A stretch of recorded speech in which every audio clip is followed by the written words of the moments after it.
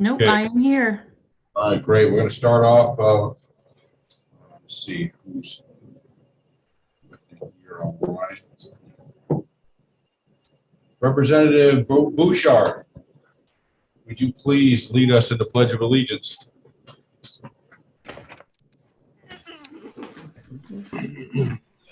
I will, thank you.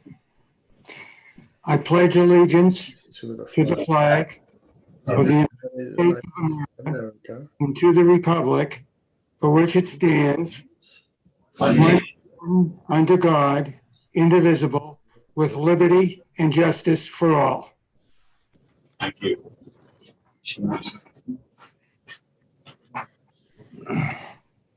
Going to read the 91A script here, folks. Please bear with me.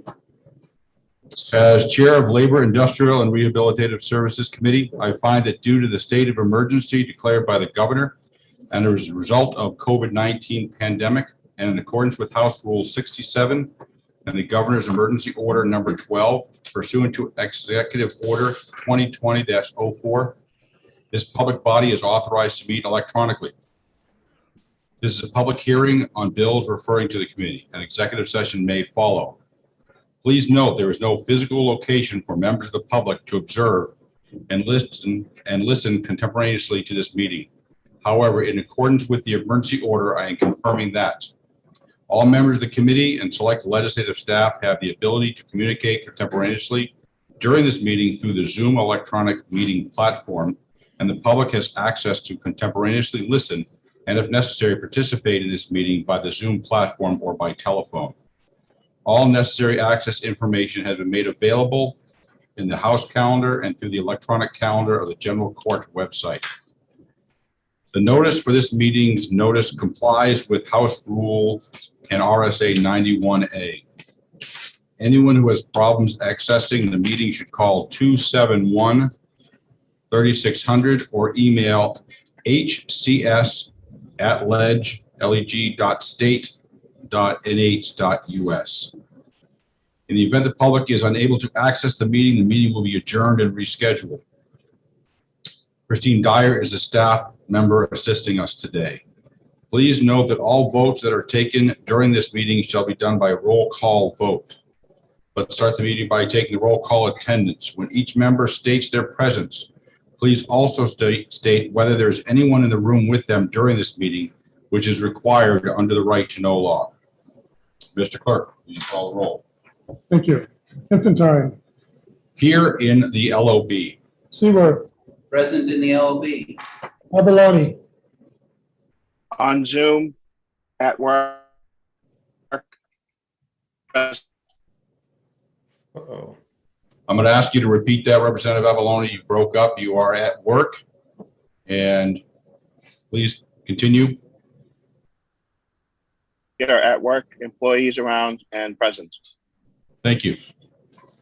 Callum. Here in the LOB. Myself in the LOB. Nunez.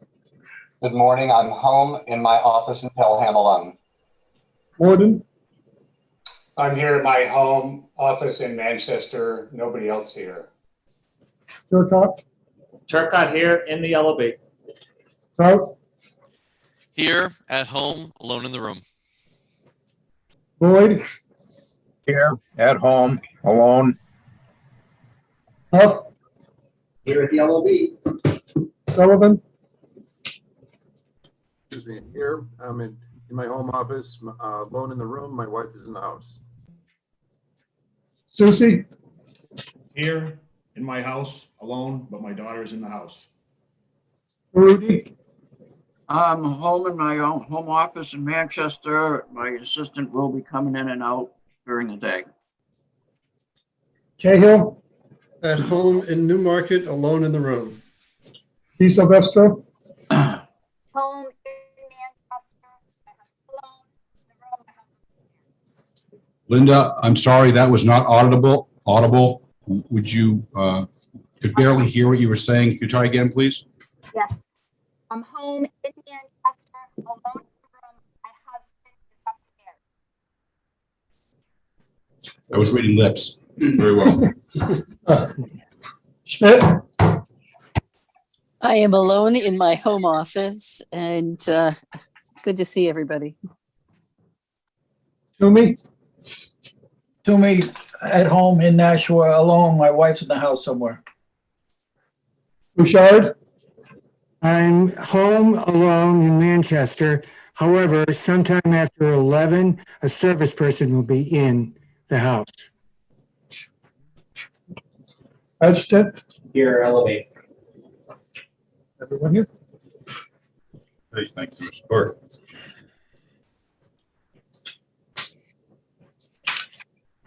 It's going to be a long day. We have a number of people testifying on our second bill. So just want to make sure everyone is prepared for this. I know people have contacted me. They'll be in and out, and that's acceptable. We'll be taking some breaks as we go through, and the vice chairman will be sitting in for me as well during today's activities.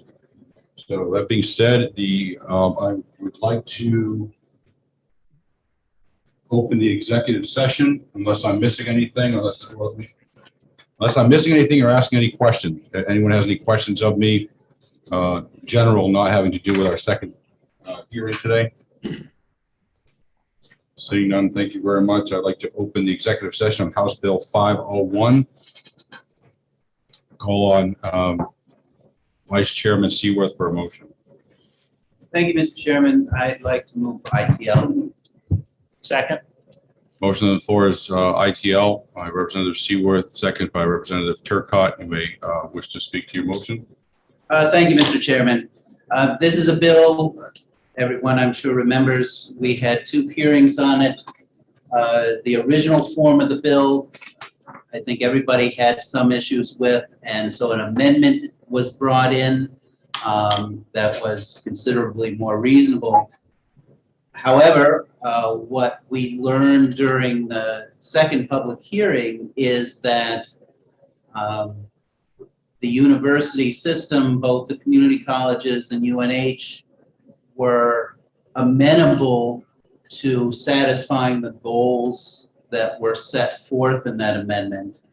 And it seems that we're on a path where they could accomplish everything that's intended without actually having to push it through in legislation. And when we can do something directly with the departments rather than pass legislation, I think that's generally preferable. And so for that reason, I'm asking for an ITL, and we can wait and see what kind of progress is made and maybe revisit it sometime in the future if it's unsatisfactory. Thank you, Representative. Any comments in the LOB? Seeing none. Comments online. Representative Cahill. Yes, thank you, Mr. Chair. And I would agree with the remarks from the Vice Chair. It is encouraging that both the university and the community college system were willing to comply with the goal of making the compensation available and for adjunct as well as full-time faculty. I think we can see from the actions of the Finance Committee taking $30 million out of the Governor's School Infrastructure Fund to put it to shore up the university and the community college system that were going to be funded, but at least flat funding them, which is kind of flat funding is about all we do here in New Hampshire when we're not having enough money going into either system, which is why we export so many young people to out-of-state universities because the tuition is cheaper and they don't come back. So I think we do hope to perhaps sort out the business. Maybe there'll be a merger, maybe there won't, but we want to make sure that we're paying faculty to do the work that they're doing, to the important work of educating our students. Thank you, Mr. Chair. Thank you, Representative Cahill. Yes, and Representative Cahill, you have the video now on YouTube, where I don't remember the chancellor or the woman's name, the president of the community college system, when I asked her specifically, will you provide this information? And she agreed to do that. and we already know the university system information is available. So we'll let the Labor Committee know if that information is not provided to you when you request it. Thank you, Mr. Chair. It was good to see that a solution, hopefully, will come of this with people participating and cooperating versus having a piece of legislation. Any additional comments in the online?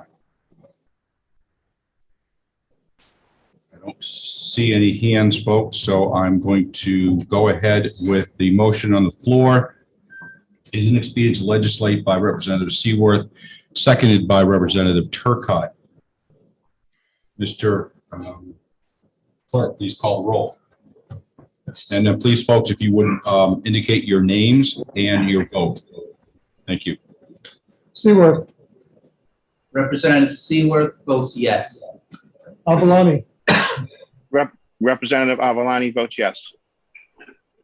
Callum, Representative Callum votes yes. Mackey, myself, vote yes. Nunez, Representative Nunes votes yes. Warden, Warden votes yes on ITL. Turcott, Representative Turcott votes yes. Kraut, Prout votes yes. Boyd, Boyd votes yes. Huff, Representative Huff votes yes. Sullivan, Sullivan votes yes. Susie, Representative Susie votes yes. Barudi, Representative Barudi votes yes. Cahill, Cahill votes yes. Di Silvestro, Sylvester votes yes. Schmidt, Schmidt votes yes. Toomey, Toomey, yes. Bouchard, yes. Acheson, Ashley votes yes. Infantine, Infantine votes yes. 20-0. The vote being 20-0, without objection, this will be placed on the consent agenda. I see no. So thank you very much. I'm going to close the hearing, executive session on House Bill 501, and I have a few announcements for the committee. There was a request made to place House Bill 107, which was the increase in the minimum wage to $22.50 on the consent agenda as inexpedient to legislate. When I requested by the, made the request by the, or to the House clerk, he informed me this could not be done because it had already appeared in a calendar. So we will have to bring it to the floor, albeit briefly, even understanding that some of the sponsors and the committee would have liked to change their mind and would have liked to have seen it on the consent agenda, but that cannot happen by rule and or protocol. So it will be on the House floor, and I believe neither side will speak, but that is the ruling of the clerk. The second issue that came up was we had the bill, Michael, please remind me, is it 589 FN regarding prophylactic use or approval? 589. We had retained that bill here, and then Representative Cahill and I, along with the Department of Labor, went through the initial bill, the amendment, agreed with what was intended, what the amendment did, what the process was. I then wrote to each one of you with 5 attachments, an outline of how to follow the bill and what was done and what was intended. And I believe I did not receive any dissenting opinions on what I was presented. I then requested that the clerk allow us to bring the retained bill back into the committee so we could vote on it. Again, that is not allowed. Technically, on the House floor, we could do that.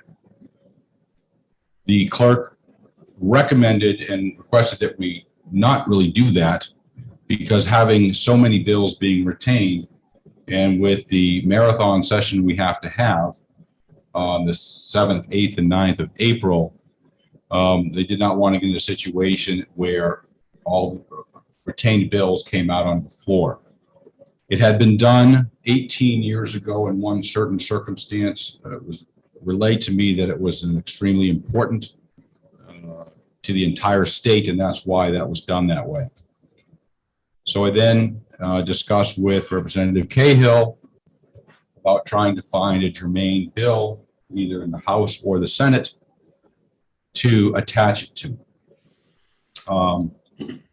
There was nothing in the Senate that Representative Cahill could find. I was looking for it. I'm still looking for something to do that. Then the request was made to attach it to one of our existing pieces of legislation out of this committee, which would have been House Bill 305, which can only be done on the floor. I passed that around, and there was not on the Republican caucus, there was not a lot of interest in doing so. Bill 589, but some because of the Bill 305, which apparently is not being received overwhelmingly by the entire House. If also the mass amount of bills that we have, it was recommended that we not do this. So that is the circumstance we're in now. I'm open for discussion and further. Representative Adjunct has been, yes. Thank you, Mr. Chairman. Thank you. You may speak. I recommend just pulling it out on the floor. You know, like I know you said there's not a huge appetite for that because it'll unleash this wave of a bunch of bills coming out on the floor. As much as I would love all the retained bills from various committees this year to come out on the House floor, there's not votes for that. So if this one does, I think it would be an isolated incident. It may. It is the, all right, I will let everyone speak before I make my comments. Thank you for your comments, and I couldn't think of, I was trying to say you were recognized to speak. My apologies. Just early, we're just getting started. Anyone else here in the LOB? Seeing no comments here. Any online? Representative Cahill. Thank you, Mr. Chair. Yeah, in light of the circumstances, while I believe the members of the committee would support 589 now that they all understand what it does and what it doesn't do, I don't want to sink the other bill 385, which is also important to protect our long-serving firefighters. So I think that the best thing to do at this time would be to wait till next year. Unfortunately, another year on this issue, but I think that's the best plan forward. Not being one to remonstrate, but we do spend a lot of time on the floor talking about silly things sometimes, and this is not a silly one. But let's just take the better path of valor, and we wait till next year, and hopefully nobody else has this unfortunate experience. Thank you, Representative Cahill. Representative Sullivan. Thank you, Mr. Chair. I have to agree with my colleague, Rep. Cahill, that this bill would have a much better chance coming up clean and alone in the next session rather than having what could be a fairly confusing floor action in the sportsplex. So unfortunately, we have to wait, but I think that's the best course of action. That way, both bills hopefully can get through. Thank you. Any other comments? Well, I agree with what you would like with Representative Cahill, Representative Sullivan. I am still trying to find something through either the Senate or the Commerce Committee to see what we can do. I do believe it is ready to go, and it's something that probably should be done. I cannot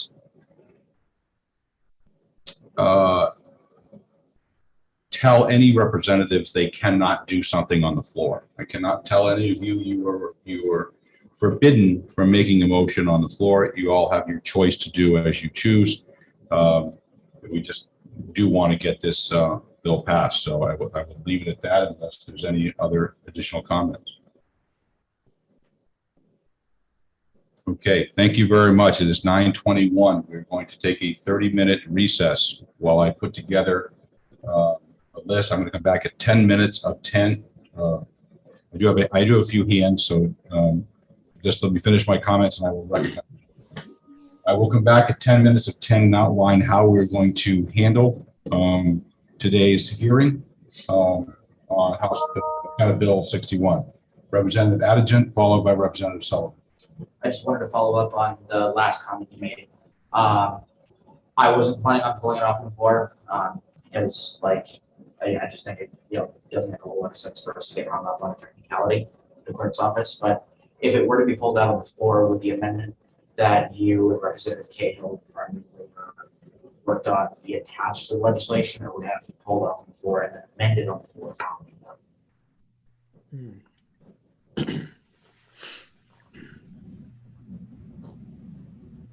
The latter. I believe the bill would have to come out. Someone would have to move the amendment. The amendment would have to pass. Then so it would have to happen that way. So first you'd have to get the motion to bring it out. Then the amendment, but the first one would be the first order of business on that bill. That one. Okay. Thank you. Representative Sullivan.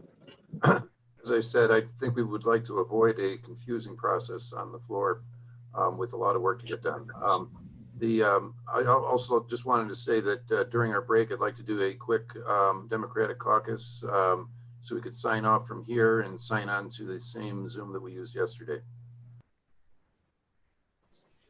Okay. Very well. Thank you, folks. I will see you at 10 minutes of 10 to outline the procedure for the rest of the day. Thank you very much. We are going to mute the volume here in the LLB.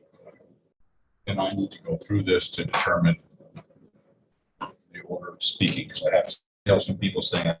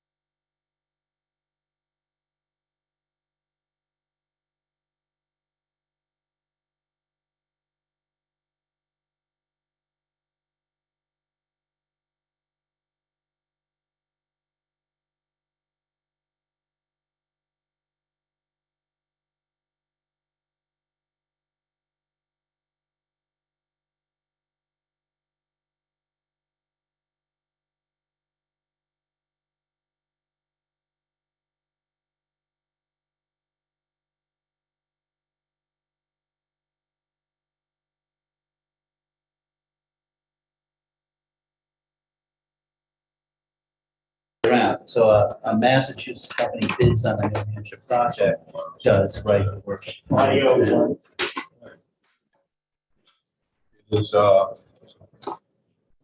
9 minutes of.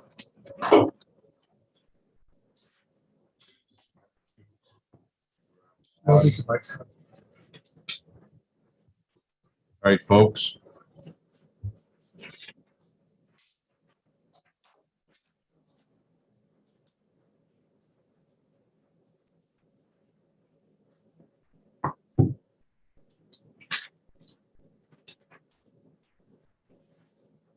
Okay. We have 84 people signed up to testify. There'll probably be a few more. I have 6 legislators signed up, a number of lobbyists, and a number of members of the public. I'd like to keep the speeches, testimony to 4 minutes or under. And we're going to hear the elected officials first, some of the lobbyists next, and then the other individuals. Yes, Representative Bouchard, I do see your hand. I do know you have, you are one of the 6. Wanted to make sure you understand if you testify on behalf of the bill, you will not be able to ask questions during the remainder of the hearing. After looking at the number of people signed up to speak, I do feel that my issues probably will be covered. So I would like to not testify. Understood. Thank you, Representative Bouchard. Representative Edison, did I see your hand raised? Okay. All right. Thank you, Representative Bouchard. And then I have one individual that specifically asked me to, a member of the public wanted to speak before 11:30 because they have to go to I think they have to take their husband to Alzheimer's treatment. So I'm going to let that individual speak before 11:30. And then everyone else, we will speak really as they signed up. I will be calling 3 names and the individual to speak, and then 2 additional names, so people know a little bit ahead of time. We don't want to waste a lot of time, calling on people and then having them not available. So we'll try to give their names in advance. Any questions or any objections to the process? Okay. Representative Infantine, it's Christina. Is there someone willing to keep time if you wanted to keep that 4-minute marker? Someone to let just to keep the 4 minutes? I have a time watch on my phone. I was going to kind of keep an eye on it. I'd like everyone to have the opportunity to speak. I've seen many committees where they reduce people's time down to 1 minute or whatever. While it will be a long day for us, I would like everyone who really wants to speak to allow them to speak today. So yes, we will be here a while. I will keep the 4 minutes here, and if it really goes longer during the day, we may have to reduce that. But I want everyone to have their say. So I will keep it here and try to give people a nod when it's preaching 4 minutes. Representative Cahill. Yes, Mr. Chairman, and this is probably for Christine as well. Do we know who these people are with the phone numbers? I don't know how we would call on them if we don't know who they are. Well, what we'll do is we'll have them raise their hand using the *6 button. They should be able to raise their hand when their name is called. Thank you. Representative Cahill, did you just ask how do we know? I missed that question, please. Yes, I did ask him, because all I see is a phone number, and I wouldn't know which person that was. Well, I will be introducing the individual in the town. So, Mike Lynch, Londonderry, New Hampshire. Okay. I did see that when I was perusing that very long list, I saw that someone signed in as not my real email and something else for their name, but it's a wild place. I haven't seen that one, but I will be looking for those. Great. Thank you. You were asking about Senate, on John Reagan. Yes, Senator Reagan, I do. Thank you.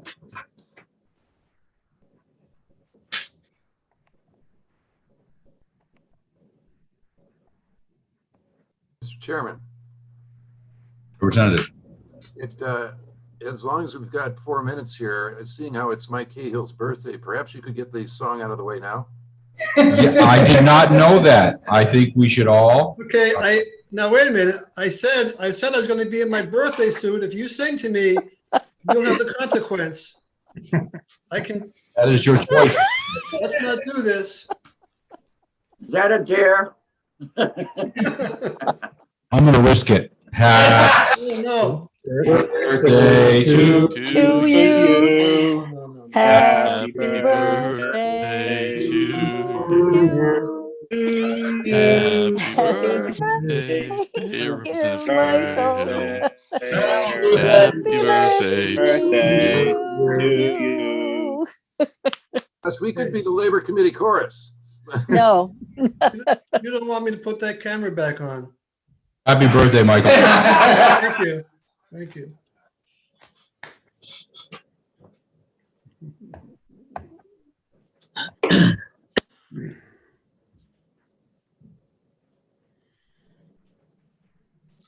Very good, guys. Very good.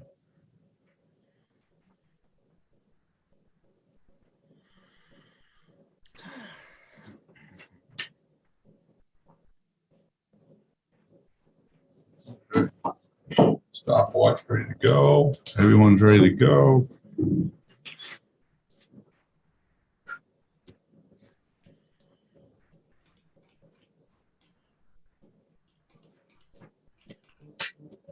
For your edification, representatives, we have 222 people submitting support, 1,703 opposed, 0 neutral, 82 testified.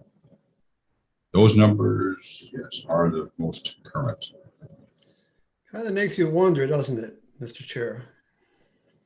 Why we would have such a bill before us, you know? I can answer that, but I don't want to. It's not it's not for me.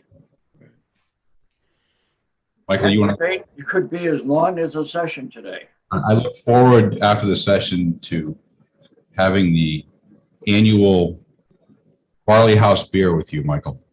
Ah.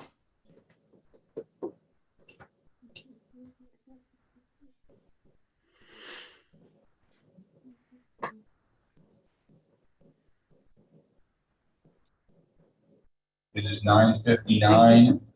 Bump your.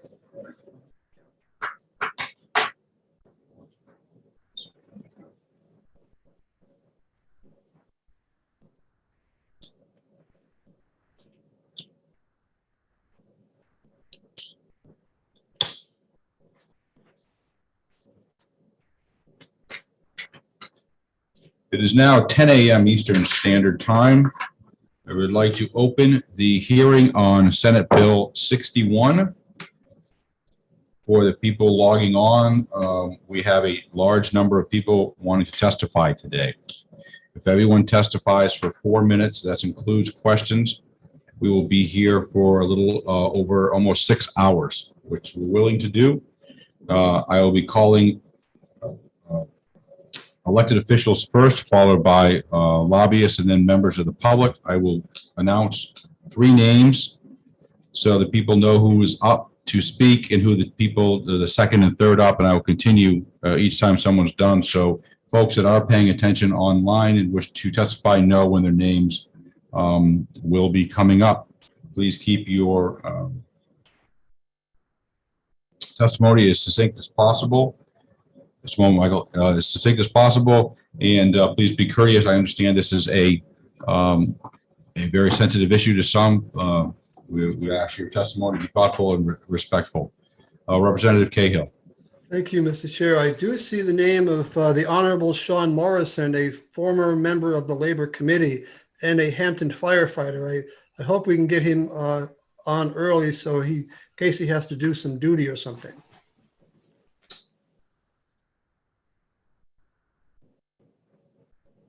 What is it?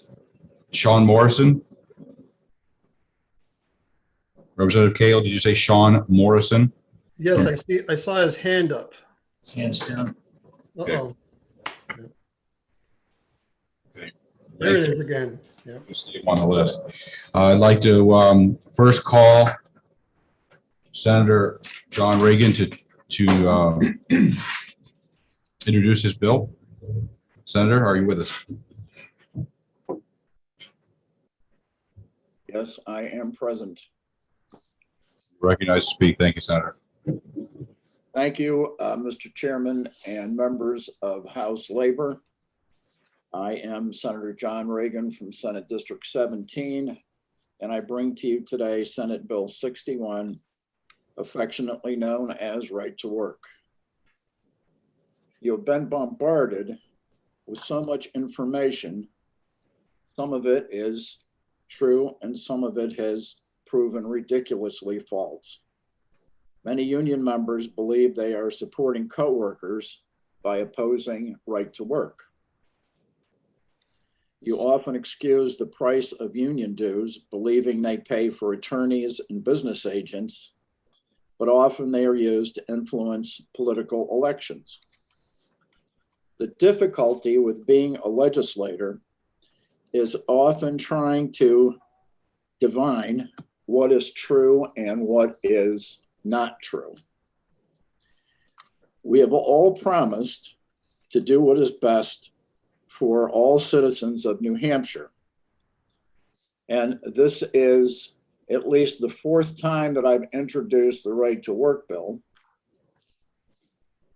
But I believe that the numbers that you have seen supporting economic advantage for states enjoying right to work protection to be true. And that is why I brought it back again. And I think it makes New Hampshire a more desirable place to do business. My session has started in the Senate, so I am not going to take any questions. You'll have plenty of input coming at you today. So I hope you use your best judgment, decide what is true, and act in the best interest of New Hampshire. Thank you. Thank you, Senator. Next up is Representative Kaplan, followed by Representative Abramson and Horrigan. Representative Kaplan.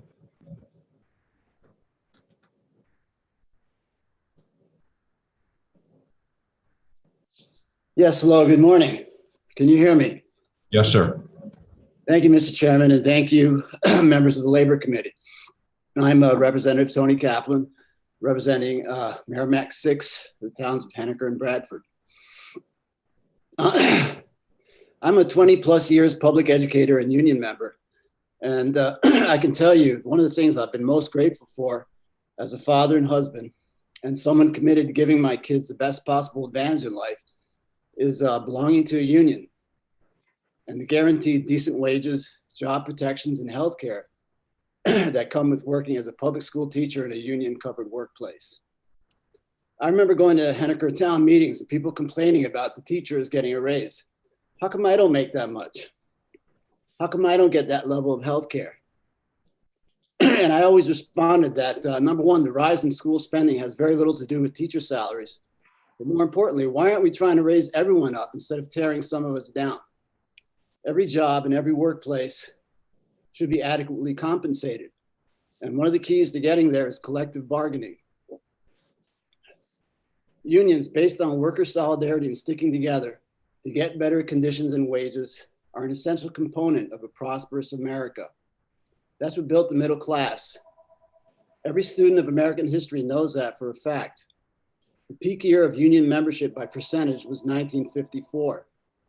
The 1950s and 60s were the years that grew an American middle class that was the pride of the world, with prosperity never before seen. Rising wages year after year in almost every sector and almost every demographic. And it was built on union membership in manufacturing, transport, skilled and unskilled labor.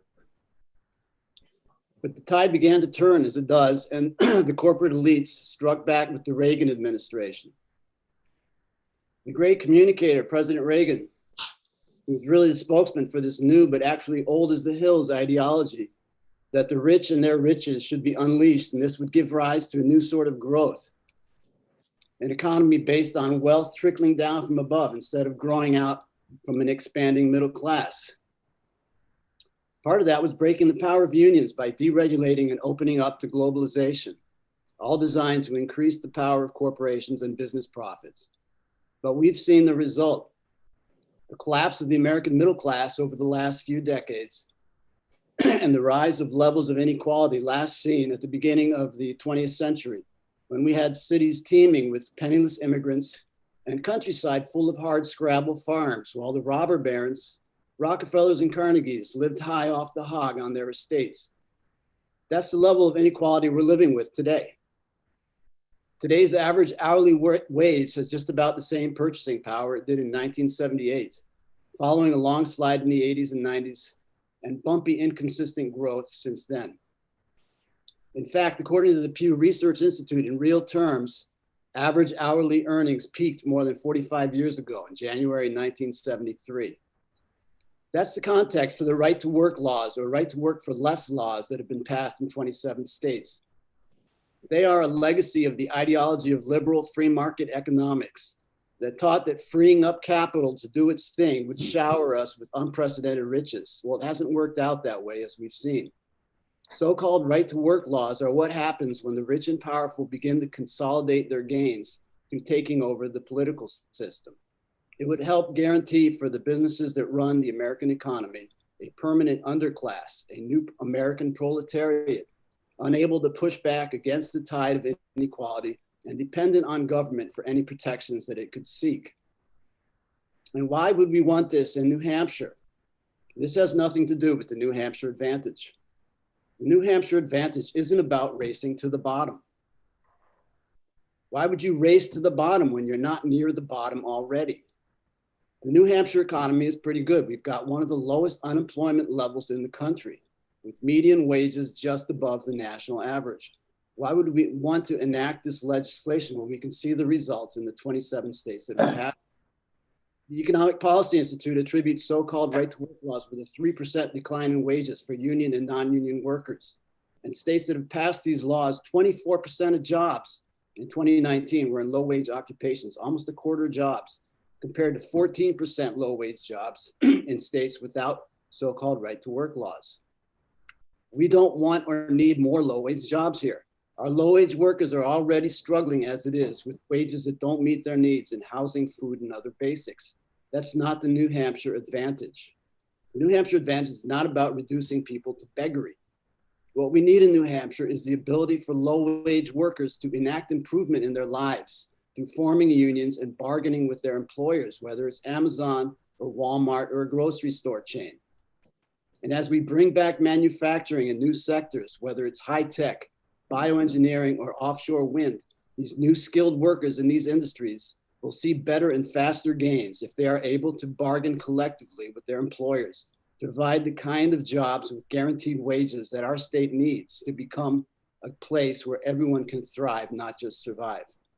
So-called right to work laws are not about anyone's freedom. You're not free to shirk your responsibility as a citizen. So why should you be free to shirk your responsibility as a worker to your fellow workers when you're covered by a collective bargaining agreement? Workers in a union workplace who don't want to become full members of a union are already protected by the National Labor Relations Act and can choose that path.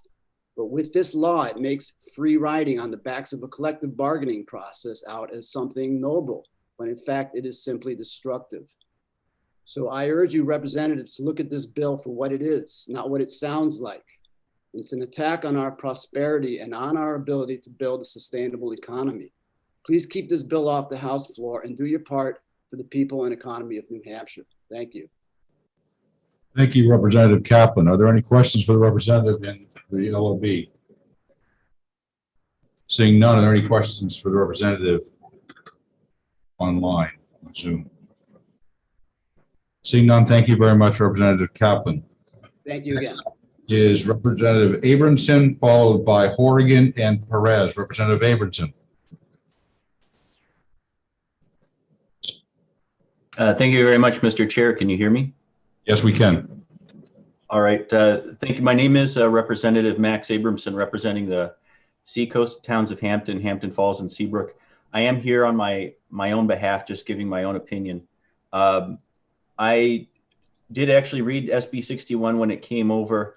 What I'm opposed to in the bill is some of the specific language. I did send an email last night with an amendment, and Legislative Services just this morning sent an updated version of that email with correcting a typo. So I've sent that along as amendment 1017H. But I just wanted to highlight a couple of provisions that have been added in.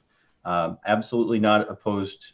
I absolutely support voluntary unionization, and I'm not against a simpler Michigan-style right-to-work law. However, Senate Bill 61 contains a lot of additional provisions that shouldn't be included in a right-to-work proposal to the House. One is in proposed RSA 273-D Section 4. It probably the worst provision, which would is Part 5, which is added in, which would prevent contractors from being able to use a labor union exclusively for their hiring. A lot of companies, rather than going to a temp agency, prefer to go to a union shop.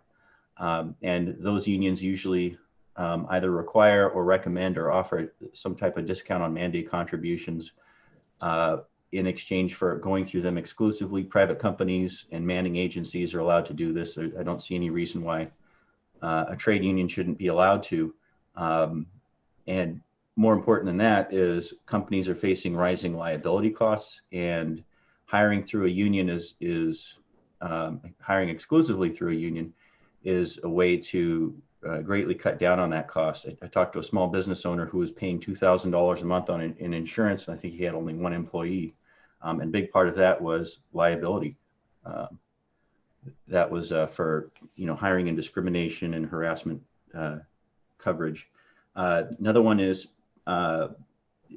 D Section 5, which includes an unfunded mandate saying every employer who receives such an authorization from an employee shall have a duty to promptly notify the employee in writing that the employee may revoke an authorization at any time by giving the employer 30 days written notice. That presumes that there will be forms printed out. The problem with some of these provisions, and also in Section 7, the notice to be posted, is that a lot of job sites, both union and non-union, are traveling. I work in road construction, and we go from bridge to highway to overpass and go over a mile or 2 mile of roads in a single night. And it's not practical in some cases to simply, bring a bulletin board along, or it's not possible in some cases to post this in a prominent location. It's a little bit of an aggravation. I think it would just cause unnecessary problems for employers. There's another provision in Section 6 that says that the union couldn't authorize a boycott. Well, a boycott usually refers to purchasing. We just accept the right to boycott a company as consumers is just a choice that we have. So I didn't agree with that. So I proposed in the amendment pulling that out also. The penalties, some states have this 90-day jail penalty, but the way it's applied in this bill, if you have a subcontractor who is required to move under a grandfathered closed shop contract, they would have to sign into that closed shop contract, but this bill takes effect immediately, takes effect upon passage. So any subcontractor who was forced to go, who had to, as necessity of the job, to go under the union's jurisdiction and had to sign into that same existing labor contract would then be in jeopardy of a $1,000 fine, imprisonment not exceeding 90 days, or both, and a misdemeanor conviction. I think that that's kind of excessive, and I don't see that anywhere else in contract law.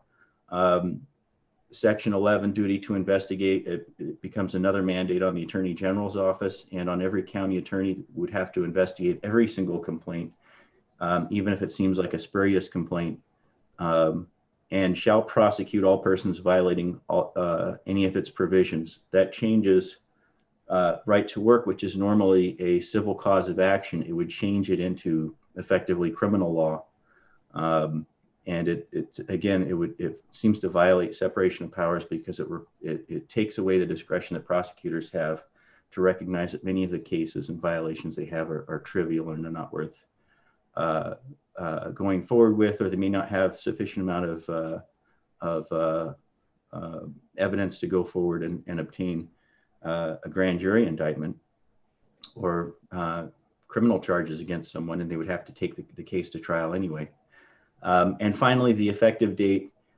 This act shall take effect upon passage in my amendment 1017H, 1017H.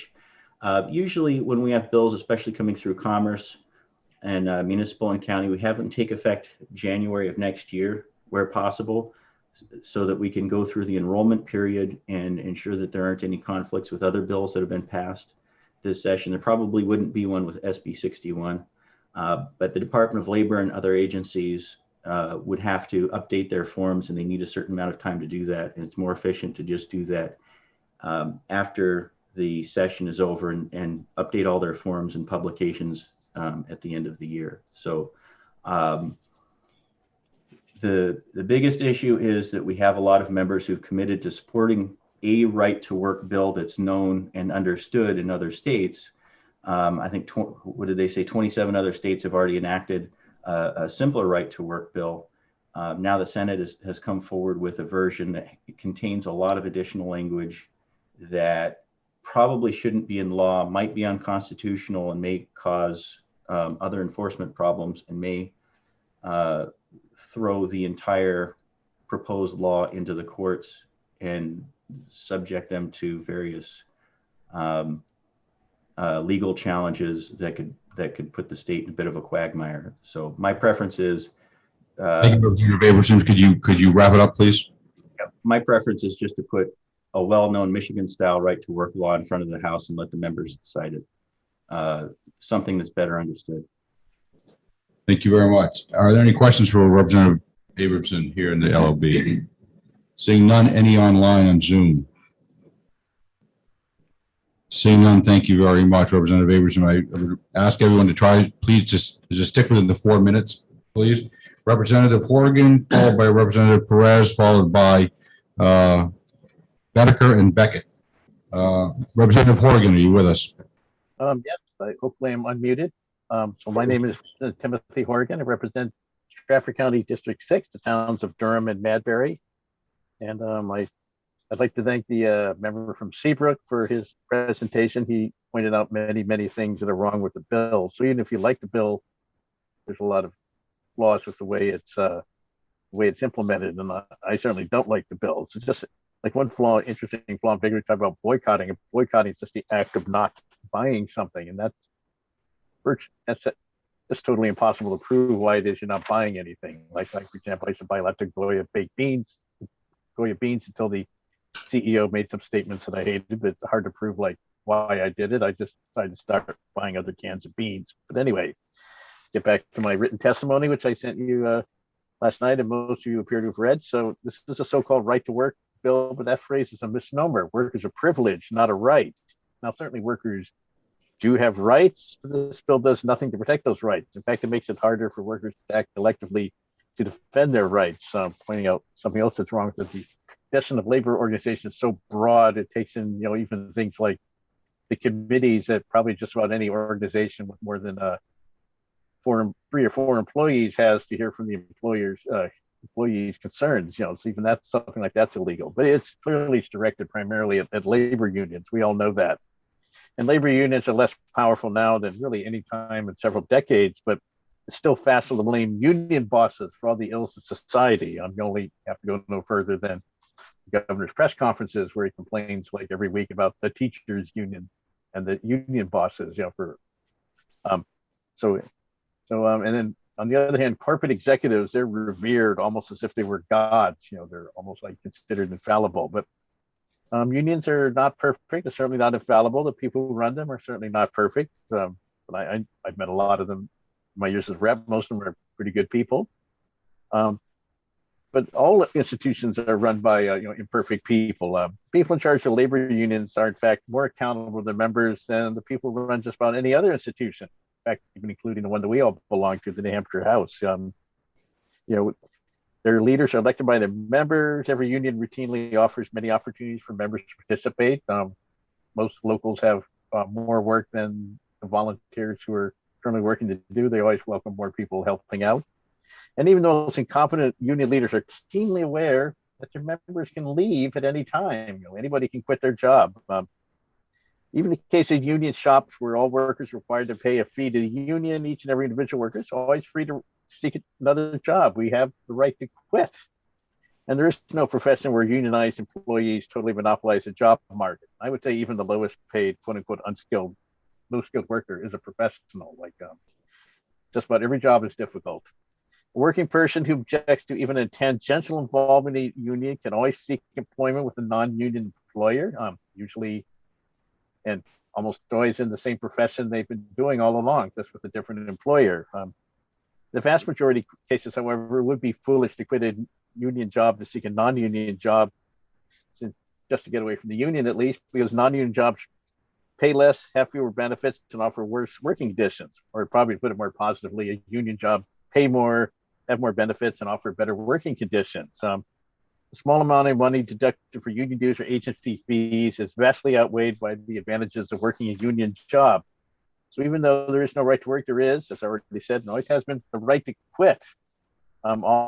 This bill is make it harder for workers who love their job to work together, make sure they're treated fairly and paid what they're worth. And also speaking of the right to quit, we heard about the low unemployment rate. We do have a strong labor market here in New Hampshire. But one of the reasons for that is there's a lot of workers who aren't participating in the labor force. I think part of it is because working conditions are, people don't trust employers. So if we had more unionized jobs, there would be, we would have workers have more leverage over their employers. So I think this bill is, well, besides the fact that it does a very bad job of doing what it sets out to do, as Representative member from Seabrook aptly pointed out, but the thing that it sets out to do is not worth doing in the first place. So the whole thing is unnecessary. So I urge you to just ITL the bill, even though I certainly thank him for the work he did on the amendment. So that's basically it. That's basically what I'd say. Basically what I have to say. I'd be happy to take any questions if you feel like asking any. Thank you, Representative Horgan. Are there any questions for the representative in the LOB? Seeing none, any questions for the representative on Zoom? Seeing none, thank you very much, Representative Horgan. Thank you, Mr. Chair. Thanks. Representative Maria Perez, followed by McCain Bedecker and Glenn Brackett. Representative Perez, are you with us? Yep, thank you, Mr. Chair, and thank you all members of the committee. My name is Maria Perez. I'm representing District 23, Milford. I'm a union member and proud of a wife, a union member, electrical union member. The right to work is wrong for New Hampshire. We know that the safe, especially electricians, is my husband. The unions protect the safety of people like my husband and many other who work in industries that they need to have safety conditions in order to do their jobs, in order to make sure that they have everything necessary to make sure they come back to our houses in one piece, safety, safe and alive.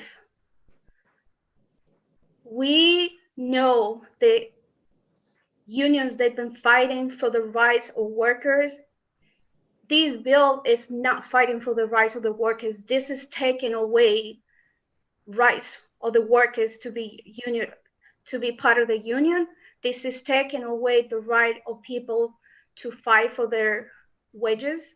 So I believe SB 61 is completely wrong for our state, is completely wrong for all the hard worker people in our state. Thank you very much for your time, and I will take any questions. Thank you, Representative Perez. Are there any questions in the LOB for the representative? Seeing none, any on Zoom? Seeing none, thank you, Representative Perez. for your testimony. Next up is McCain Bedecker, New England Citizens Right to Work, followed by Glenn Brackett and Bob Dunn. McCain Bedecker, you're recognized to speak.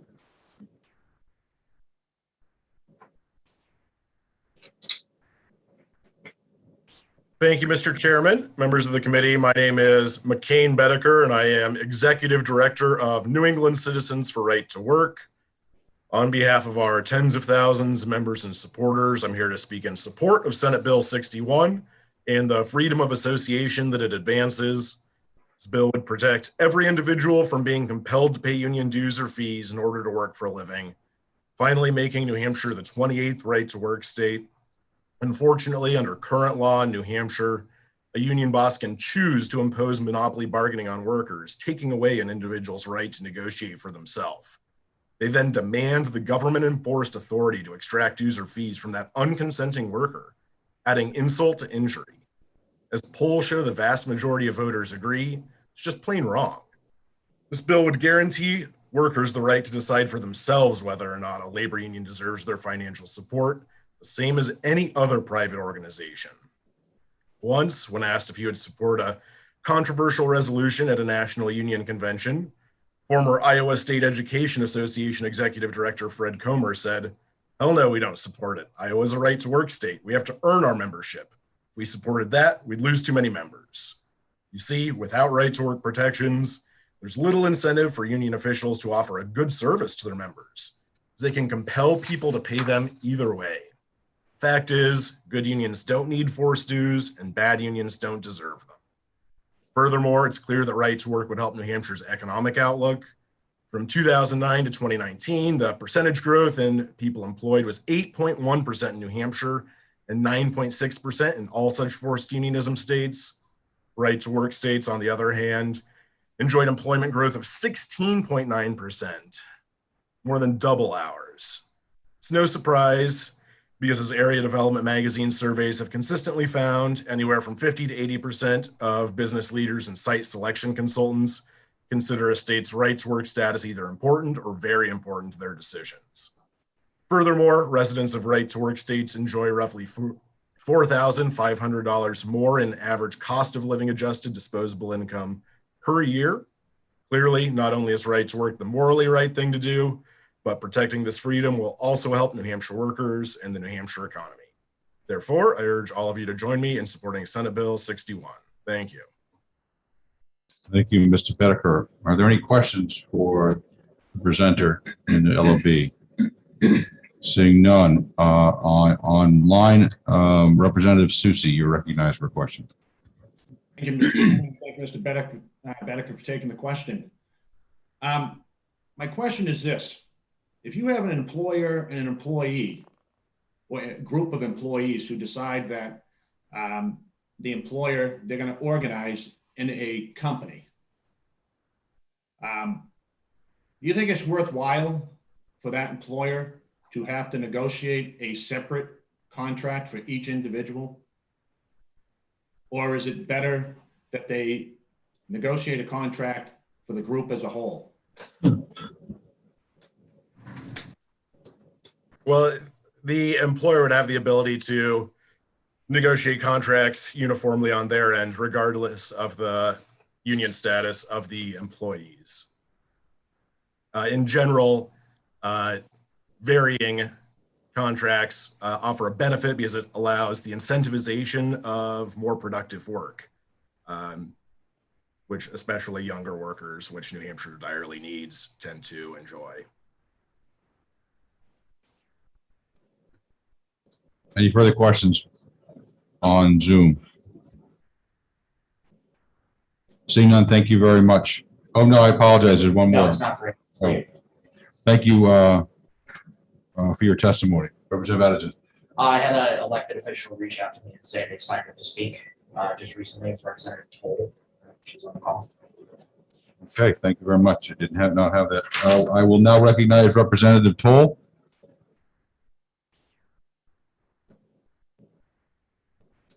Followed by Mr. Brackett and Bob Dunn. Representative Toll, are you with us?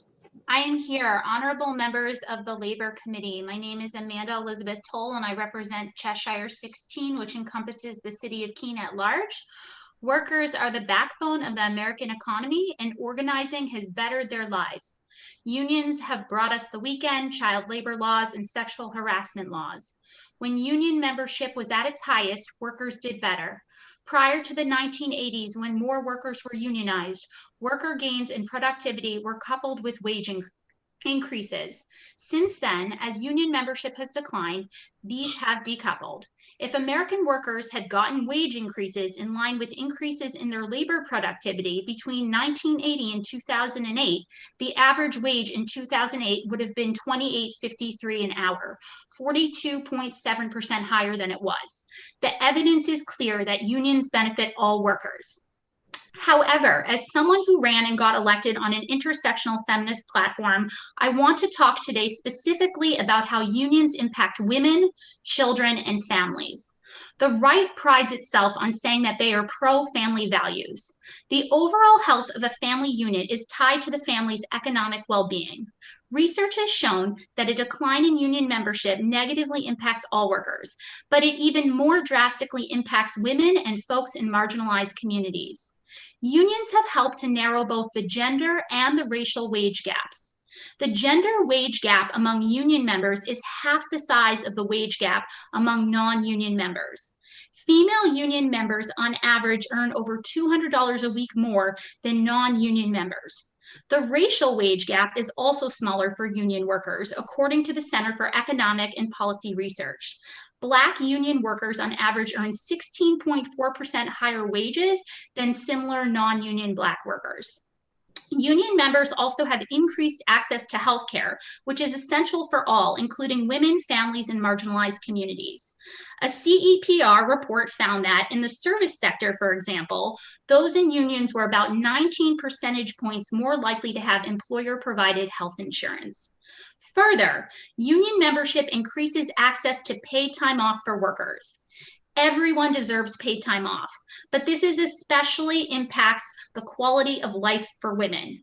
We all know that women do the majority of caretaking work in our society and in their families. They are twice as likely to be caregivers for an elderly parent and 10 times more likely to take a day off to care for a sick child. When women don't have access to paid time off, families suffer. This can put women in an impossible position, trying to balance caregiving responsibilities with work or making a decision to leave the workforce and impact their families economically when they cannot manage that balance. 82% of unionized workers have access to paid time off, as opposed to just 62% of non-unionized workers. Labor unions emphasize inclusion and elevation of all workers. As journalist Hannah Brooks Olson has written, whereas both the private and public sectors have talked a big game about closing gaps and reducing unemployment levels of people of color, LGBTQIA+ folks, disabled people, and many other intersections of identity, organized labor has actively pursued a more inclusive workforce that offers non-discrimination protections. Support of unions and organized labor is a true pro-family position. For this reason, and to show support for all workers, regardless of race, gender, class, ability, or sexual orientation, I urge you to oppose SB 61. Thank you for hearing my testimony. I'll be deferring questions. Thank you, Representative Toll. Are any questions for the representative in the LOB?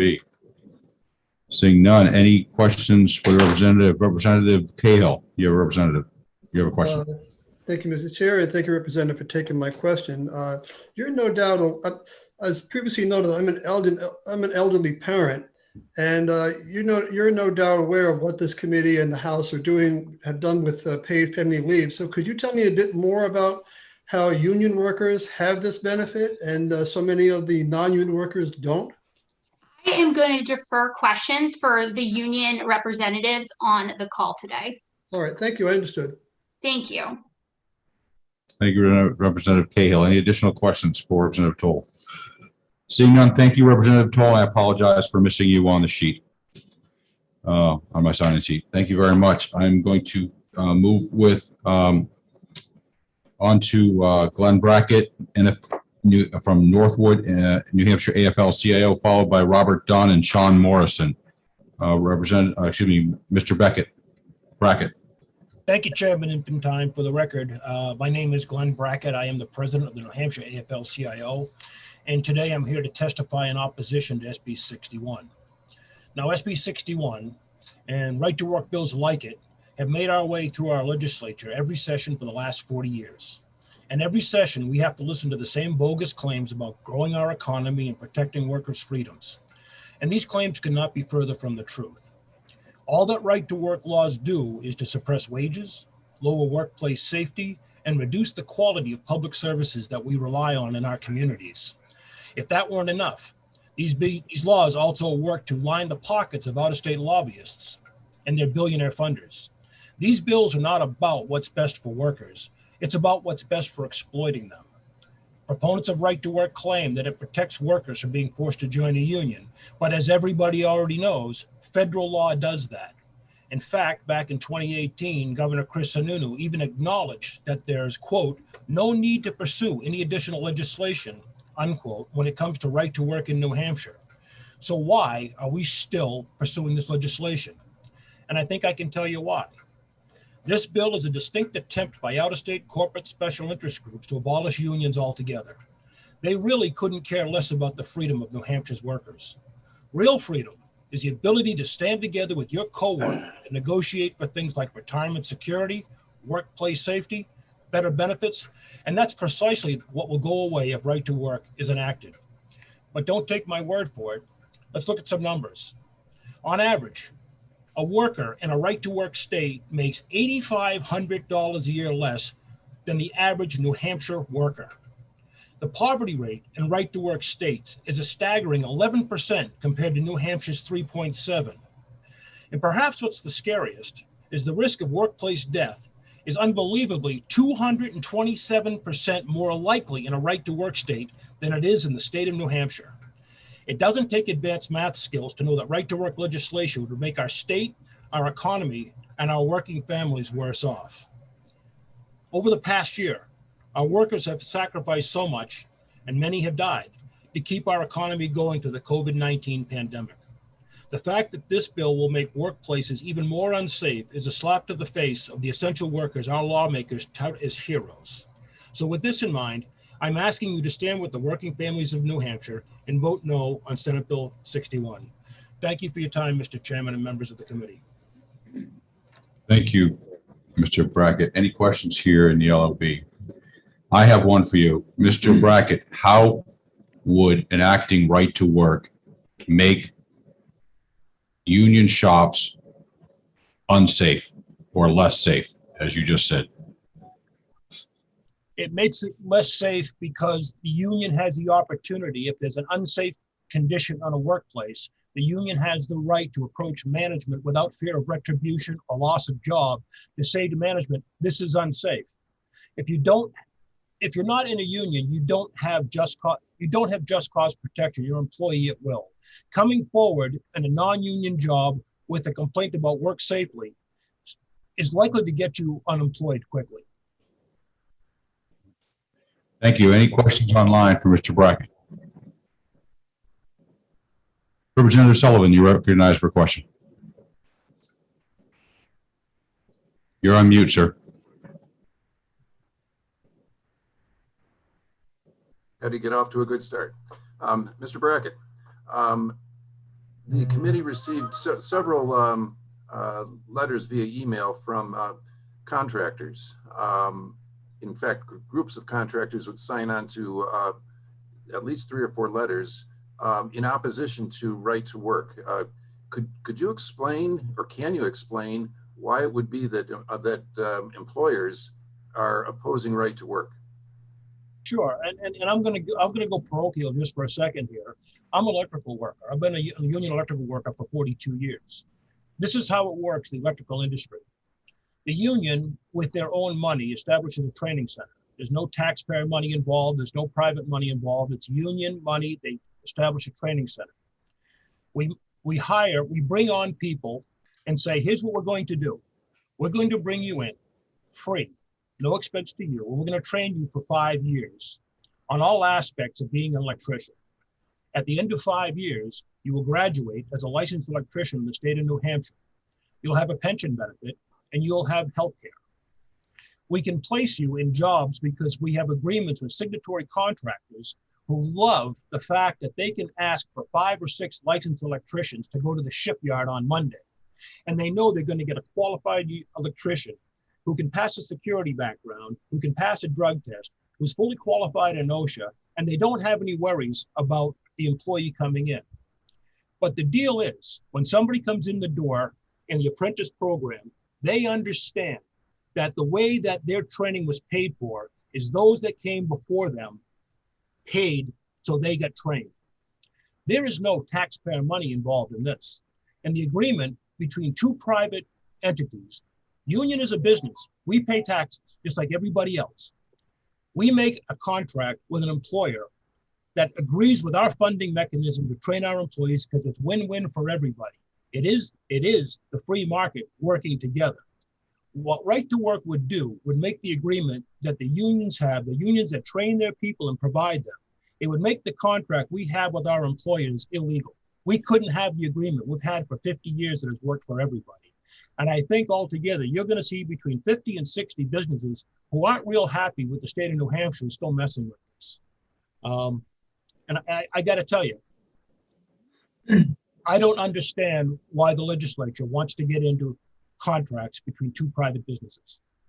I don't understand that, but I'll leave that to someone else to explain. Thank you. Thank you. Are there any additional questions? Representative Seaworth, you're recognized. Thank you, Mr. Chairman, and thank you, Mr. Brackett, for your testimony. In answering that last question, you were talking about the funding for training programs, and I was wondering in terms of this bill, does that funding come from agency fee, or is that funding only from union members? It comes directly from union members. That's the agreement. Thank you. Any additional questions? The LOB, seeing no hands online, thank you very much. Thank you, Mr. Chairman. That's the next call, Bob Dunn, followed by Sean Morrison and Greg Moran. Mr. Dunn from Manchester, representing the Roman Catholic Bishop of Manchester. Roman Catholic Bishop of Manchester. Mr. Dunn, are you with us? Yes, thank you, Mr. Chairman and members of the committee. Good morning. I'm Bob Dunn, the Director of Public Policy for the Roman Catholic Diocese of Manchester. And on behalf of Bishop Peter Labashi, I want to respectfully register our opposition to SB 61. And I've also submitted written testimony. Back in 1981, Pope John Paul II issued an important letter that was called On Human Work.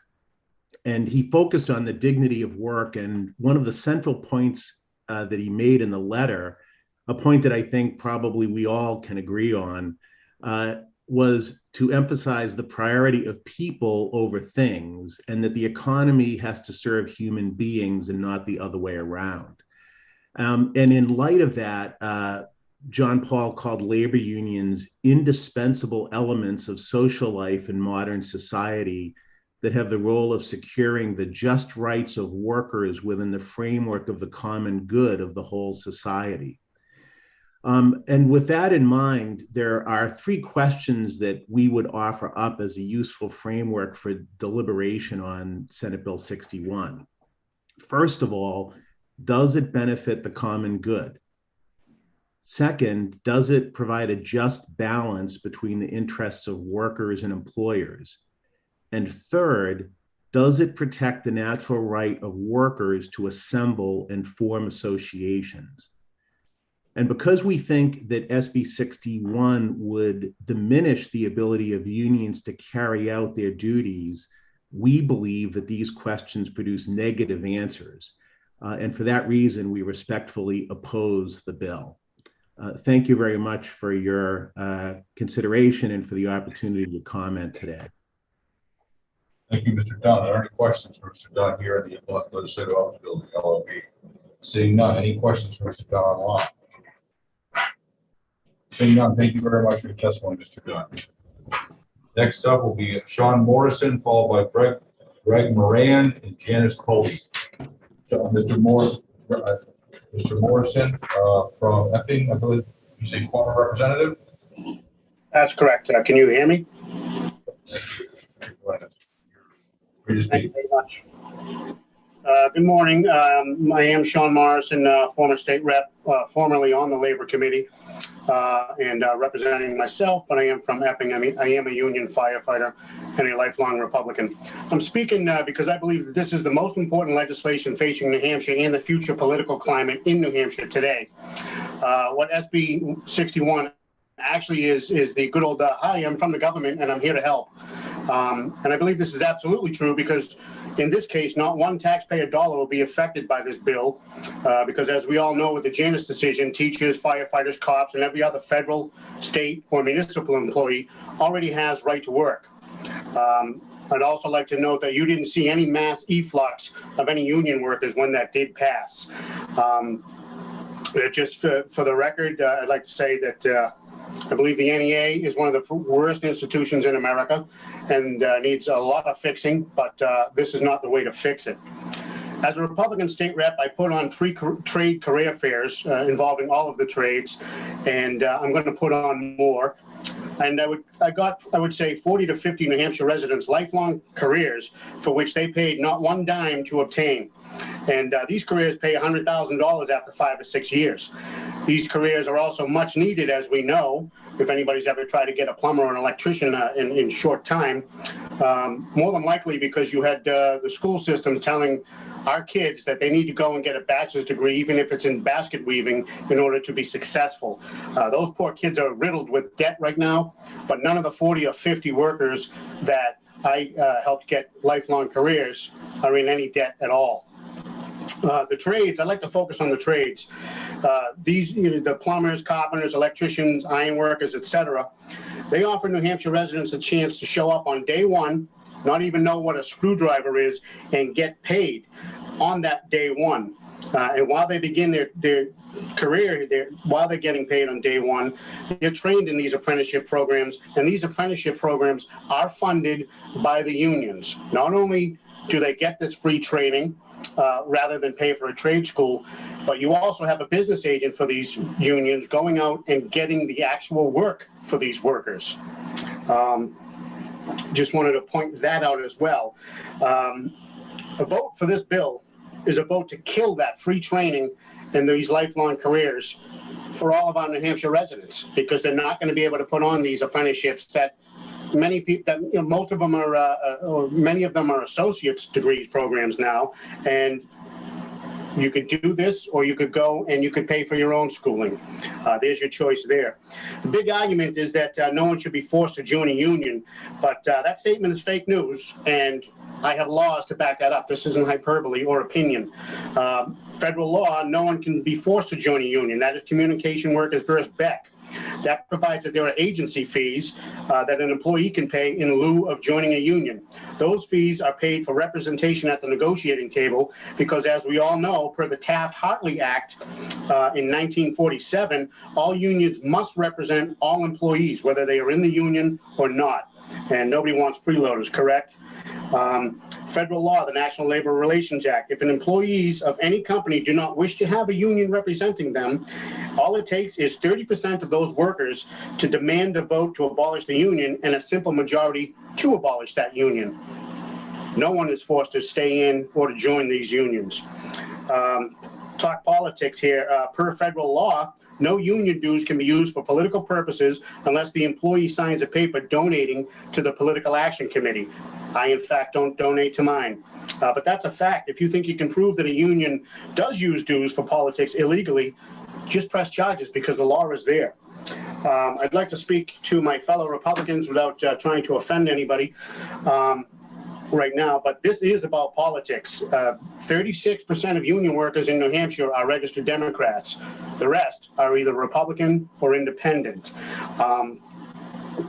This bill is a loser. This concept is 0 for 48. in the state of New Hampshire. And I just want to point out, I don't know if I'm on camera here. Can anybody see that? No? Okay, so the last time we passed this bill in the House of Representatives, it got killed in the Senate, but Republicans lost 109 seats in the House of Representatives.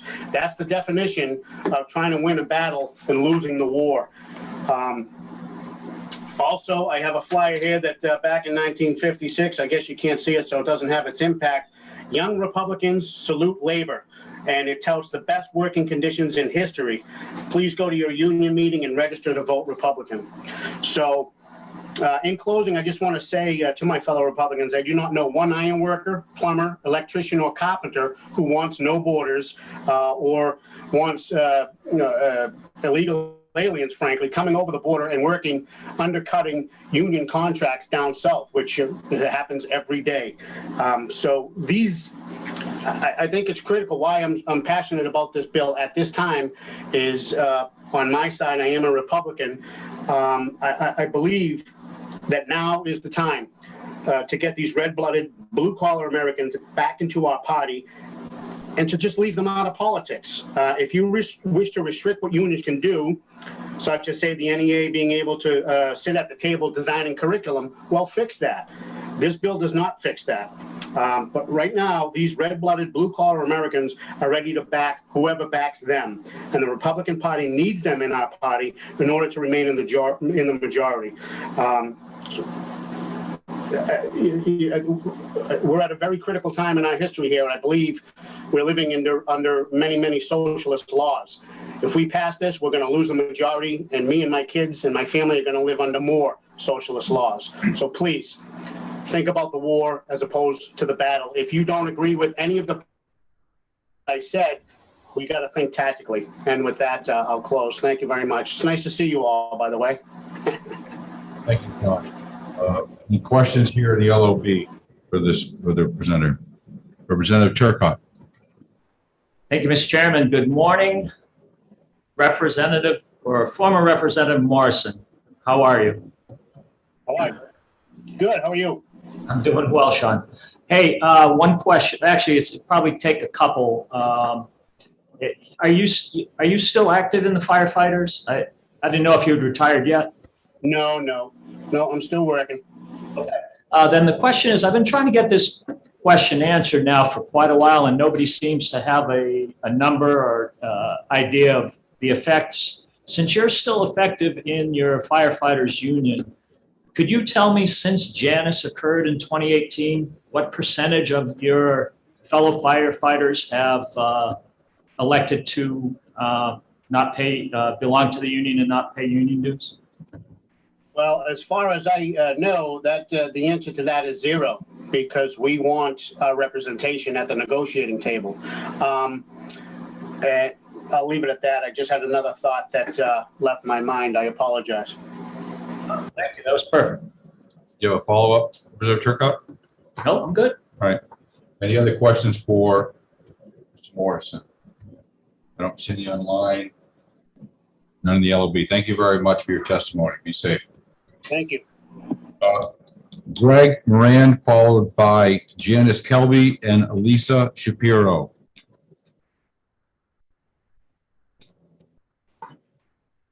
Greg Moran from Springfield, Virginia, National Right to Work Committee.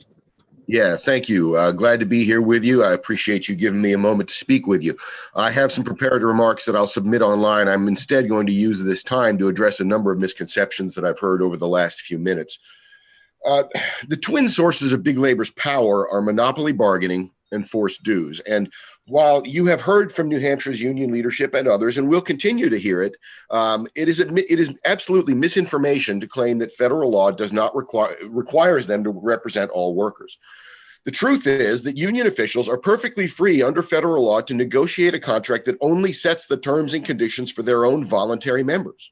But instead of exercising this perfectly legitimate option, today's union officials consistently take advantage of the provisions of federal law that give them the tyrannical power to force every worker to submit to their monopoly representation, whether that worker likes that representation and thinks it's doing well for him or not.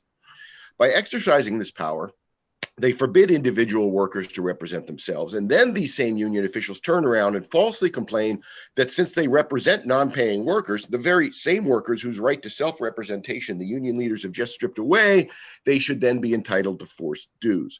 The truth of the matter is the union contract is not a universal benefit to all employees. A contract that benefits seniority works against employees who want to work harder, smarter, or longer and be compensated and rewarded for it. A contract with a gold-plated health benefit system works against a younger, healthier employee who might prefer to have an extra $1 an hour instead in a stripped-down healthcare benefit system. I'm not arguing one way or the other for or against those proposals. I'm simply saying that if the employee is not happy with the job the union is doing representing him, he shouldn't be forced to pay for it. A number of other misconceptions that I've heard, specifically from Representative Abrahamson, that I wanted to address. The biggest one was also addressed by the gentleman from the AFL-CIO about union hiring halls and the apprenticeship training that they do. The fact of the matter is this right to work law would not affect union hiring halls in any way.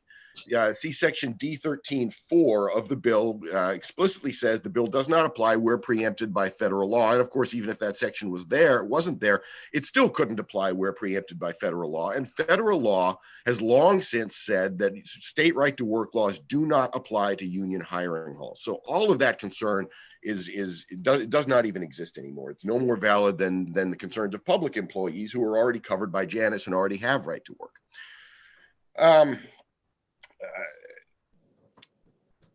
Representative Abrahamson mentioned concern about the Section 7 notice posting requirement. Every employer is already required to post a number of notices by the federal government and probably by your state government as well. This is where whatever system they already have for that, this notice is simply going to have to go alongside those. And to say that you can't bring it along to a job site is really just not a valid concern. Section 6, talking about union boycott, forbidding a boycott. It's not a generic boycott.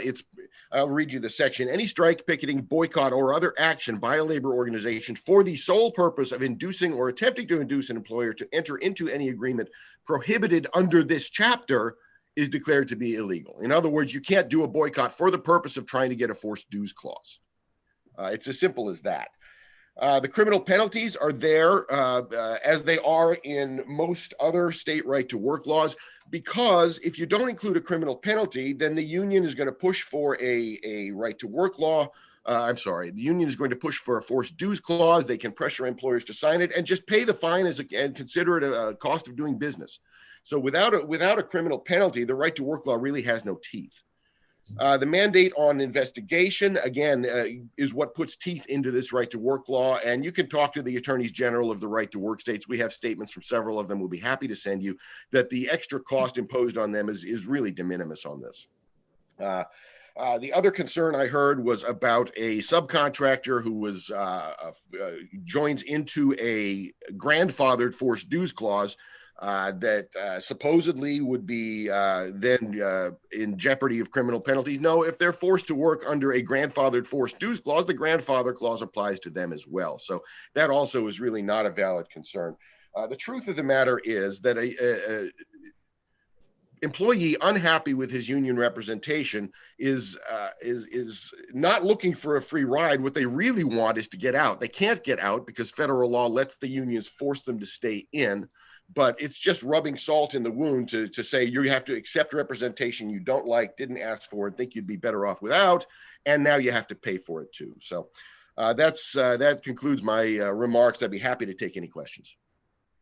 Thank you. Representative Adjudant, you have a question for the presenter. I do. Thank you for taking my question. You're calling us today from Virginia, a state that is both not New Hampshire and is 503 miles away from New Hampshire. But you're 70 miles away from Charleston, West Virginia, where Republican Governor Jim Justice has gone on record as saying that right to work was a bad idea for West Virginia, and that the mass influx of jobs and opportunity that were promised by folks representing the industry never came.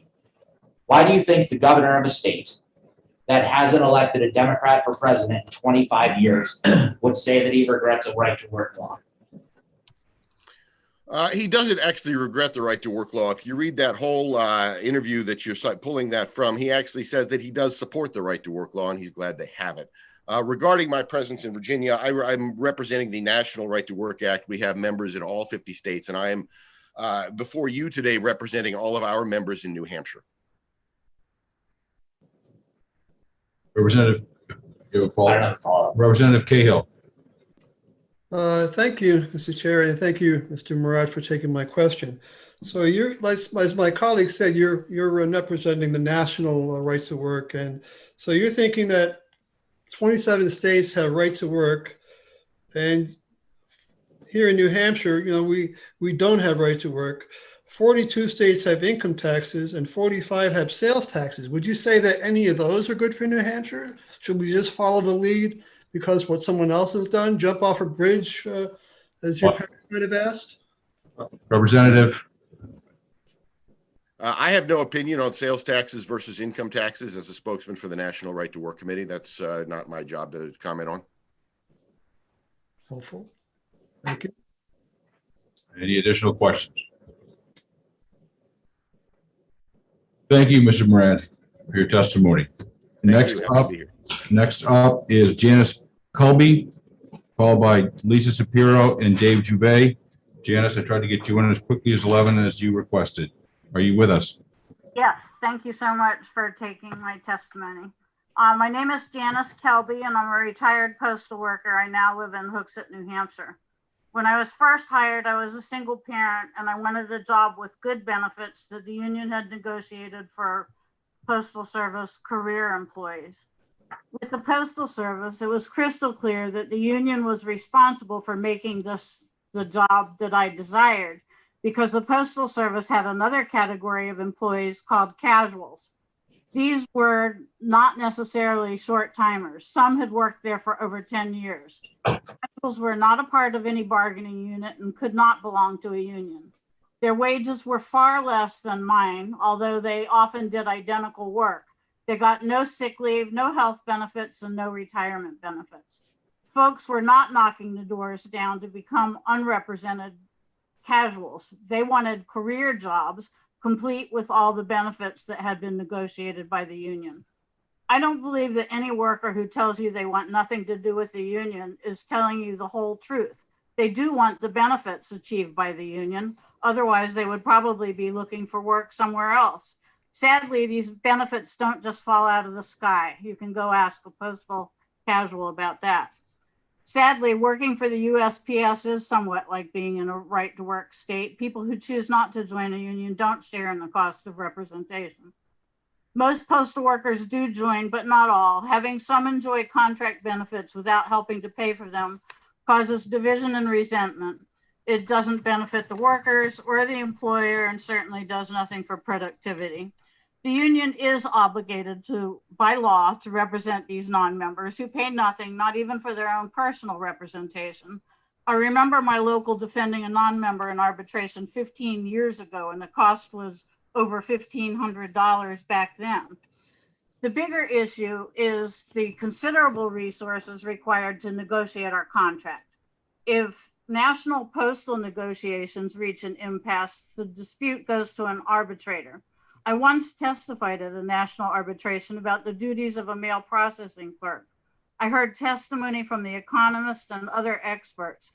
Listening to The Economist, I wondered how many hours of research and preparation went into her testimony. The union paid for that work. Without her testimony, we never would have convinced the arbitrator to upgrade the pay for that job. The gains from that arbitration benefited us all, even the guy who didn't pay his fair share. People have a real right to work right now in New Hampshire. We have the right to work in a place that has a union shop or to choose a non-union shop. Even in union workplaces, not all union workplaces have a fair share clause. Employers have to agree. So if an employer negotiates a fair share as a condition of employment, the state has no business interfering, just as it has no business interfering with a dress code policy in the workplace. If a person doesn't like a company's fair share employment policy or doesn't like the dress code, they have a perfect right to work somewhere else without such a policy. My union struggles to meet the financial burden caused by those who refuse to pay their fair share. If enough people decided not to do it, then the union would be seriously weak and lessening our ability to negotiate decent wages and benefits. This would have a serious negative impact on our state. Without the benefits negotiated by my union, I could not afford a house, and I couldn't afford to support local New Hampshire businesses the way I do now. SB 61 does nothing to expand anyone's right to work. It would serve only to weaken unions, to lower our standard of living, and to hurt the New Hampshire economy. The state should not interfere with collective bargaining and the employer's decision to negotiate an employment policy that requires workers to pay their share of the cost of services that they enjoy. And I just want to add one other quick thing, and that is when I started my job, and I'm definitely telling my age here, but when I started my job in the mid 70s, I remember the death of a postal employee, Michael McDermott. I still remember his name. He was a young father who got sucked into a conveyor belt in New York on the docks of a post office. And our union mounted a huge safety campaign that changed the laws that stopped the deaths and stopped people from being sucked into conveyor belts. They made that difference, and that's what they do for safety. So that's why it's important for me to keep the strength of our union. Thank you so much. Thank you for your testimony. Any questions in the LOB? Seeing none, any questions online? Seeing none, thank you very much for your testimony. Mr. Chairman, Thank you. is it in order to take 20 seconds of point of personal privilege to correct the record from a couple minutes ago? Yes, go ahead, Representative. Thank you, Mr. Chairman. I just want to clarify, because in the discussion I had with the fellow from National Right to Work, there was a disagreement on the quote from Governor Justice, and I got the source, so I just wanted to read that for the record. This is from the Metro News, the Voice of West Virginia. That was the moment Justice, a Republican, told citizens that the key policies put forth by state officials in recent years haven't paid off. Those included right to work and the elimination of prevailing wage, both top priorities of the Republican wave that swept into the legislature just a few years ago. Quote, really and truly, let's be brutally honest. The governor said, we passed right to work law in West Virginia. We ran to the windows looking to see all the people that were going to come, and they didn't. We got rid of prevailing wage, and we changed our tax structure. And we've run to the windows each time, and they haven't come. Thank you, Representative. I will remind all the representatives that I would like everyone to have some courtesy toward our presenters. There was criticism made about someone being from out of state. Would you like me to criticize other people opposed to this bill that are from Boston and out of state as well? I think not. So please show some courtesy to our presenters. I will continue with Ms. Shapiro, followed by Dave Juve and Richard Gallia. Mr. Shapiro, are you with us?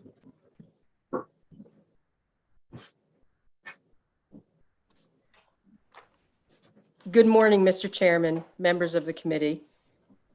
You can hear me okay? Yes, we can. Thank you. My name is Dr. Lisa Shapiro. I'm Chief Economist at Gallagher, Callahan, and Gartrell in Concord, New Hampshire. I am here today on behalf of the AFL-CIO in opposition to Senate Bill 61. Right-to-work advocates assert that right-to-work states outperform non-right-to-work states. That's what we've heard this morning.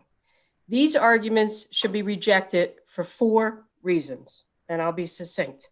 First, economic growth. Data shows that economies in non-right-to-work states outperformed right-to-work states by nearly 3 percentage points during the most recent expansionary period prior to the pandemic.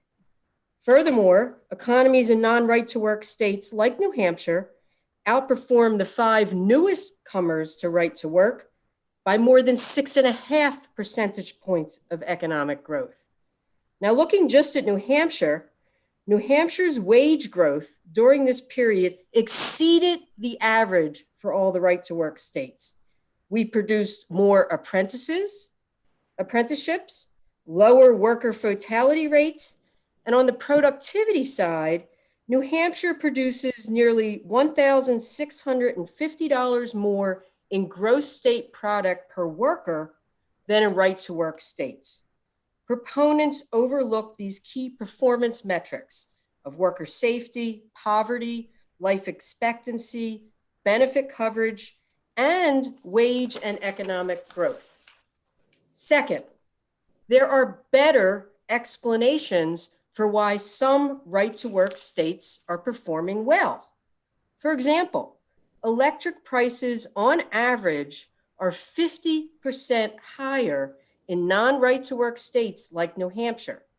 And the tax climate on average is more favorable to businesses overall in right-to-work states compared to non-right-to-work states.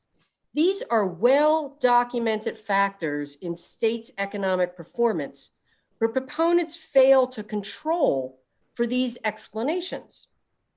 Third, right to work hurts workers while helping bosses and investors based on peer-reviewed studies. So far, we've just been talking about statistics on both sides, states versus states, right to work versus non-right to work. But now let's look at the peer-reviewed studies. And in the Journal of Financial Economics, just last year, academics, business professors from Georgia Institute of Technology reviewed data from over 18,000 collective bargaining agreements, as well as corporate data, both before and after right to work was adopted, and across different states over time.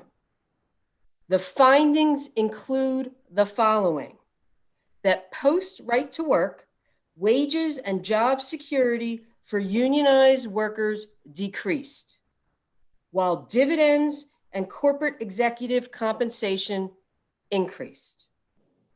Fourth, there is a strong libertarian argument against right to work. Milton Friedman and other prominent libertarians have been consistently against right to work.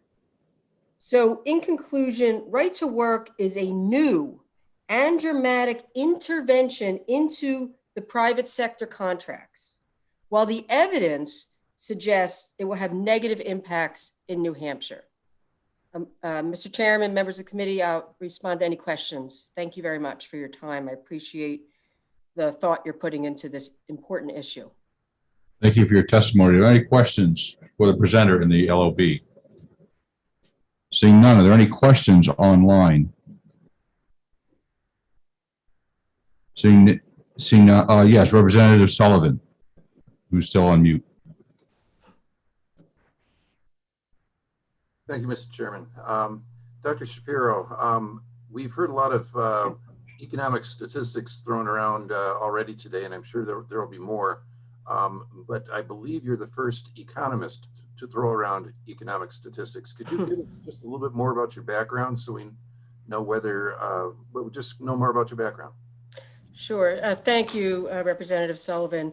In the early 1990s, I completed my PhD in economics from the Johns Hopkins University and moved up to New Hampshire with my husband, who's from New Hampshire, in the early 90s. And I wrote my doctoral thesis on voting behavior and taxes in New Hampshire in the 1990s. For the last 25 years, I've authored numerous economic and financial impact studies, especially during the first 15 years of my career up here, including the statewide property tax study. You've probably heard of the word donor. I put that in my report, donor tax, donor towns. I've looked at the impact of business and industry and the various proposals over time to increase taxes. I've done work for Community Development Finance Authority, Housing Finance Authority, a number of other public policy programs on the economic impact. I've been an expert witness on local property taxes in many different energy proceedings in New Hampshire and around New England. And I represent mostly business and healthcare clients and I have represented the AFL-CIO a few years ago when Right to Work came up last time. My approach as an economist in this issue was really to look at both sides. And I think that's where kind of you see statistics on both sides pointing to New Hampshire doing better, doing worse.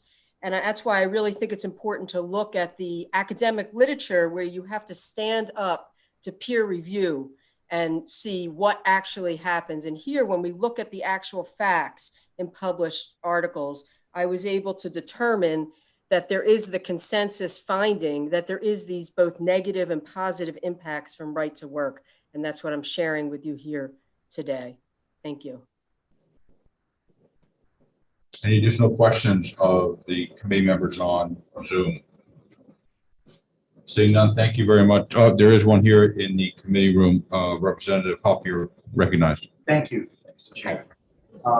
Dr. Shapiro, you mentioned some of the successes that New Hampshire enjoys. Yes.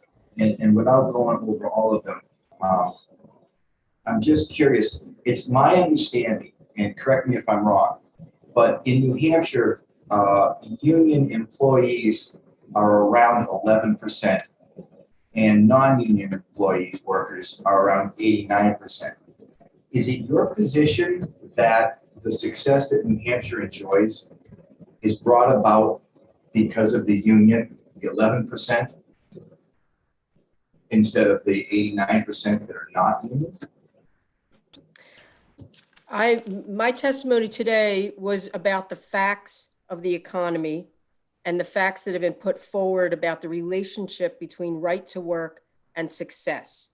And New Hampshire's, the data is very clear that the response to Right to Work is lower wages, lower benefits, higher executive compensation, and dividends. That's what the data shows. You folks have the public policy choice of whether you think that's going to improve New Hampshire or not, when the findings are very significant negative impacts. The it's actually around 10% of unions, and it's actually less when you're just looking at private sector, and it varies across industries. The current New Hampshire economy reflects the union representation and the union presence in the trades and utilities and other industries that you've heard about today. That's part of the milieu. I'm not taking a position on the factors, and I didn't perform a study on New Hampshire's role of the unions. We can look at the facts of New Hampshire's economy and look at the facts of what Right to Work has done in other states to wages and benefits and to the successes of the businesses and who gains from those successes. And what we've seen in the literature is there's a shift toward executive compensation and dividends when Right to Work is adopted. And the collective bargaining agreements are reduced, the number are reduced, as well as the wages. Thank you. Can I follow up? Thank you for your answer. The follow-up is, are those benefits that you're talking about, or that you mentioned, are those strictly for the union shops, the employees in those states, or is that for the overall of all businesses in those states? The only mention I had of benefits was in one of the statistical comparisons, and that's not just of union jobs, that's in terms of the penetration rates for the percent of total workers in a state that have benefits. So that was state level data, not based on whether it's a union job or not a union job. Thank you. Representative, had a question for. Thank you, Mr. Chairman, and thank you, Dr. Shapiro, for taking the question. You mentioned the shift towards CEO compensation over the last several decades, and we had a rep earlier that testified to the same thing. American wages for the longest time have been stagnant since about 1970. Very coincidentally, no state in the United States has more union participation as Alabama did in 1946. Do you believe there's a possibility of correlation there? As an economist, I think it's really, really important. And what I've tried to provide for you today by the analysis of the statistics on both sides is one-off statistics are nice observations, but they're not based on a model or a conclusion or a rigorous review. So, one state's success or failure is an interesting observation, but I can't comment on correlation or causation because that's not a model. That's not something that's tried to, based on how firms behave, how they make investments, what are the incentives. So whether Alabama did this or Indiana did that is not an economic model, it's a comment. So I can't tell you whether it's correlation or causation. I don't know what part of the analysis that would be. I'm sorry, I don't have enough background to respond to that. Thank you. Representative Turcott, you're recognized for a question. Thank you, Mr. Chairman. Thank you for taking the question. I guess I'm a little confused. Is your testimony in support of right to work or against right to work? I'm not against right to work. Thank you. No, that's fine. Thank you. Thank you. Sorry. Any additional questions in the LOB? Seeing none, any online? Thank you very much for your testimony. Thank you. Is Dave Juve, followed by Richard Gula and Greg Moore. Mr. Juve, with the Business Industry Association. Thank you, Mr. Chair. Can everyone hear me okay? Yes. Thank you. For the record, my name is Dave Juve. I'm a Senior Vice President with the Business and Industry Association. We serve as New Hampshire's statewide Chamber of Commerce, and we have 400 plus company members that are a part of our association. I'd like to make three very quick points. One is the Janus decision has been raised by earlier people testifying, but there hasn't been a lot of conversation about it. And what that decision did from the US Supreme Court in 2018 is essentially create right to work for public sector employees. And it hasn't proven to be an Armageddon. It hasn't proven to be the death of public sector employee unions.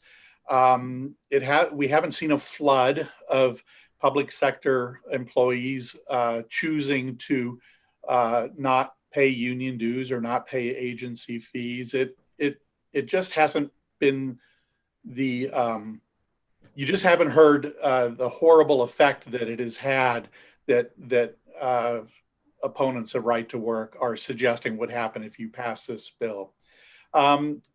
We think that reason is because public sector employee unions are having to work hard. They're having to show their value, and they are showing their value. And in response, union members are supporting them by paying their union dues. We think the same thing could happen in New Hampshire with private sector unions if Senate Bill 61 passes. And I guess I should say in passing that the BIA supports Senate Bill 61. The second point I'd like to make is that we do believe there is an economic opportunity here. New Hampshire would be the only state in the northeastern United States to be a right to work state if this bill is passed and signed into law. And we think that's significant because we know there are New Hampshire employers and companies across the country that will only choose to expand or locate in right to work states. And no, it's not the only factor that companies use, but it is an important factor and one that we shouldn't dismiss. So I would urge the committee to recommend this bill ought to pass, and I would be happy to address any questions. Thank you, Mr. Juve. Are there any questions for the presenter on Zoom? Representative Susi, you recognize for a question. Thank you, Mr. Chairman. Thank you, Mr. Juve, for taking my question.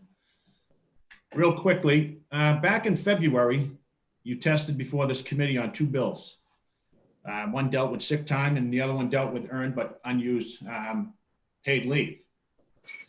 And you testified and stated that you don't think that government interference should take place in privately held businesses. And you've said that on 2 occasions. So my question is, if that's how the BIA felt then, what changes the BIA stance on this bill? And why do we need government intrusion on privately held businesses? Well, the difference, Representative Susi, and I do appreciate your question. The difference is one could conclude that you're absent right to work. There's no government intrusion on business and labor relations. And you and I both know that's not correct.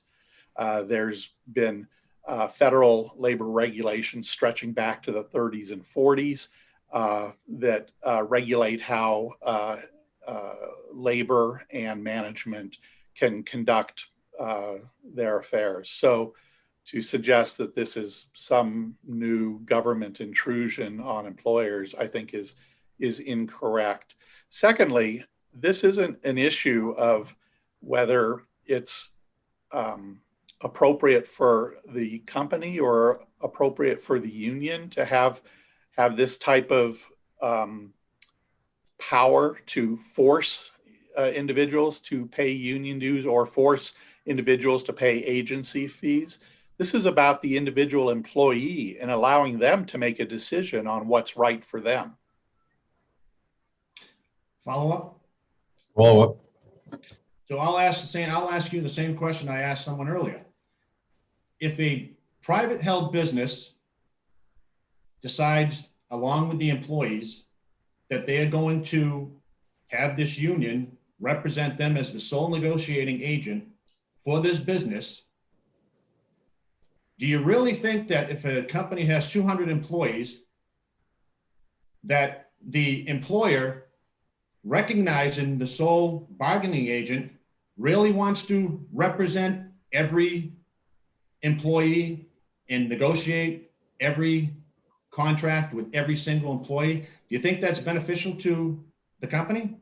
Well, I can't answer for every employer, but I can answer that the employer can still choose to collectively bargain with the union, and that employee would be a part of that collective bargaining. And one more follow-up, Mr. Chairman. Follow-up.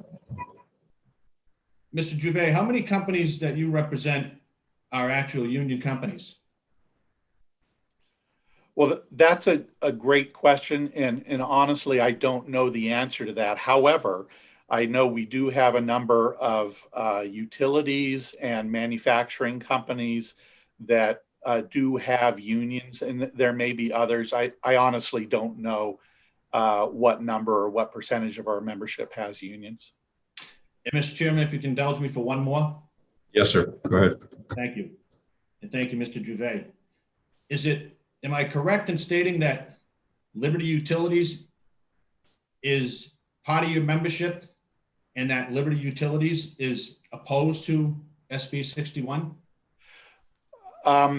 It is correct that they are in our membership, and I would prefer for Liberty Utilities to state their position rather than me stating it for them. And Mr. Chairman, if you don't mind, one more. Because you're such a good guy, Representative Susi. One more. Thank you very much. And Mr. Juve, this is going to be, would you believe? Would you believe that I'm in receipt of a letter from Sue Fleck that opposes SB 61? And I think we all got it in the committee. I would believe that, and I would support Ms. Fleck and Liberty Utilities from stating their position on this bill. That's the kind of state that we live in. Thank you very much, sir. Any other questions on Zoom? Seeing none, Representative, I see your hand. Representative Addison. Thank you, Mr. Chairman, and thank you, Mr. Juve, for taking the question.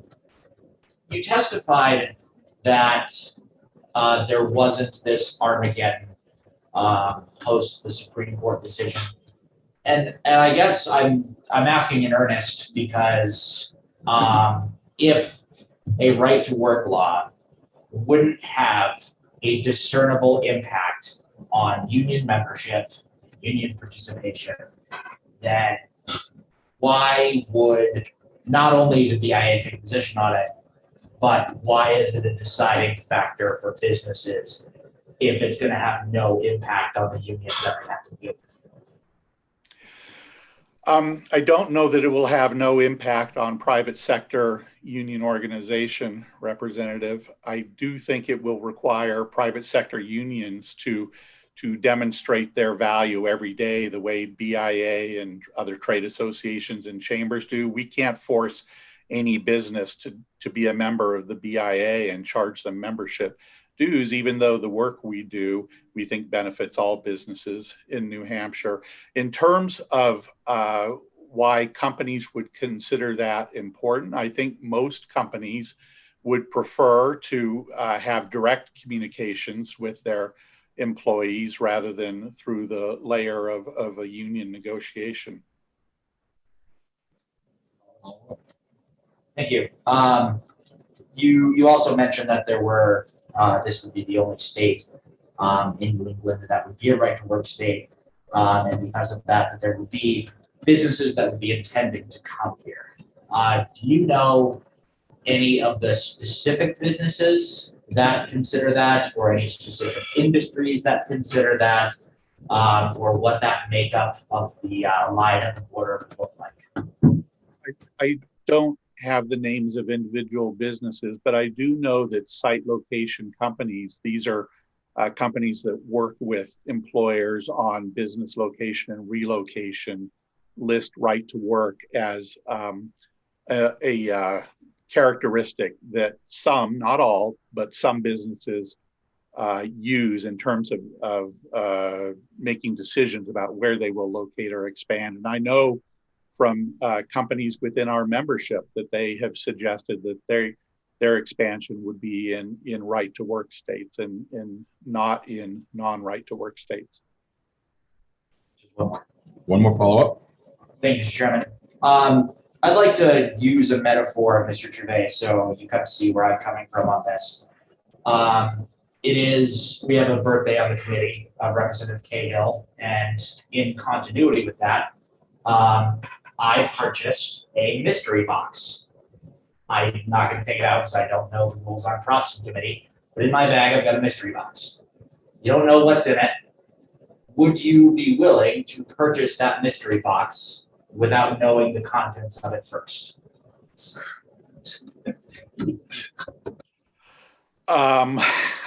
This seems a little far afield from the public policy discussion we're having. I guess I will answer by first of all, my good friend Representative Cahill a happy birthday. Please hold. I appreciate the question. I think what you stated that it was a metaphor. Please ask the question I think you're trying to ask, and I want to be specific here. Since you don't know what's going to happen with right to work, why would you be voting in support? Is that your question? Yes. Thank you. The box was just an extension of that. Understood. Mr. Gervais. I think we can look to examples of how right to work is worked in many other states, and as it has been mentioned earlier, there are 27 other states around the country that have had this, many for decades. And I think if you look, you will find that the experience has been positive.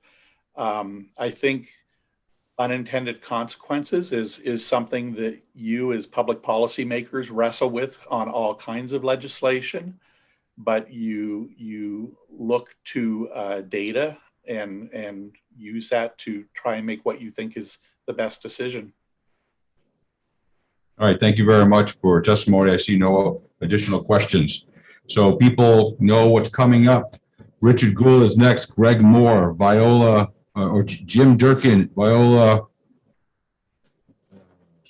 Kadosimi. So next up, Richard Gould. Are you with us? Richard is from the SEIU and is a lobbyist from Hillsborough. Mr. I Blue? am. Can you hear me? Yes, we can. Great. Thank you, Mr. Chair, honorable representatives. Thank you for allowing me to testify today in opposition to SB 61. For the record, my name is Richard Gulla, and I am president of the State Employees Association, SEIU Local 1984. We represent more than 10,000 workers in the state, county, municipal, and private sectors. Despite its misleading name, right to work legislation is nothing more than a union busting bill. It has nothing to do with increasing wages, benefits, or safety for that matter for working people, and everything to do with weakening unions and removing worker protections. Right to work legislation hurts the economy. In study after study, the legislation is proven to be wrong for workers, wrong for businesses, and wrong for the economy. Recently, the online political website Political came out with a ranking of all 50 states using a combination of life quality issues, including crime rates, per capita income, and education levels. They averaged the 14 scores to create a single ranking across the spectrum. I'm sure it will be no surprise to anyone in this room to learn that New Hampshire, a non-right-to-work state, topped the list as one of the best states to live in, something that we can all be proud of here in New Hampshire. But what amazed me was that 4 out of the top 5 were all non-right-to-work working states, and that right-to-work states account for 8 out of 10 of the worst states to live in, including the worst 5 states in which to live. In fact, the majority of right-to-work states are not only below average, but in the bottom 20 of the 50 states. How is this possible? Well, let's talk about that. Workers in right-to-work states make an average of $1,500 less per year and produce 15% less in gross domestic product than do workers in states without these laws. Workers in right-to-work states are less likely to have health insurance. More workers are likely to be injured or even killed on the job in states with these right-to-work laws. Communities lose jobs and right-to-work legislation lower wages and benefits. 7 out of 10 states with the highest unemployment rates are right-to-work states. We have a great tradition here in New Hampshire of working together to make it the best place to live in this country.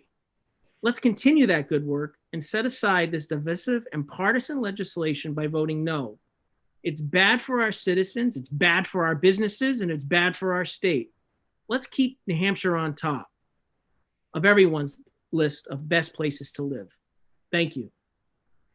Thank you for your testimony. Are there any questions for the representative in the LOB? There is. Representative Seaworth. Thank you, Mr. Chairman, and thank you, Mr. Go, for your testimony. Your organization, as you said, represents public sector workers as well as private workers. And because of that, I would think you might be uniquely placed to talk about how the portion of those employees who work in the public sector have been impacted by the Janus decision in ways that you're suggesting right to work would also impact private sector workers.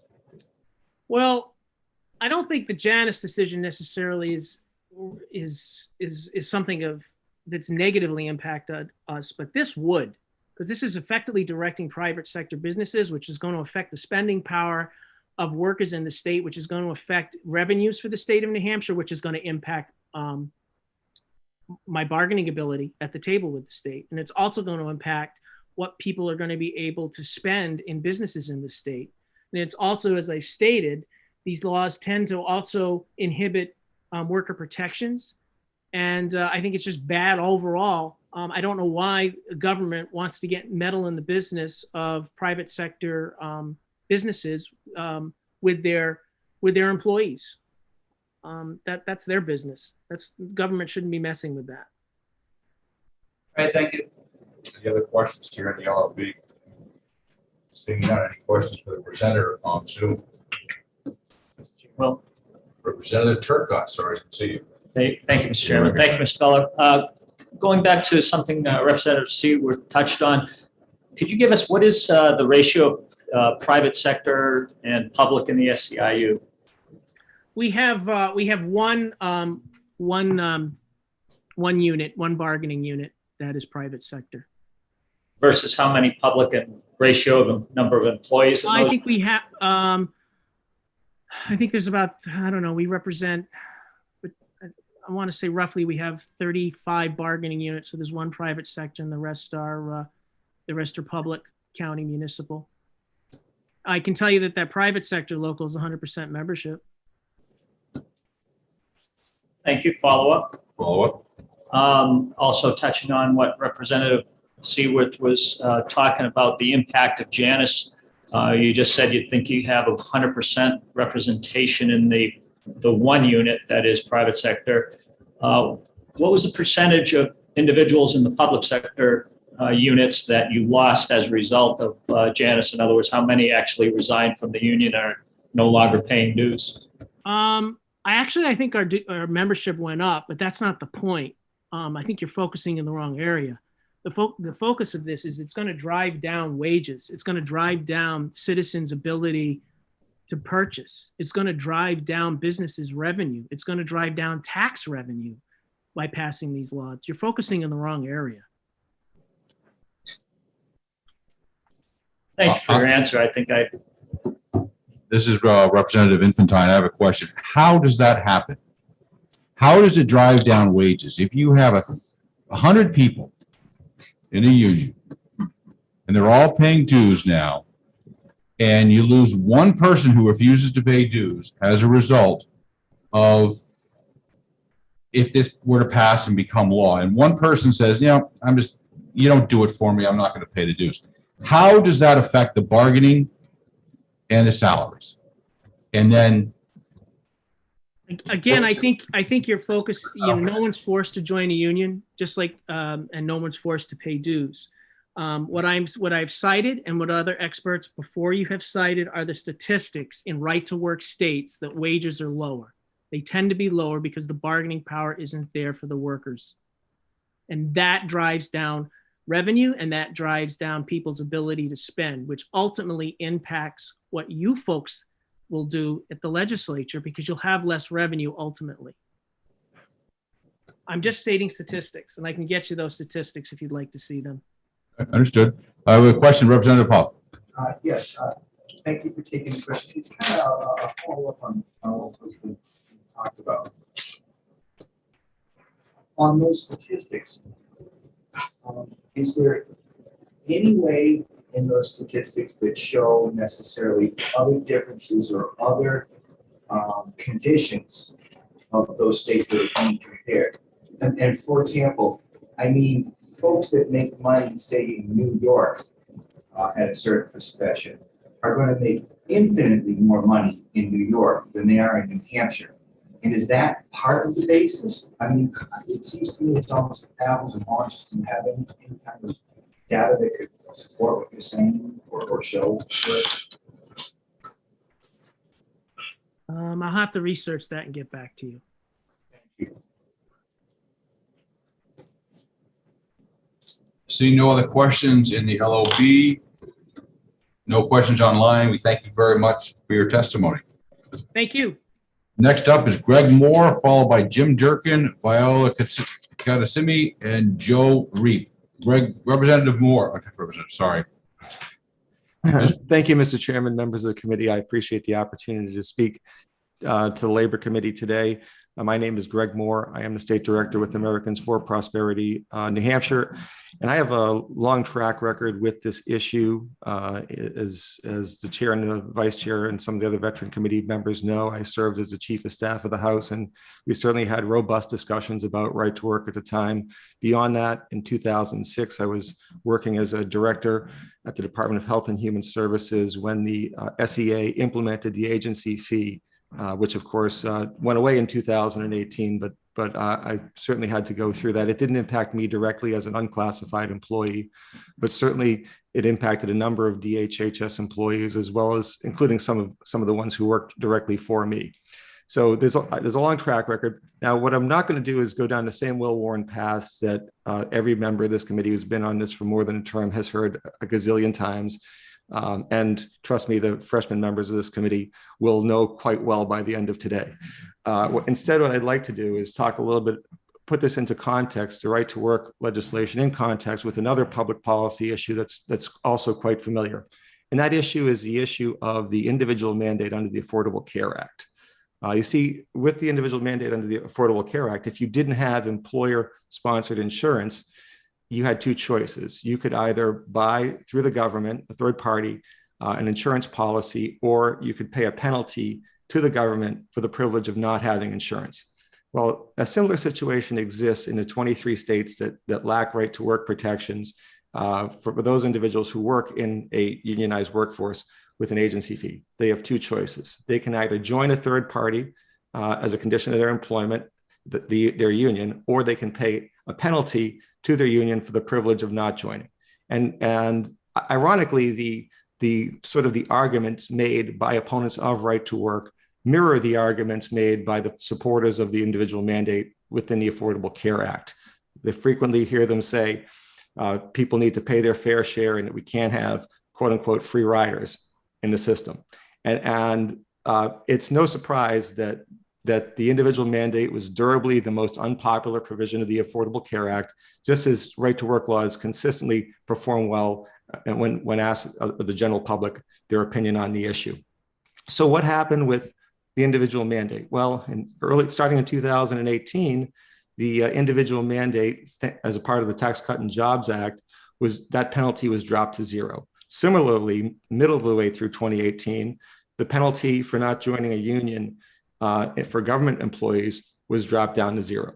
What Senate Bill 61 will do is it would drop for private sector and nonprofit employees, it would drop the penalty for not joining your union down to zero. Same with the other two cohorts, the public sector, as well as now the individual mandate.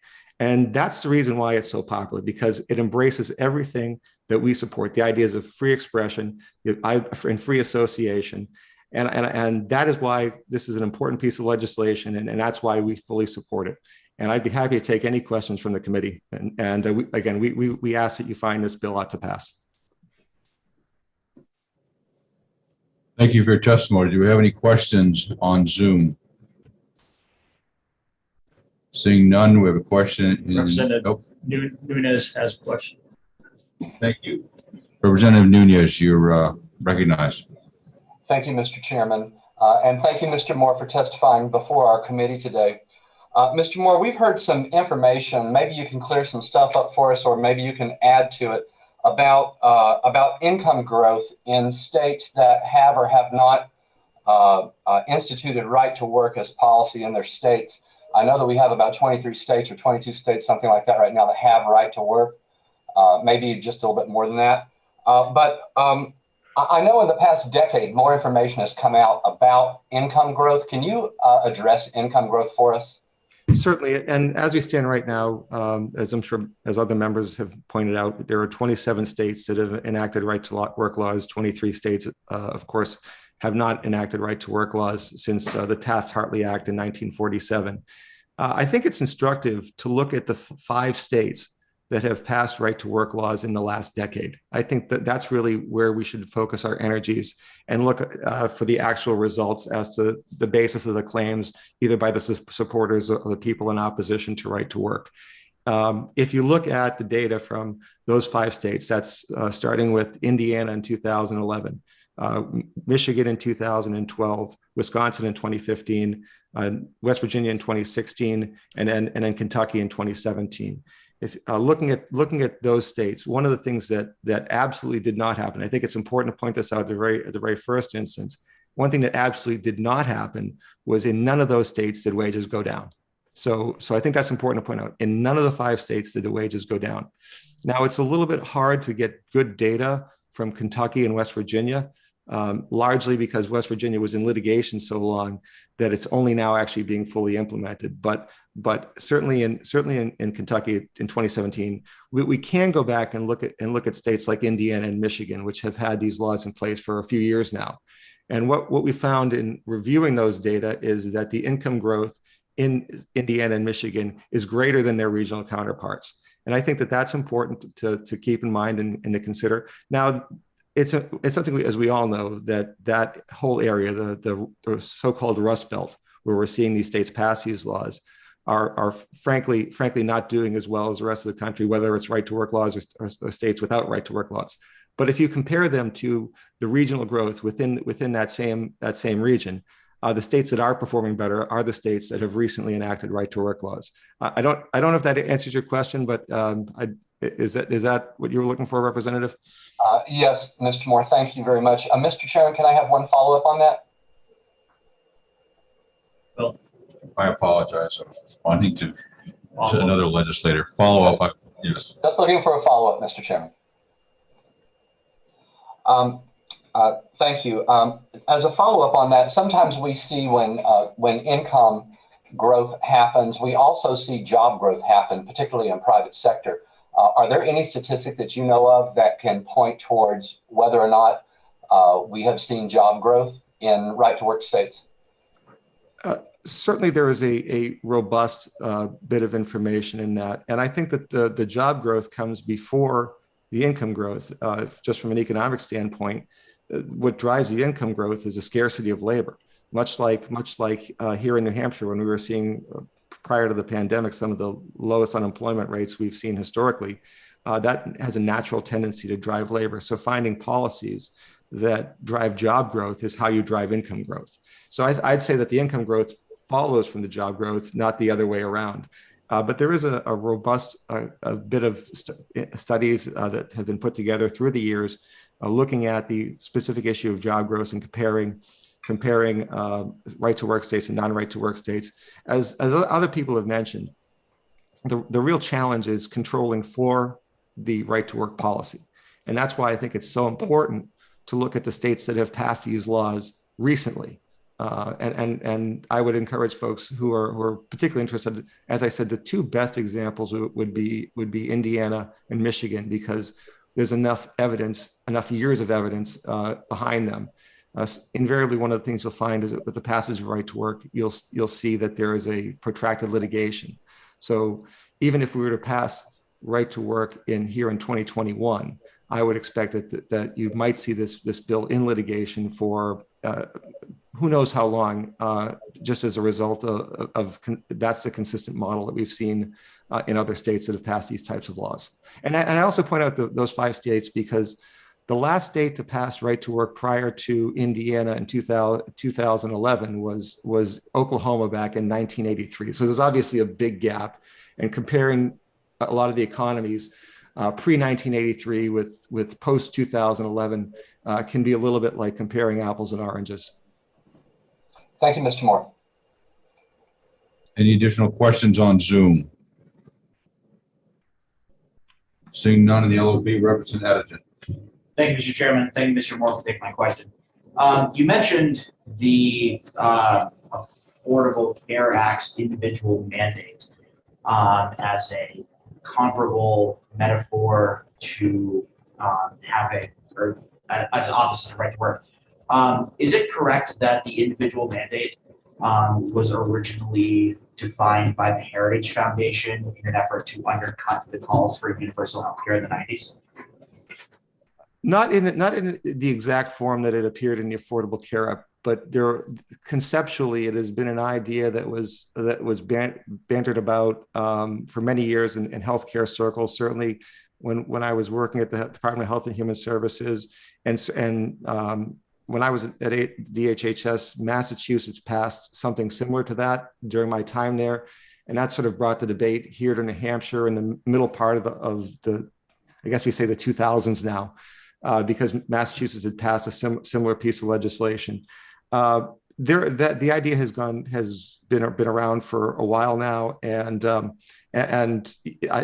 are groups on the right and the left who historically have passed that, but it still remains durably unpopular. Although who knows, we might see it come back again with the current administration. Follow up. Thank you, Mr. Chairman. I don't want to categorize the economic status of every email that we've received on this committee, because I don't know everybody's personal finances. But one thing I noticed when I was going through my legislative email is that it appeared that the overwhelming majority of people who wrote us opposed to this bill were working class folks, folks that come from that kind of demographic. Maybe they worked in a union before, maybe they haven't. Maybe they support unions because they believe that, a rising tide lifts all boats. And the emails that we got in favor of the bill were from the BIA. I believe your organization sent one out.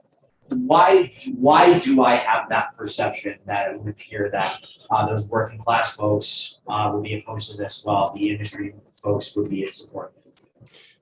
So just to clarify, we haven't sent any correspondence out from Americans for Prosperity. As to your question, Representative, one of the things I've learned through the years is speculating on people's thoughts and motives is a bad decision when testifying before the state legislature. So I'll take an opportunity to just simply say that I don't know. Okay, any further questions for Mr. Moore? Being none, is there any objection to the members of the LLB taking a 5-minute break to go to the restroom? We're going to take a 5-minute break. When I come back, we will have Jim Durkin, Viola Kissimmee, Joe Reap, Peter Uribe, and Hank Zumas in order. So we'll be right back. The microphones are on. Turn it off. No, you keep them on. Keep it on. So it's going to be quickly. The microphones are on. So.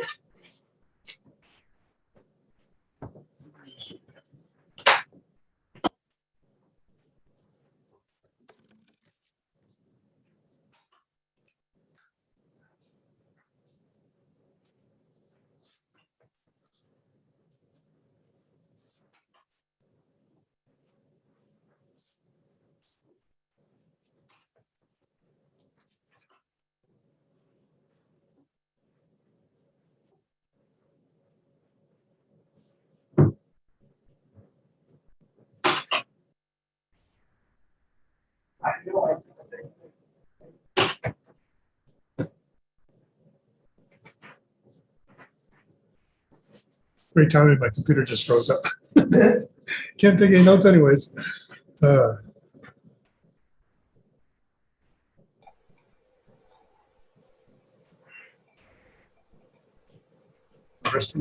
the audio is still on in the room, just so you guys know. Yeah.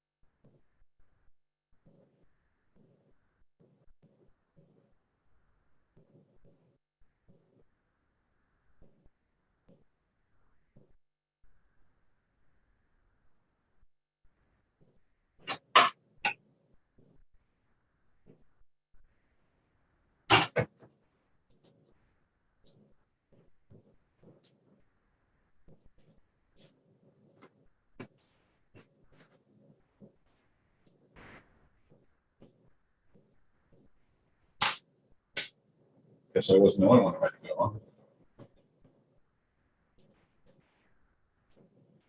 Flew in front of these guys.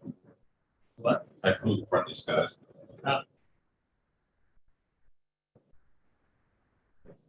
Sitting with the pilot. I know Lynn Turcotte was. You kidding? I know him. He's a legend. Yeah, legend in his own mind. That's what I used to call him.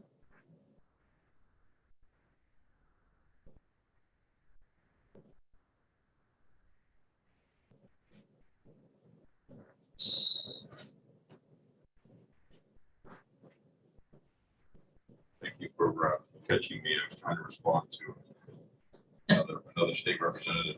Could see it. That's that's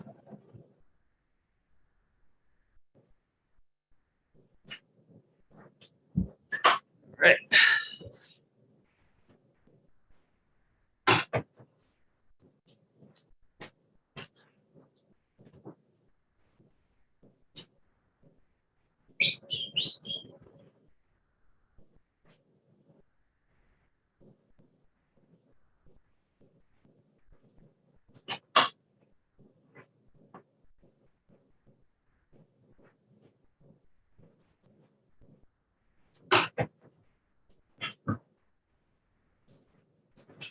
Good. For two more, and we'll start. Give you the 1 minute warning for folks online.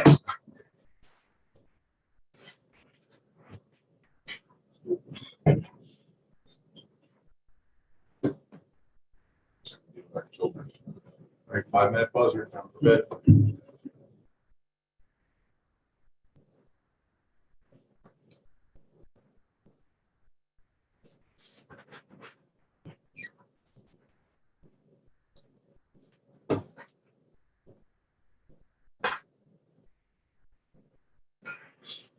Folks online, please, when you get back ready, put on your camera so we can see everybody, so I know who's ready. Or at least your faces on your pretty pictures.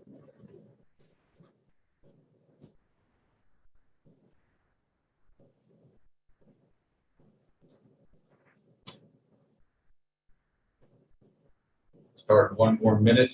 Jim Durkin, look at Simi, Reed, Peter, Rod, Hank Zumas, Robert Burr.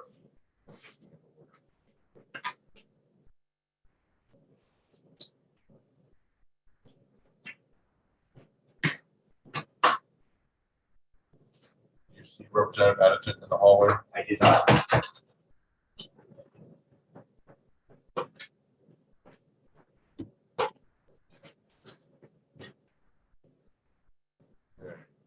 Smith, Representative Cahill. Start there.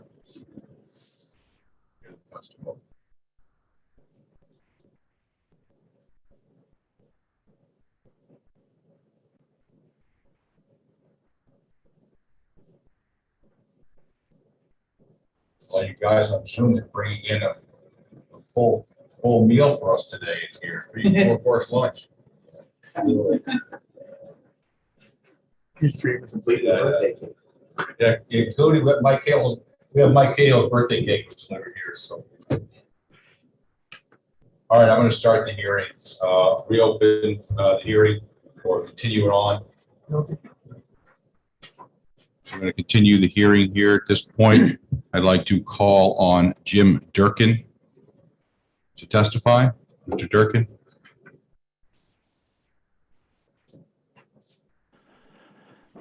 Thank you, Mr. Chairman. Can you hear me? Yes, we can. For the record, Jim Durkin, Legislative Director for ASME Council 93, proudly representing more than 4,000 hardworking public sector workers here in New Hampshire, and I'm here today on their behalf to testify in strong opposition to SB 61. As you know, a little over 2.5 years ago, the Supreme Court expressly prohibited agency fee in the public sector, thereby instantaneously making us a right-to-work country for the public sector labor movement. Yet here we are once again opposing this latest effort to make New Hampshire the first right-to-work state in our region of the country, an effort that didn't truly originate here in this state, but rather within the offices of the National Right to Work Foundation, a group well-funded by corporations and right-wing organizations and headquartered more than 500 miles away in Virginia, where this legislation was drafted and ultimately cut and pasted almost verbatim into the bill before you today. But given right to work's been a reality for us for some time now, one may wonder why we're here today to oppose the bill. Well, in addition to standing in solidarity with our private sector union brothers and sisters, we know the dire consequences that have followed when states pass right to work laws.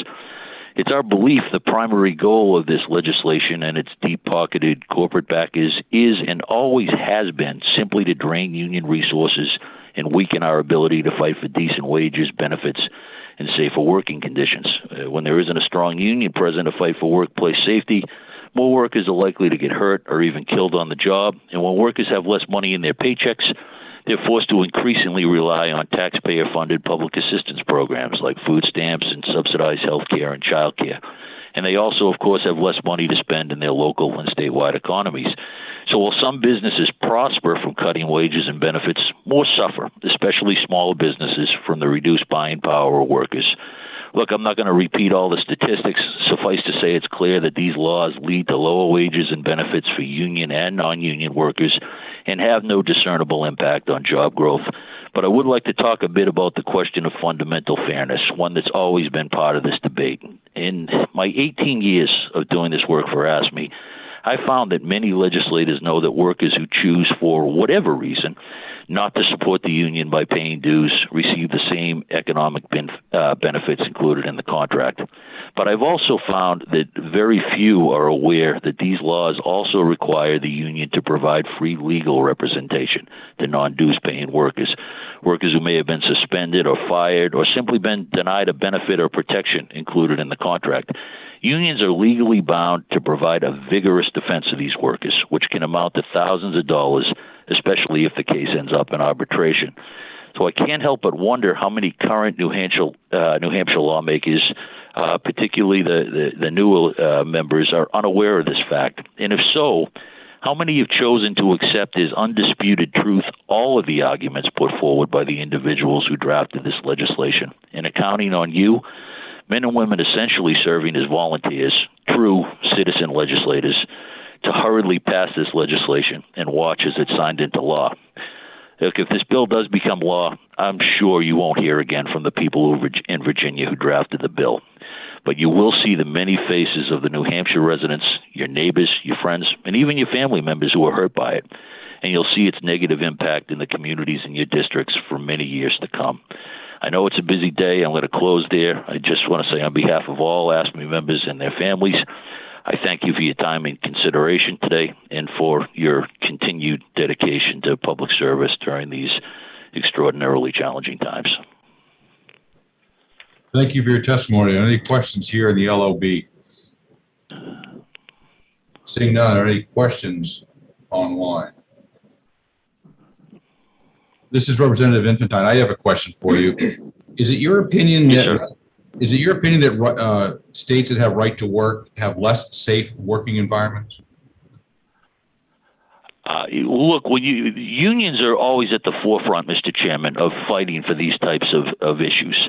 And I believe Mr. Brackett in early testimony talked about when you're not protected by a union, if you bring some type of a safety concern forward and you push that, it's more than likely not going to turn out well for you as a worker.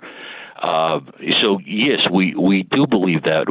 It's all kind of it flows together. When you weaken unions, you weaken the ability of individual workers and the union as a whole to fight for good safety practices and to bring to the attention of management safety issues. I have my own follow-up because I don't get it. I didn't get it when Mr. Brackett said it, and I don't get it when you said it.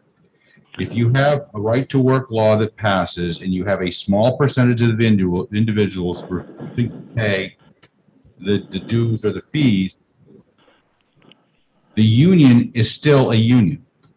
The union still takes their concerns to management. That doesn't change, correct? But, Mr. Chairman, as I said earlier, we believe the ultimate goal of this legislation is to weaken labor unions.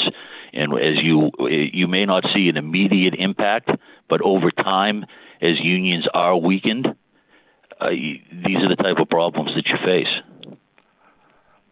I'll be happy. Again, sir, I didn't want to get into, you're going to hear this all day. You're going to hear statistics, and I'm sure you've been inundated with documents via email. But, we would be happy to get you some solid statistics on this from our national.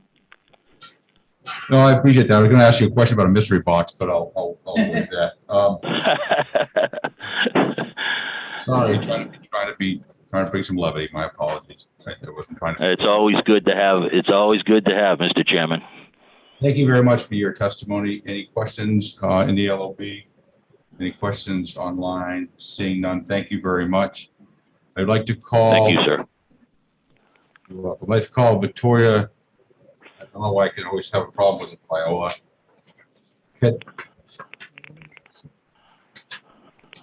Kadusimi, followed by Joe Reap, Peter Uribe, and Hank Zumis. Viola, are you with us?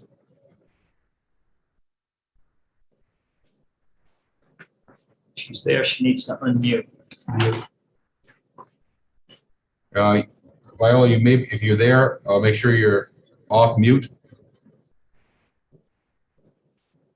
I don't see her on my screen. She got it. Hello, can you hear me? Yes, we can hear you. Good afternoon. Sorry about that. Good afternoon, members of the committee. For the record, my name is Viola Katsime. I want to thank you for the opportunity to speak. I'm here on behalf of the Granite State Organizing Project. We are a grassroots organization that unites faith, labor, community groups to work towards a more just world. I'm here today to express our opposition to SB 61. Over the decades, we have seen an attack on organized labor by corporate interests, and we've seen that as unions have declined, income inequality has also increased. So curtailing bargaining power for working people has contributed to a reduced middle class, and while incomes of those at the top continues to rise. A 2016 report by the Center for Public Policy Research shows that unions help to bridge the racial inequality gap. Particularly for Black workers in the union, they receive 16% higher wages than their non-unionized counterparts. Similarly, they are 17% more likely to have employee health insurance and 18% more likely to have an employer retirement plan. Additionally, unions standardize wages for workers who are in the same position, bring the racial wage gap. The middle class is the backbone of our economy, and without the voices of workers and unions, racial and income inequality will exacerbate. I want to call on our elected officials today, you all who are listening, to focus on policies that create good paying jobs, policies that boost the local economy, policies that increase consumer spending and strengthen the middle class, rather than considering right to work laws that want to lure in low wage paying jobs and industries who have an agenda to reduce benefits for workers, to weaken workplace safety standards, and then undermine their right to band together. So I want to ask this committee to please vote no on SB 61. Thank you so much for your time. Thank you for your testimony. Are there any questions for the presenter online? Seeing none. Any in the LOB? Seeing none, thank you very much for your testimony. Thank you. Next up is Joe Reap, followed by Peter Uribe, Hank Zumis, and Robert Burr. Mr. Uribe. Peter Uribe from Raymond, Carpenters Union. Are you with us? Yes, I'm here. Good afternoon, Mr. Chairman, members of the committee. Proud resident of Raymond, and I'm here in opposition to this. As a carpenter with over 10 years of experience, I had grown accustomed to looking for side work in order to make ends meet. As there never was enough money to take care of all our needs, such as clothes, car repairs, insurance, rent, food, medical care, you get the picture. Years later, I joined the Carpenters Union and found myself being a full-time single parent to 2 young boys. It was a very difficult thing to do, as it meant having to get my sons up around 5 in the morning and dropping them off at a friend's home by 5:45 so that I could start my commute to work. Being in the construction industry often means traveling an hour or more to get to the job site and results in very long days. While those 8 years as a single dad were tough, they would have been much, much harder had it not been for my union membership. I was able to support my family without any public assistance. At one point, one of my sons required a lengthy brain surgery that resulted in nearly $250,000 in medical costs. I did not have to stress and lose sleep over this as my family enjoyed good medical coverage provided by my union and my employers. I was able to pay off my portion of the costs within a year. My membership helped me to survive a challenging time in my life, and it continues to pay off to this day. My membership has afforded me thorough and extensive training to succeed in my industry. The employers that I have worked for strictly follow and adhere to all the federal guidelines regarding worker safety. This also benefits my family and myself, as construction is a very dangerous industry. The employers that I have worked for really believe in that safety because they treat us as the most valuable asset that they have. My membership has improved my quality of life in many ways, as I no longer am forced to seek a second source of income and can now devote that time to being a better father, husband, and friend to those around me. Before joining the Carpenters Union, I basically lived to work. Now I work to live. And there's a big distinction there, and I want you to think about that. I ask you to please vote against this measure, as it will inevitably erode the standard of living for thousands of New Hampshire families. Unions are advocates for the American worker, and in their history have contributed immensely to the benefit of the American worker. Every single worker, both union and non-union, in this country enjoys many of these contributions today. Thank you. Thank you for your testimony. Are there any questions for the presenter online? Seeing none, any in the LOB? Seeing none, thank you very much for your testimony. Thank you. Next up is Hank Zumas, followed by Robert Burr and Vincent Verruccio. Mr. Zumas.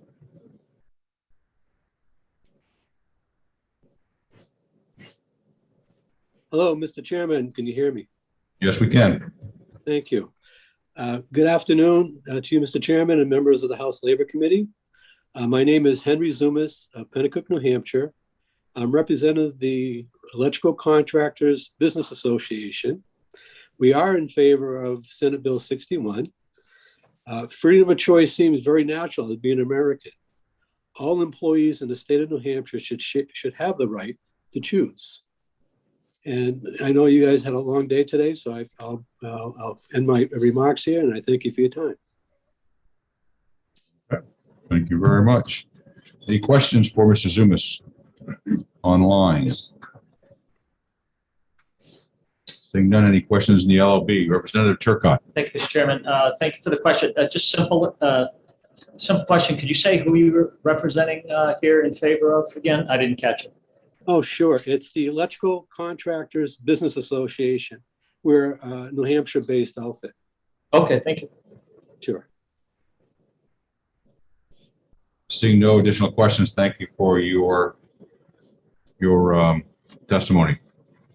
Next up is Robert Burr, followed by Vincent Vermuccio and Donna Morris. Mr. Burr, are you with us?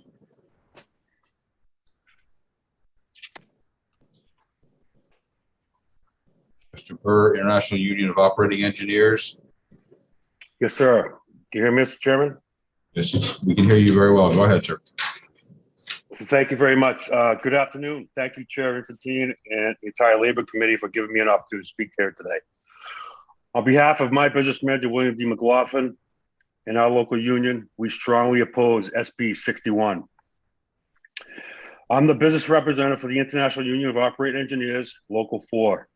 We represent men and women that operate heavy equipment, mechanics, survey equipment house employees, wastewater technicians, and apprentices. We have nearly 5,300 members, more than 600 of whom live and work here in New Hampshire. Those men and women love the work they do and love calling the Granite State their home. I'm here today to voice our opposition to SB 61, so-called right to work legislation. Unlike the name, right to work legislation denies New Hampshire workers the freedom to join together to form a strong unions if they choose to. Unlike what out-of-state corporate interests may tell you, this isn't a freedom issue. It has always been federally illegal to force anyone to join a union. In fact, right to work does not increase worker freedoms or job creation. It does the exact opposite. If this bill passes, New Hampshire will be the only state in the Northeast to pass this anti-worker legislation. It has been proven that the states that have already passed right to work laws have lower wages and incomes, have higher poverty and infant mortality rates, invest less in public education, and have increased workplace injury and fatality rates. Our members work in a highly skilled industry, one that depends on safety protocols and regulations to keep them safe. This bill would be detrimental to their safety, and yes, it would put their lives at risk. According to the Bureau of Labor Statistics, workers in right-to-work states are 227% more likely to die on the job than workers in New Hampshire. I couldn't believe it when I first heard this statistic, but when I thought about it, there's a reason our state's workers are so safe. And it's because union members spend millions of dollars a year to train and ensure our members are skilled and safe on the job sites. The IUOE Local 4 strongly opposes this legislation, and we hope that you will help keep New Hampshire safe and free by voting down SB 61. I thank you for your time today. Thank you for your testimony. Could you please, this is Representative Infantine, could you please repeat that statistic of the more likely to die? I didn't quite catch all of it. I got these stats too myself, Mr. Chairman. I was a little, I didn't believe it at first when I heard it, but here it goes. According to the Bureau of Labor Statistics, workers in right-to-work states are 227% more likely to die on the job than workers in New Hampshire.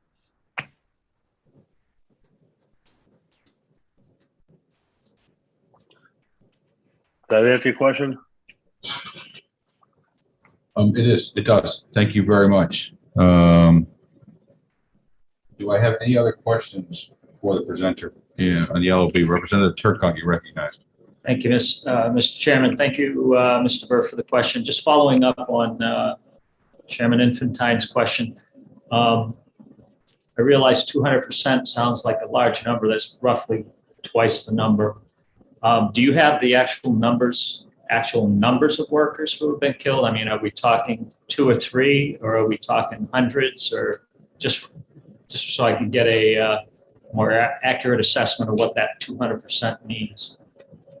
So thank you for your question. 1 is actually too many. I'd be happy to get you those stats and send them over to the committee if that would work. I'd appreciate that. All right, any other questions? Seeing none online, seeing no additional questions, thank you very much for your testimony. Thank you. Next up is Vincent Vermuccio, followed by Donna Morris and Reverend John Gregory Davis. Mr. Vermuccio, are you with us? Yes, I am. Can you hear me? Yes, we can. Okay, Mr. Chairman and members of the committee, thank you for giving me the opportunity to testify here today. My name is Vincent Vernuccio, and I'm a senior fellow with the Mackinac Center's Workers for Opportunity Project. I'm here to testify in support of SB 51, right to work. So before I get started, there's been a lot of talk about statistics, a lot of back and forth, but really just want to get down to what right to work is. So before we get started, I just want to define right to work. Right to work simply means that a union can't get a worker fired for not paying them. And now, as you've heard with the Janus versus AFSCME decision, all public employees across the country have right to work. What we're talking about today is simply right to work for private sector employees, meaning that private sector unions can't get workers fired for not paying them. It has nothing to do with collective bargaining. Workers, unions, they can still negotiate with employers over wages, hours, benefits, anything they could before a right to work law, they can negotiate for after a right to work law, except for the ability for the union to say, pay us or you have to lose your job. Now, you heard one of the previous people testify saying that no one has to join a union. They're absolutely right. No one, right to work state or not, has to be forced to join a union. They have a First Amendment right to choose to join or not. The difference is that non-right to work states, those workers have to pay the vast majority of their dues in what are known as agency fees to the union. So we're not talking about joining, we're talking about being forced to pay, and pretty much being forced to pay almost the full amount of dues to the union, not having that option, not having that choice. So now we've heard a lot about income, and I don't want to bore everybody with statistics. If we want, happy to get into that in question and answer. But in all of the most recent right to work states that have passed the law, incomes have gone up. We were just talking about right to work in safety. Safety has increased in all the states that have just passed right to work. We've heard a lot about private contracts. Now, let's step back. We're not talking about coming in and getting between an employer and employee in a completely neutral environment. Labor law is complex, and there is a myriad of statutes on the books federally that give unions privileges unlike almost any other institution in America. Unions can force employers to bargain with them. They can force workers to accept their representation, and they're even exempt from some laws. What right to work is doing is it's leveling the playing field a little. It doesn't make it completely level. And if we want to talk about eliminating forced riders or free riders, that's a great conversation. We should do that. But right now, we're simply saying that a worker is forced to accept this representation. They shouldn't be forced to pay for it in addition, especially if they do not want it. One of the other presenters talked about political money. I think it was the representative. Well, he's right. 40%, a third to 40% of union members typically vote Republican. The problem is that almost all union money and almost all union support usually goes to Democrats. Now, I'm not saying that's right or wrong, and I'm not saying union support is right or wrong. But what I am saying is that there is a disconnect between the union membership and the union leadership. That's why we need right to work. That is why it's so important, because if workers do not feel like they're getting value for their money with right to work, they can hold their leadership accountable. They can say, you're not doing a good job, we don't want to pay you. Or you know what, you are doing a good job, you deserve our dues. And you've heard other people testify, union leaders testify, saying that even with the Janus versus AFSCME decision, that when workers had the choice, they saw the value and they stayed in. Right to work is simply about freedom. We're going to hear a lot about statistics, and in right to work states, there's lower unemployment, there's higher job growth, there's higher income growth, and the benefits go on. But at the heart of it, it's simply saying that a union can't force a worker to pay them simply to keep their job. It gives the worker the choice. So with that, thank you for your time and happy to take any questions. Thank you for your testimony. Are there any questions here in the LOB? Seeing none, do we have any questions of members of the committee on Zoom? Seeing no hands, thank you very much for your testimony. Thank you. I may have made a mistake. I believe I skipped over someone, unless I'm totally losing it. Joe Reed from Associated Builders and Contractors. I know I was going to call on you, then I did not. Yes, I'm here, Chairman. Thank you for that. And for the record, it's Joshua Reap. But as far as faux pas and mistakes on Zoom, I'll take it. So that's the worst we got to deal with today. But well, anyway, Edward, thank you very much, committee members, for the opportunity to share my views on right to work. By way of background, I'm the president and CEO of Associated Builders and Contractors, New Hampshire chapter, live and work here in the Concord area. I'm here to express our support for SB 61. But first, I want to set the record straight about safety in training commitment. Safety is not exclusive to union or non-union. In fact, our contractors here, which are predominantly non-union in New Hampshire, spend millions of dollars a year on training and investing in their talent and keeping people safe. And and if you want to talk about safety, safety is one of those things that we track. And there are many indicators you could do to look at safety of a company of employees. And one of those is called the experience modification rate, or EMR.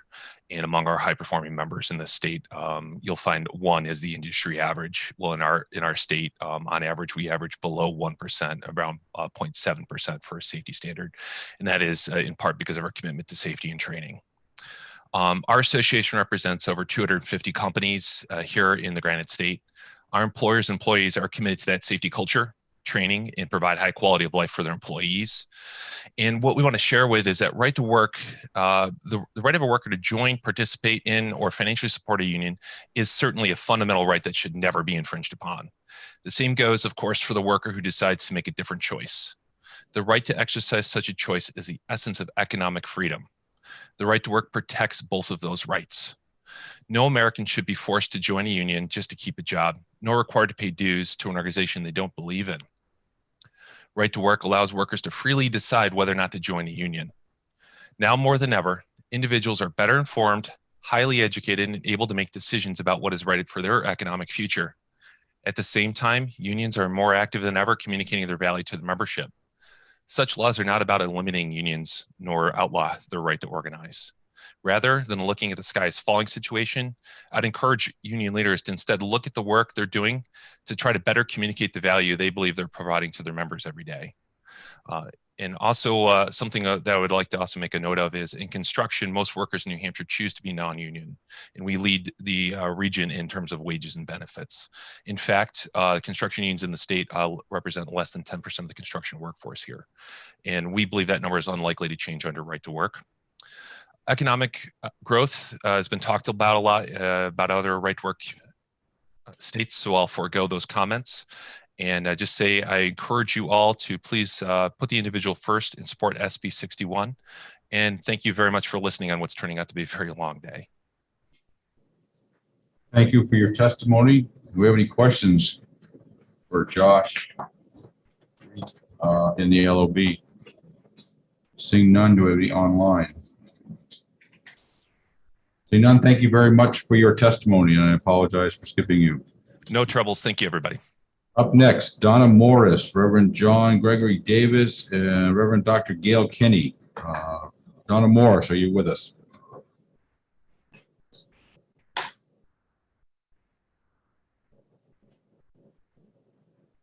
Donna Morris. I do not see Ms. Morris. She's a member of the Greater Salem Chamber of Commerce. If she comes back on, please let me know. Reverend John Gregory Davis.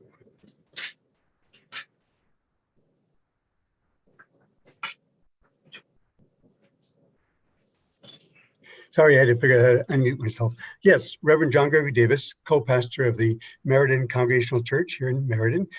And you have received already testimony from the New Hampshire Council of Churches in opposition to SB 61.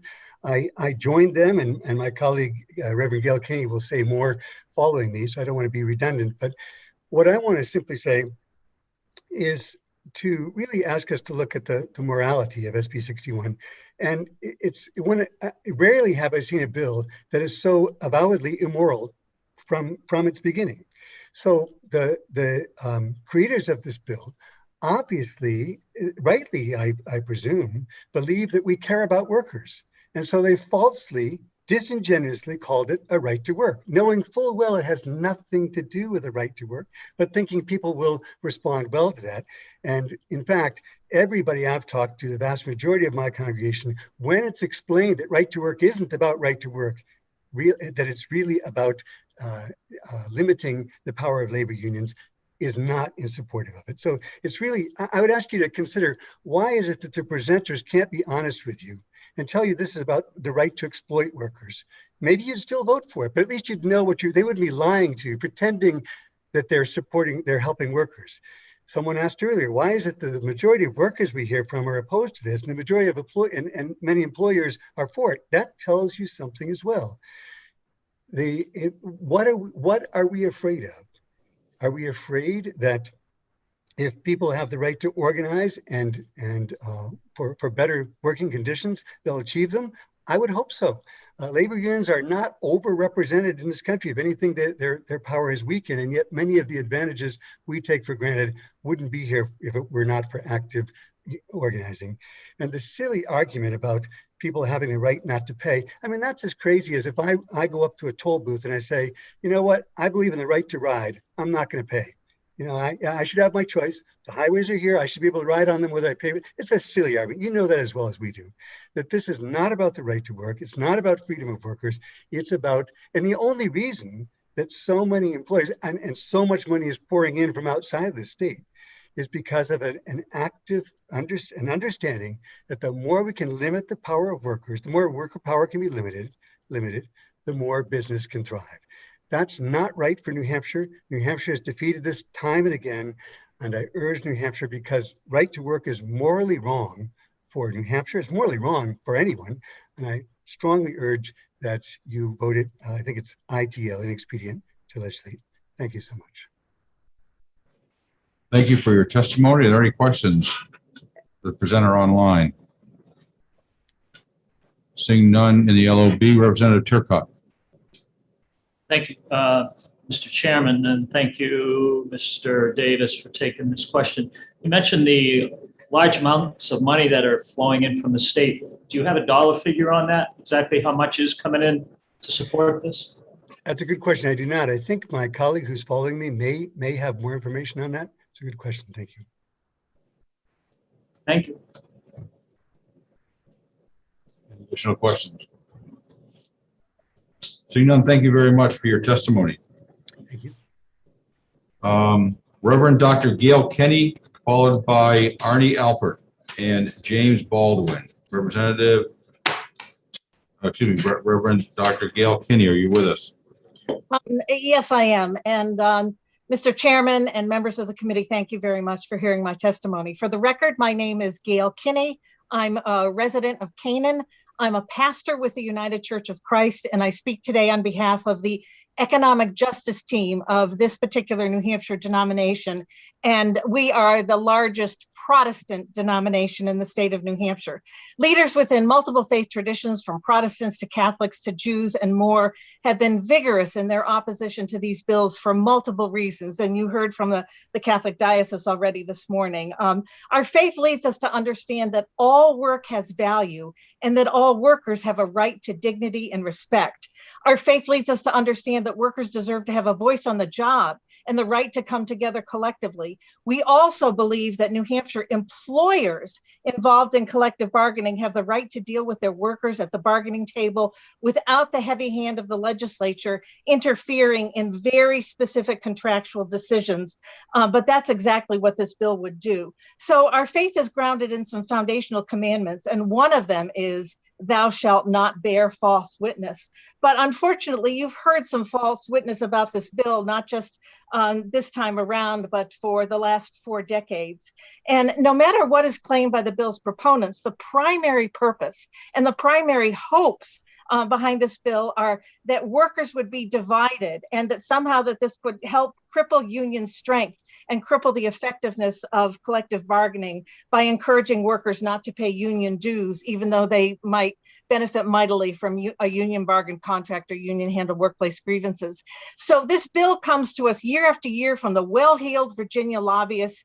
And we've heard, again, over the decades, wild claims about employers just waiting at New Hampshire's gates, so to speak, to set up shop in our state if such a law is passed. But no one has ever been able to legitimately identify a single business that has that intent, that's just, again, waiting at the gates.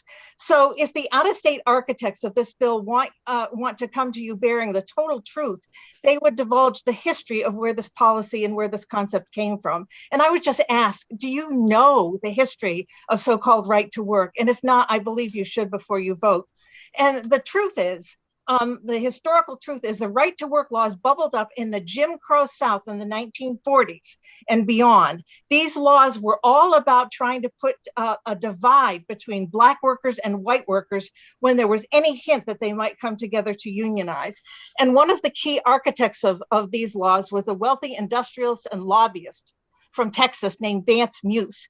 Academics have described his efforts as an anti-labor crusade. In a US Senate hearing, Mr. Muse once said proudly, "I'm a Southerner and I'm a white supremacist."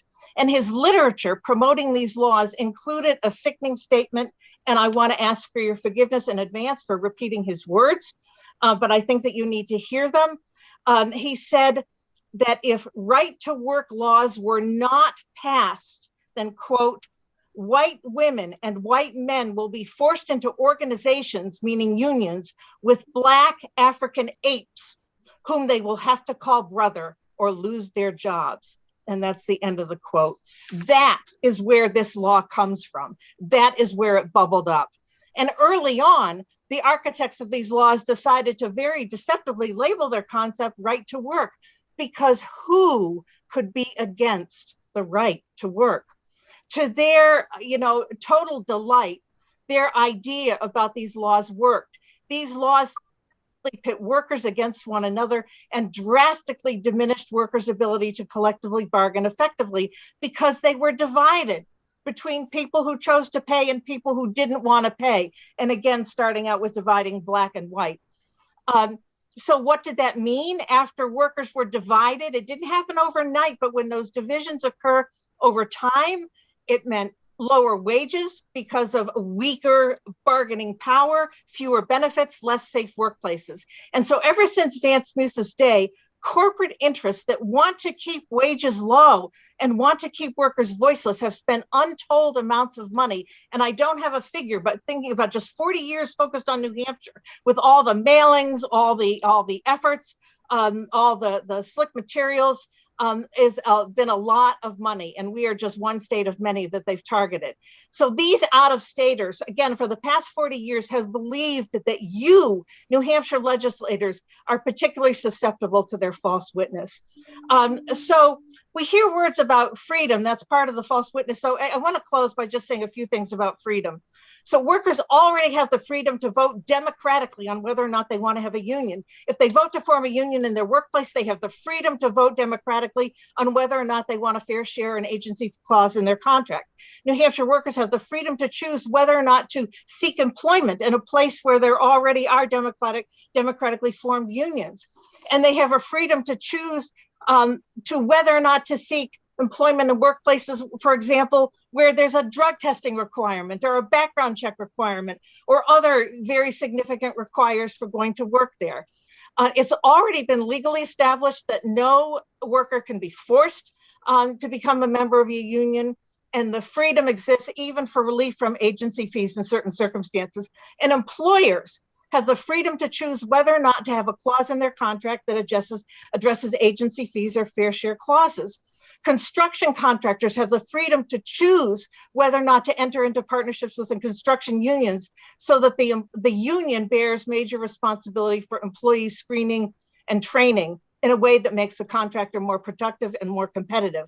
So if you prohibit these agreements, one question I have, and you should ask yourselves, how are you going to compensate the negatively affected contractors for what you're taking away from them? And I'd say no New Hampshire employers with unionized employees are running to you pleading, "Save me from myself. I'm incapable of making good decisions in collective bargaining." So I implore you, please do not be swayed or manipulated by false witness or from out-of-state spending. I pray that you take to heart where this bill comes from and what it's really all about, and that you vote inexpedient to legislate. And if the many truths that you hear today from so many witnesses don't affect you, then at least recognize that this bill has a real cost factor in terms of prosecutorial costs and investigative costs, and it lacks a fiscal note. So for that flaw alone, I would just suggest that you send this bill packing. And I thank you for your time. Thank you for your testimony. Are there any questions for the presenter online? Seeing none, are there any in the LOB? Seeing none, thank you very much for your testimony. Ladies and gentlemen, we have had 20 presenters and it has taken us 2 hours and 45 minutes. We are now past the group of lobbyists and lawmakers. We're moving into the list of individuals who are willing to speak. So please be succinct with, and we are going to start continue to enforce the limits. I was about to stop the most previous speaker. So Arnie Alpert, James Baldwin, James Burke Mashad, Shane Carpenter, and Alex Lloyd, in that order. Arnie Alpert, are you with us? Good afternoon, Mr. Chairman. My name is Arnie Alpert. I live in Canterbury, New Hampshire. I am retired and I'm really here for myself, but I have the opportunity today to present to you a statement from Mark Dixon, who is a professor and chair of the sociology department at Dartmouth College and is unable to be here today. So I'll read this into the record and then afterward I'll send you a copy. Professor Dixon is the author most recently of Heartland Blues, Labor Rights in the Industrial Midwest, published last year. And he says, I have been writing and teaching on labor issues for the last 15 years. My research on right to work provides an important historical perspective on Senate Bill 61. Right to work advocates sometimes present it as a job growth strategy or a means to protect the rights of individual employees. Historical evidence suggests otherwise. Right to work originated as a tool to curb new union organizing efforts and to destabilize existing unions. In the 1940s, as well as today, the financial support for right to work has come from those more interested in weakening unions than in job growth or considering how labor law might effectively balance the interests of employers, employees, and labor organizations. The first state campaigns for right to work were in 1944, when unemployment dipped below 2% nationally and average workers had real economic leverage. Anti-Roosevelt organizations at the fringe of American politics were the first to take up the issue. Following World War II, mainstream business associations such as the Chamber of Commerce and the National Association of Manufacturers increasingly pushed for state laws to slow down a growing union movement. Union membership had grown five-fold between 1935 and the end of the war. In my research, I find that states were more likely to adopt right-to-work laws during the 1940s and 1950s if they had active union organizing campaigns, particularly in the South, where organizing brought the potential of integration, and if employers themselves were organized and active in politics. In short, the emergence of right to work was about weakening a political adversary. There is little historical evidence to support right to work as a means of protecting the rights of individual employees and union members. I just want to repeat that line.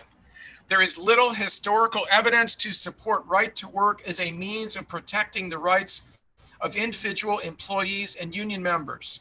For example, the Taft-Hartley Act of 1947 originally mandated that workplace elections be held in non-right-to-work states to determine whether to grant unions the ability to enter into a union shop agreement or to withdraw from union shop agreements negotiated before the act.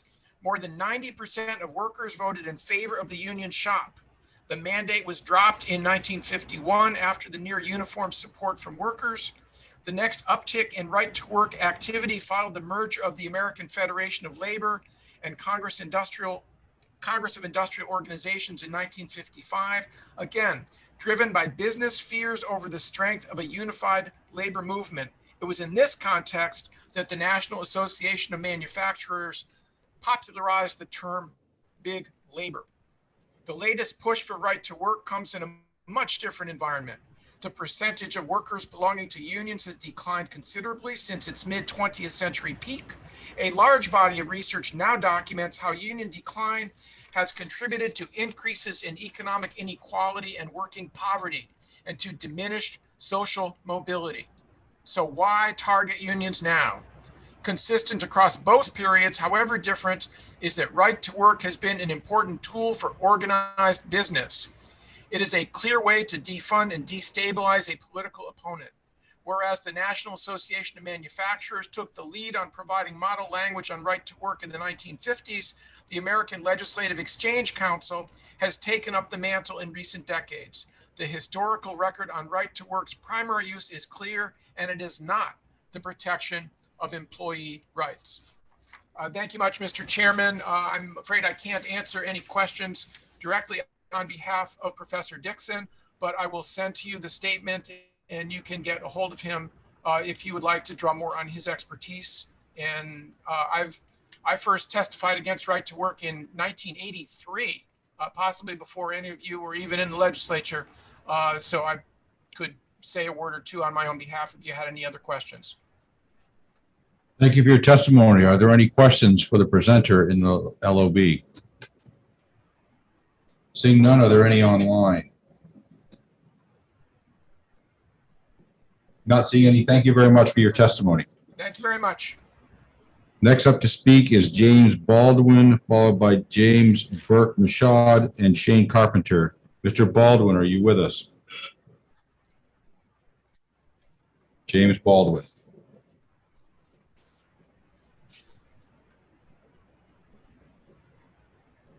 Christina, do you see him in the queue? Give me just a moment. I don't see the last name, but maybe.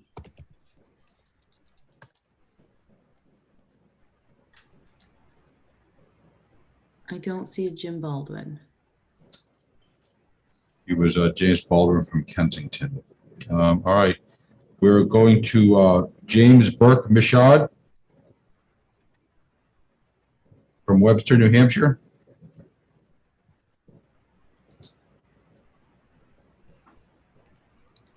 James Burke Mashad from Webster. Shane Carpenter from Portsmouth. Are you with us?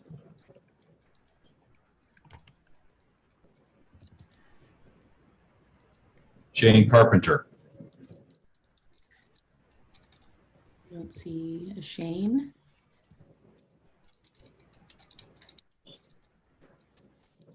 There's an Alex Lloyd from Milford who states they're staff, state agency staff.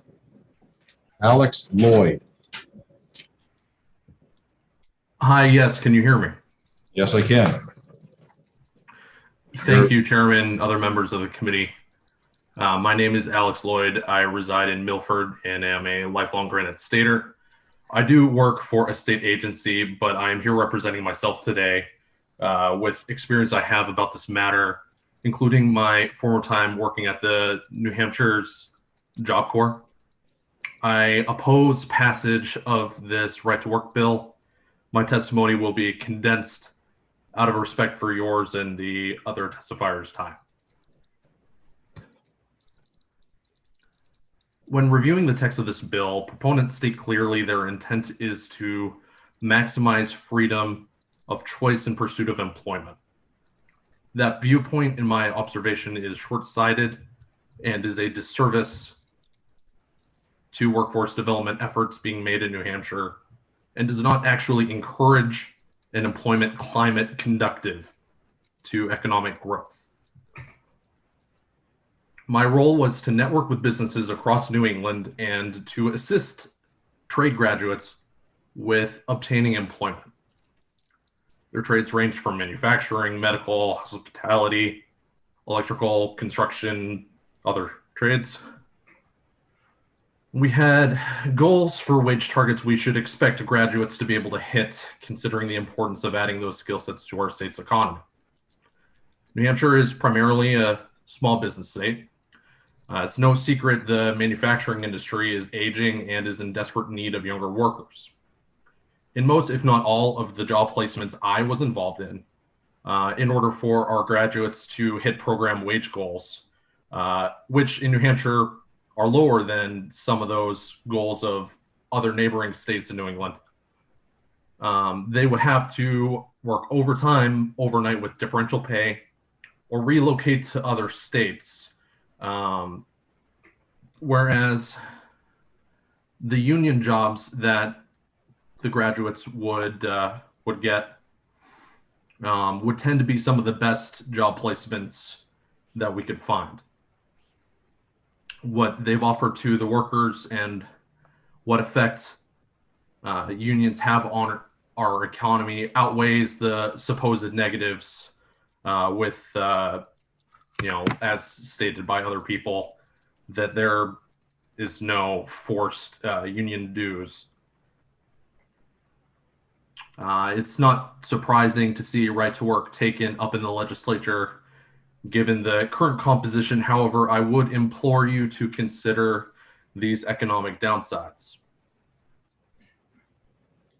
I'm available for any questions, but I can't guarantee I have information sufficient to answer them, as I'm no longer in that kind of a role this time, but I do appreciate you calling on me and hearing me out. Thank you for your testimony. Any questions here in the LOB for the presenter? Seeing none, any online? I don't see any. Thank you, Mr. Lloyd, for your testimony. Thank you. Take care, everyone. Next up is Mark Rocco, followed by Tyler Eaton, and then Brenda Falter. Brenda Falter. Do I have Mark Rocco?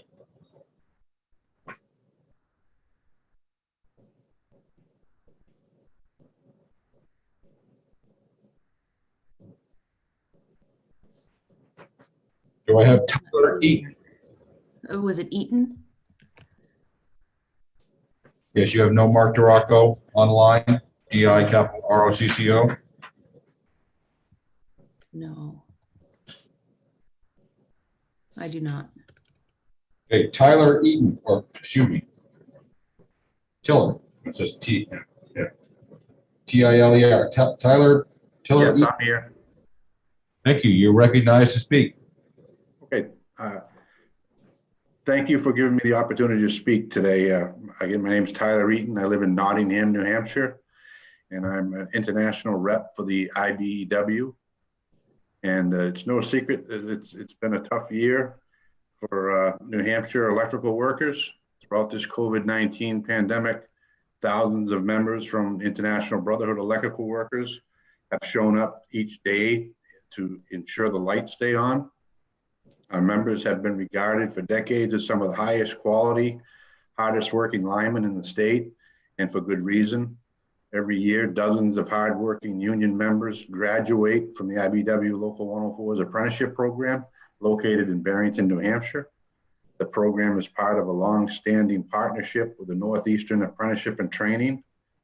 Once members, who also are paid during the duration of their apprenticeship, graduate, they are fully prepared and for a rewarding career as a journeyman lineman. Not only are they guaranteed jobs with one of the IBEW signatory contractors, they also have the opportunity to travel with their nationally recognized DOL certificate. Why am I telling you this? Because New Hampshire lawmakers are in the process of hearing a bill that would directly weaken this program and programs like it across the state. If SB 61 is passed, right to work bill would dramatically weaken private unions such as IBEW 104. We have worked for over a century at no cost to taxpayers to build relationship with contractors across New England who know when they hire workers from us, they are getting highly skilled, hardworking employees. I have other stuff, but you've heard all of it about the statistics. So I'd just like to say also as a line worker, our members perform work for several utilities that not only have property in New Hampshire, but also have property in other New England states. So when one of our contractors is awarded a contract, say from Eversource, that contract is for the entire property. And my concern is if a employee from New Hampshire decides to become a non-paying member, and then while working on a project in New Hampshire, what happens to that individual when the next project is in Massachusetts?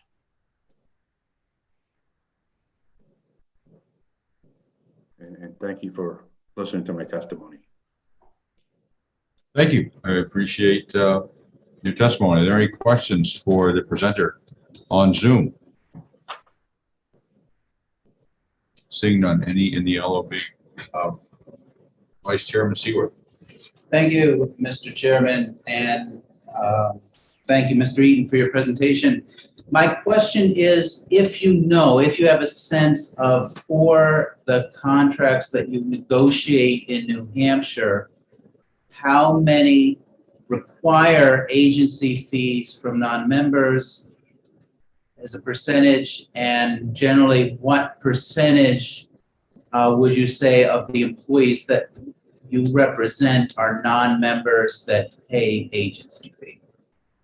Well, I would say that on the hiring hall part of Local 104 is 100% union membership by choice. I mean, nobody's requested paying agency fee or any of that. Again, my concern though is when we again work for, just say, ABC Electric, and again, the first project may be in Manchester, New Hampshire, and that project's completed for Eversource. You could be assigned to a job, say, in Hopkinton, Massachusetts. So if somebody's a non-fee paying or doesn't want to pay dues, I mean, the only alternative for them is to be let go when they move to the next project. And this happened in not only Eversource, National Grid, Liberty, they all have multiple state jurisdiction now. Thank you. Turcotte, did I see your hand raised? Yes, thank you, Mr. Chairman, and thank you, Mr. Eaton. You mentioned you currently have 100% union membership, voluntarily, no agency fees. If this current bill, Right to Work, were to go through, what do you believe the percentage of union membership would be following passage of Right to Work?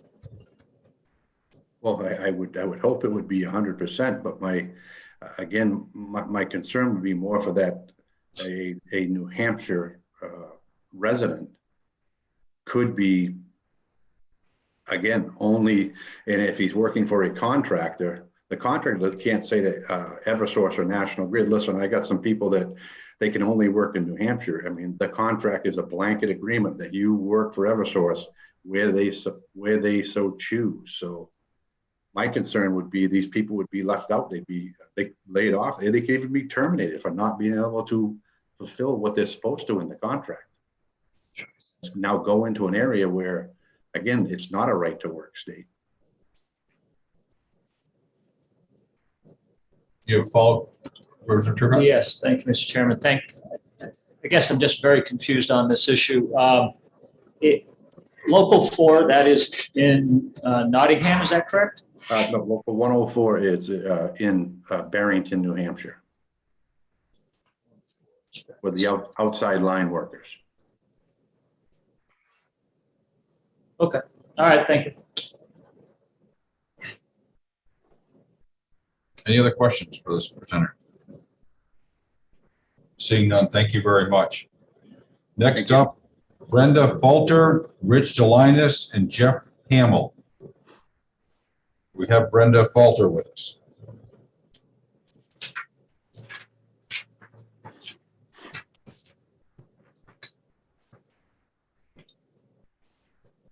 Brenda Falter.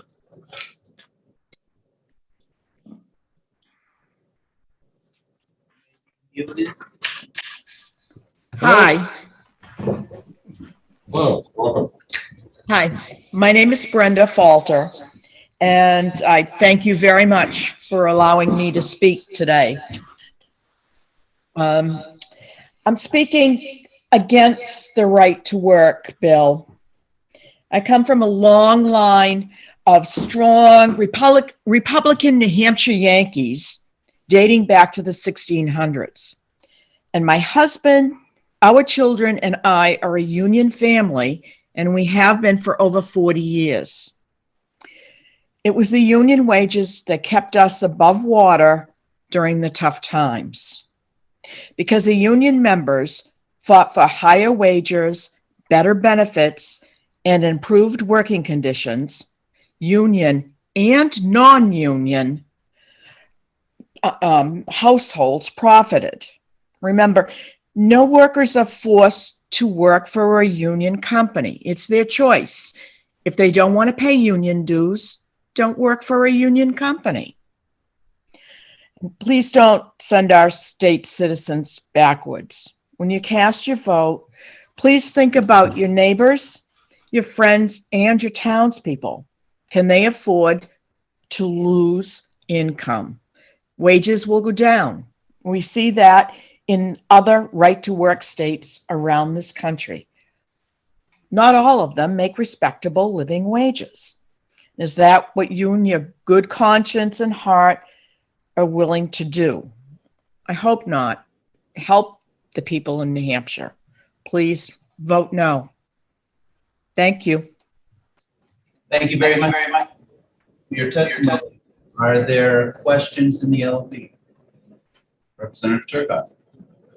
Thank you, Mr. Chairman, and thank you, Ms. Falter, for the question. I have just one really quick one. Was that your husband you shoved out of the way a few minutes ago? Yes, it was. And he's on the list to come back and talk to you, too. Okay, very good. Thank you. But I wrote my own speech. That wasn't him. Any other questions in the LB? Seeing none, any questions online? All right, thank you very much for your testimony, Ms. Falter. And as I see, Thomas Falter is also signed up to speak. I assume you're going to share the same connection, so I would recognize Thomas Falter next. Mr. Chairman, a question not related to the... And before you start, yes, what's the... do we intend on taking any kind of a break at some point, or? So I slid in here that because the chairman had planned to take his lunch break at 1, and I think that was his plan for today, rather than break the session for lunch, to leave that up to individuals to step out. All right, thanks. Yeah. Thank you. So again, Thomas Falter. Go ahead. And you're muted again. If you can unmute yourself, we can't hear you. How's that? Can you hear me? That's great. You know, we're not the greatest with electronics here. You know, I thought I was trying to be helpful, but I guess I wasn't. Now, you've heard from a lot of eloquent speakers today, and I'll probably not be the most elegant, but I have personal experience. And I'm a construction worker, have been for over 40 years, as Brenda told you. And, you know, I've never heard anybody on the job site say, you know, we need right to work. This would make our life so much better. Never once. I'm from over in Greenville, New Ipswich area, and there's a lot of construction workers there. We're not talking about right to work. You know, some of the things we are talking about, unfunded mandates, that's big controversy. I hope you'll do something about that as well. You know, schools, you know, those are the important things. This comes up every year, and it drains a lot of resources. So, you know, what's the real reason for this? You know, why do we have to listen to it every year? I mean, there's choices to be made, and the Reverend made a good point. You know, we have to pay our toll. Greenville is still a town meeting. We come in, we decide what we want. We make those choices, and we decide how much money it's going to take. And then we pay our taxes. And those who don't pay their taxes, guess what happens to them? I'm sure you know. So in my union, I pay for everything. Everything comes out of my pocket. I decided what kind of programs we're going to have. I decide. I get a vote on my insurance. I get a vote on my training. I have to do my own training. I don't get any holidays, no holidays at all. I don't get any vacation pay. All comes out of my money. Absolutely no seniority. I'm as good as my last paycheck.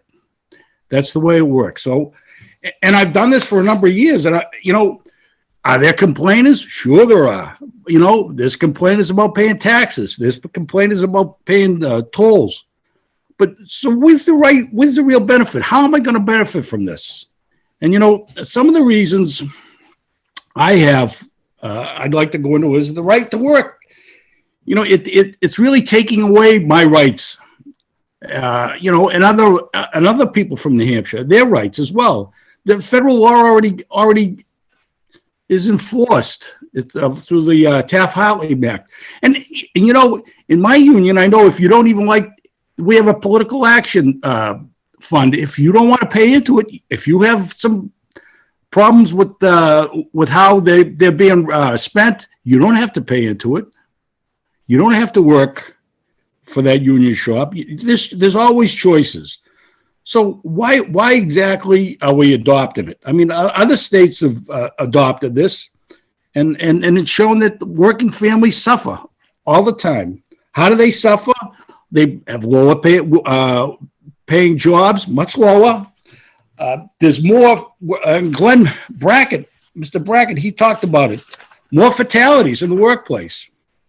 So you have to ask you, who's pushing this? I don't see any. I don't see any workers up here saying, "Give me right to work." I only see special interest groups, and they want to take away our civil and workplace rights from our families.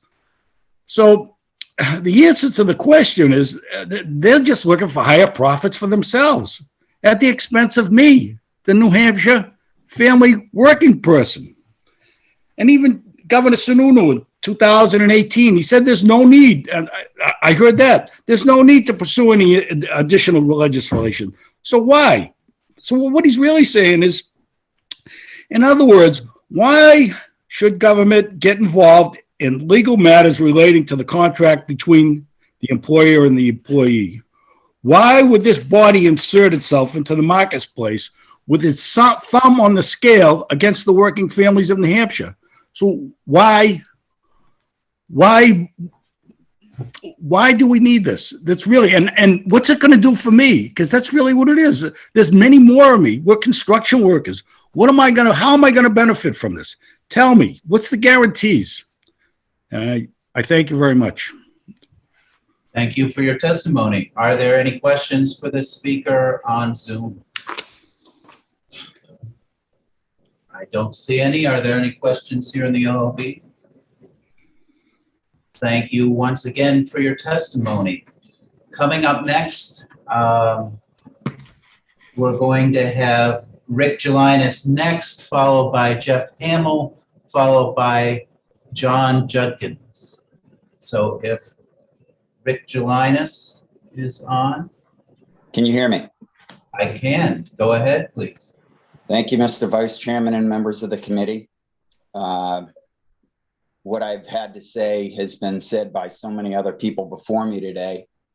You have my written testimony, so I'm just going to try to touch on a few brief things to, out of respect for your time and the committee and everybody else's time. What I'd like to start with is I want to say that I'm glad that Mr. Vermucci, in his testimony in support of the bill, mind you that I am opposed to the bill. In his testimony in support of the bill, he acknowledged that nobody can be forced to join a labor union.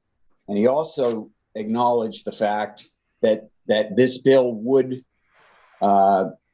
create the existence of free what he called free riders, or I would refer to as freeloaders, but I'm glad that he acknowledged that. The other thing I wanted to touch on is I believe Representative Turcotte had asked the question regarding money coming into the state to oppose this.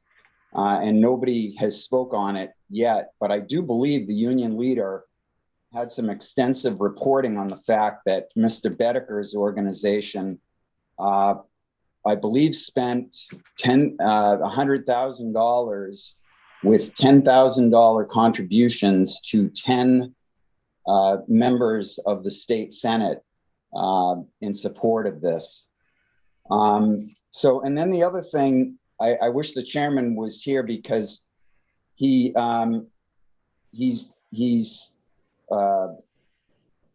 had a few questions regarding how right to work could affect us being a more unsafe workplace in the state of New Hampshire. And while I understand it's anecdotal, my daughter works for a well-known, nationally recognized retailer that they're publicly traded. She had to clean up some broken glass and she cut her hand. Not only did they not even offer her medical attention, they didn't take an accident report.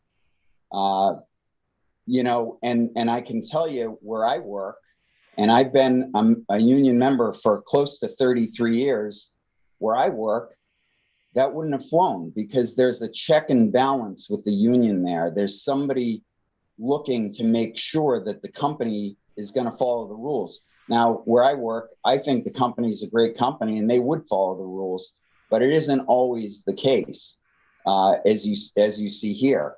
And so, there's that check to make sure, okay, this employee is going to fill out an accident report and, going to get the medical attention that they need. So those are a few of the things that I wanted to touch on that I've heard here this morning.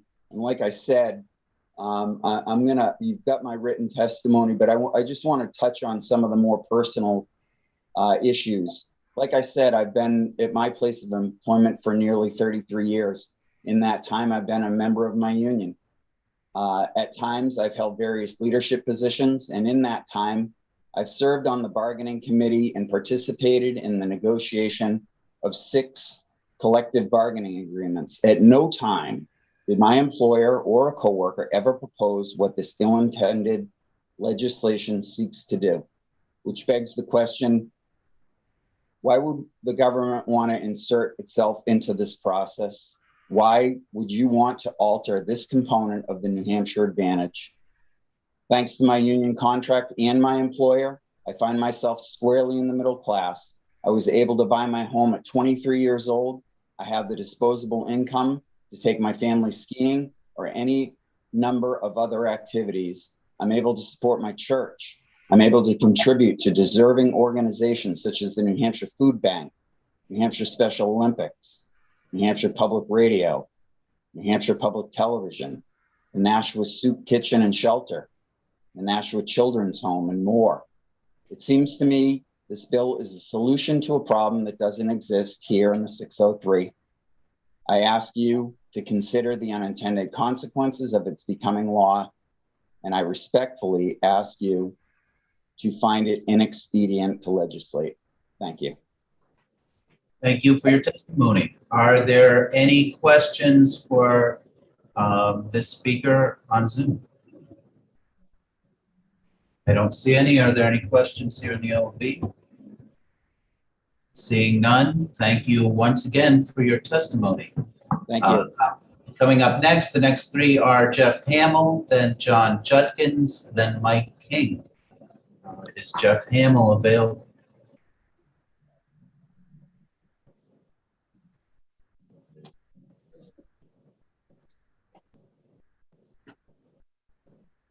I don't see him. If he is not available, we'll move on to John Judkins, Mike King, and Marco Lacasse. Is John Judkins on Zoom?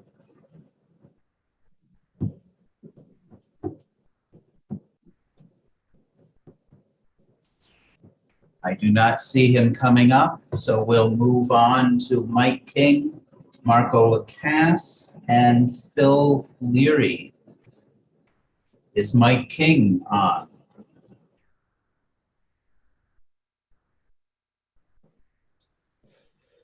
Mr. Vice Chair, Yes, Representative Cahill. Ms. Dwyer asked me to take over, and yet I don't seem to have the ability to promote people. Maybe we need to look at that. Let me see if I can get a hold of her and we can sort this out. Okay, are there people that I called that are on, but we can't promote them right now? I see Jeff Hamill. Okay, so Jeff Hamill is available, and we need to get some help promoting him. Right.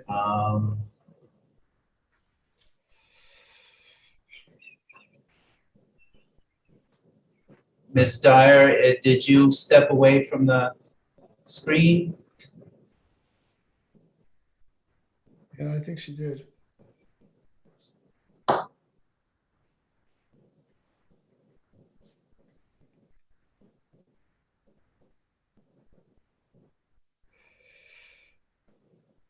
I'm sorry, I did step away for a moment. How can I help? I don't seem to be able to promote the people that are on the list. Am I in the wrong status myself? You may be. Let's do that. Okay, go right ahead. Let me see, Jeff Hamill. Yes, there we go. All right, thank you. Sorry, Mr. Hamill, for skipping over you. Please. It's Jeff Hamill here. Can you hear me now? Yes, yes, I can. Go ahead. Good afternoon. My name is Jeff Hamill. I'm a registered Republican voter from Kensington, New Hampshire. I'm also a proud union member of Local 12012-04 for the past 26 years. I'm here today to ask you to vote against SB 61. The right to work's misleading. It's all about union busting, and it's an attack on the middle class. The right to work is about increasing the power for corporations and reducing the power for union workers. Right to work states have lower wages, less healthcare coverage, and higher workplace fatality. Is this something we really want in the 603? Our hardworking union families of New Hampshire do not need unnecessary government interference in our employment decisions. Lastly, I would kindly ask if Mark Mix, the president of National Right to Work Committee out of Virginia, is on here, to please stop sending me mail asking for donations up to $500. Thank you for your time, and please vote no on SB 61. Thank you very much. Are there questions for this speaker in the OB? Seeing none, anyone online have a question? I don't see any hands, so thank you again for your testimony. Thank you. Next up will be John Judkins, followed by Mike King, followed by Marco Lacasse. Is Mr. Judkins on the Zoom call?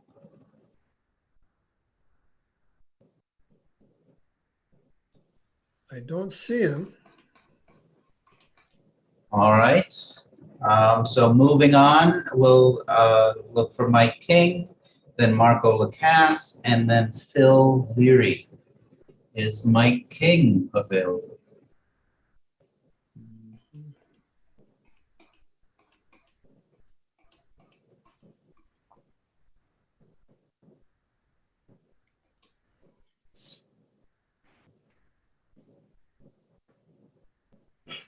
Not seeing Mr. King either. All right. Who's next? So we'll move on to Marco Lacasse, followed by Phil Leary, followed by Joe. We have Marco Lacasse. All right, and then third up is Joe Marazzi. So Mr. Lacasse, please. Can you hear me? Yes, I can. Thank you, committee members, for having us testify here today. My name is Marco Lacasse. I'm the business agent for IBW Local 490 here in Concord, New Hampshire. And I'm testifying to oppose SB 61. Defendants of right to work argue that it is about protecting the freedom of whether or not workers can join a union. Well, the truth is that always has been federally illegal to force anyone to join a union. The real freedom comes from the opportunities you get when you join a union. You get better wages, healthcare, benefits, and more. Because of what union members have provided for our state, we get to live free with the ability to stick up for ourselves on the job, free with knowing union dues, not taxes, are paying for apprenticeship programs and job training. And yes, free with the ability to choose whether or not to join a union.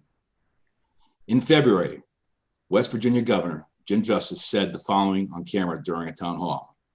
The bottom line is really simple. We went out and passed right to work. We got rid of prevailing wages.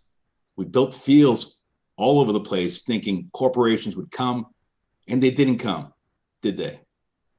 Right now, the same law that Governor Justice is referring to, right to work, is up for the House vote in New Hampshire. And here we have an elected official, Governor Justice, saying in plainest possible terms that we have known in New Hampshire for generations, that right to work is a law that provides neither rights nor work. New Hampshire state motto is live free or die. So let's stick by our motto, and I ask you to reject Senate Bill 61. Thank you. Thank you very much. Are there questions for the speaker in the OLB? I don't see any. Anybody on Zoom have a question? Seeing none, once again, thank you very much for your testimony. We'll be moving on. If he's available, Phil Leary, followed by Joe Marazzi, followed by Chuck McGee. Is Mr. Leary available?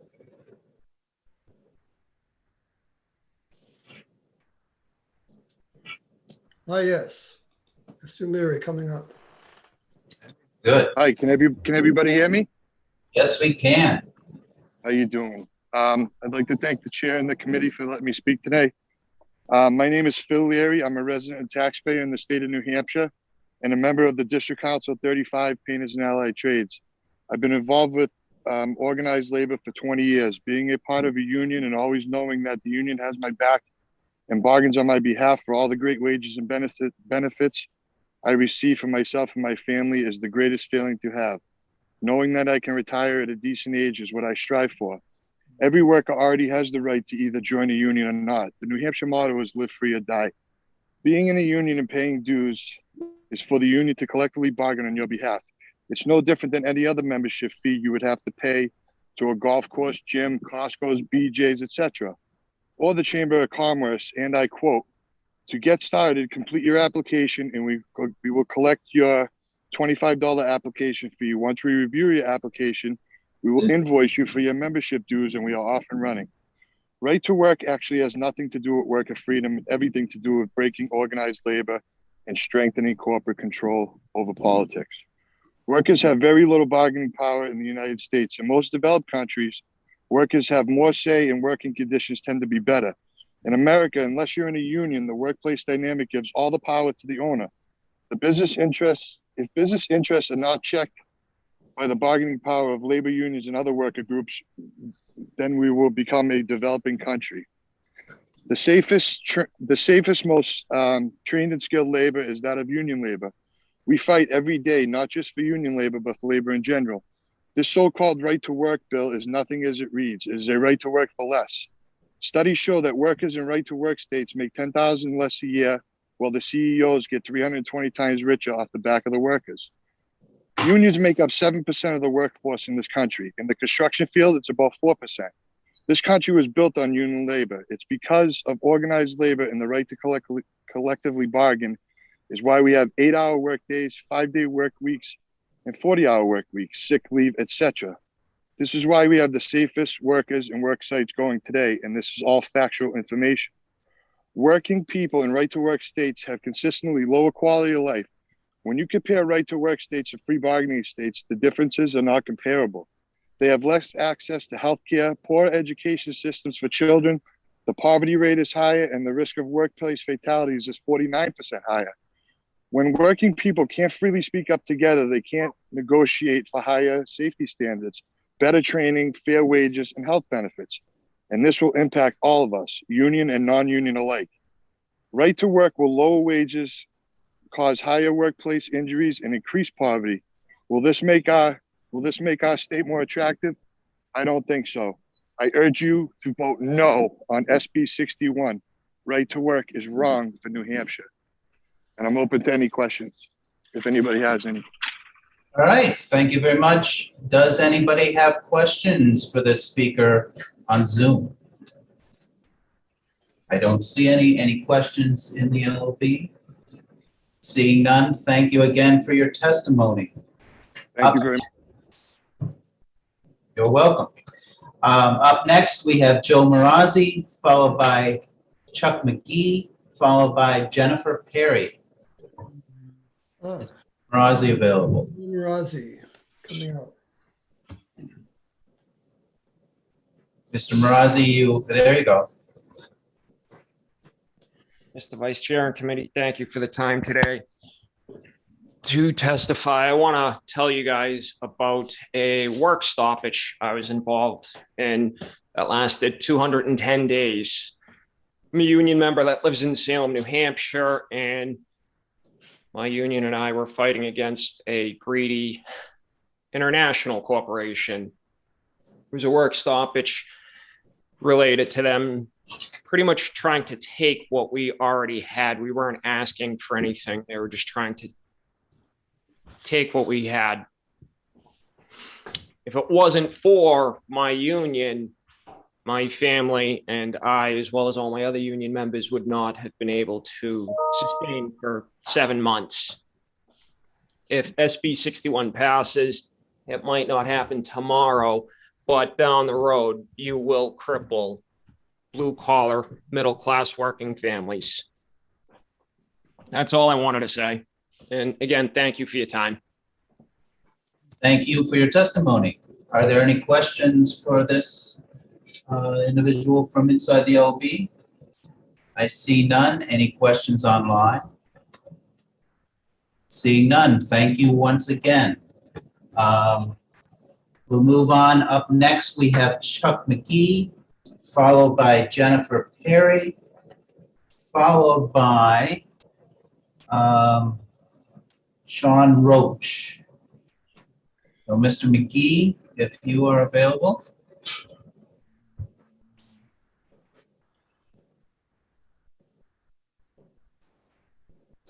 I don't see him unless it's a phone number.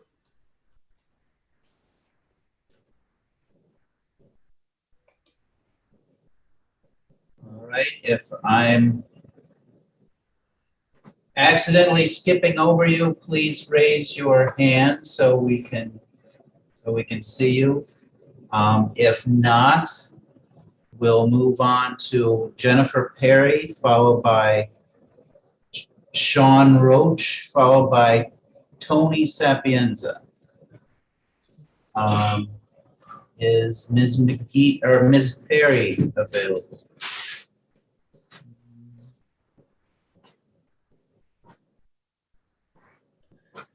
Not seeing that name either. All right, if Ms. Perry is not available, we'll move on to Sean Roach, followed by Tony Sapienza, followed by David Spicciuli. Is Mr. Roach online?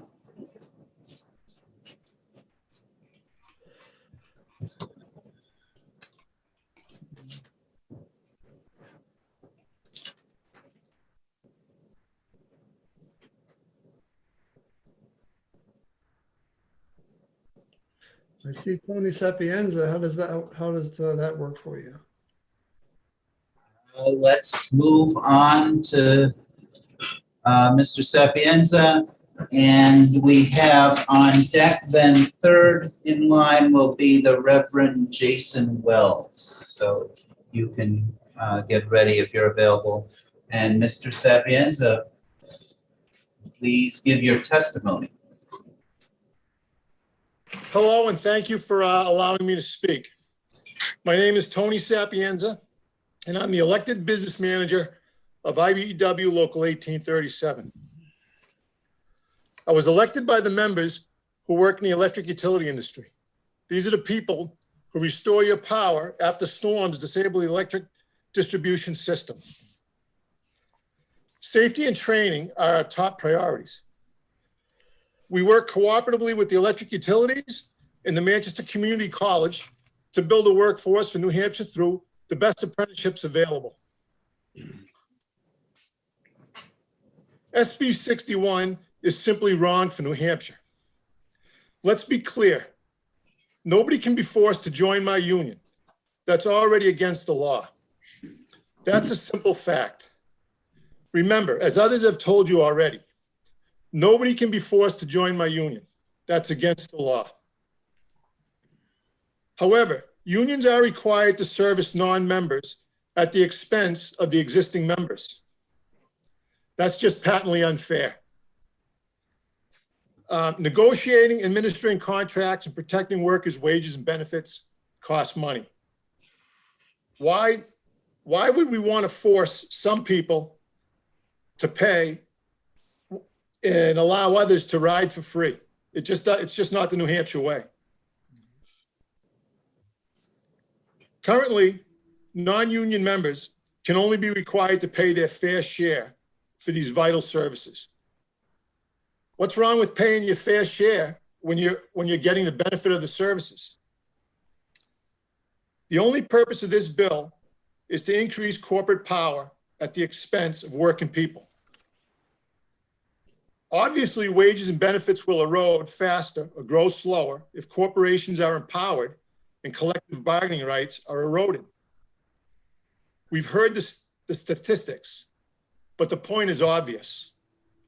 Corporate power wants to reduce the unions, and that will hurt working families and hurt working people across the state. I ask you to reject SB 61, as New Hampshire has done in a bipartisan way every time it's come up over the last 40 plus years. For 40 years, we've been working bipartisan to defeat this bad legislation. Please continue to do that. Thank you for your time. Thank you for your testimony. Are there any questions for this speaker in the OB? Seeing none, anyone online have a question for the speaker? I don't see any hands, so thank you once again for your testimony. We'll move on if David Spicciulli is available.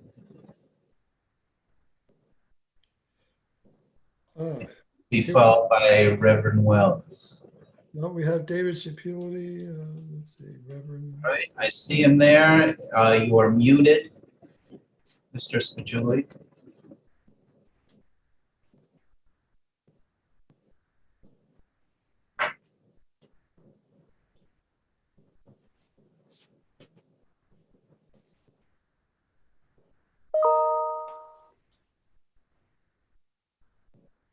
Mr. Spicciulli, you are still muted. If you can take yourself off mute, hopefully we can hear you.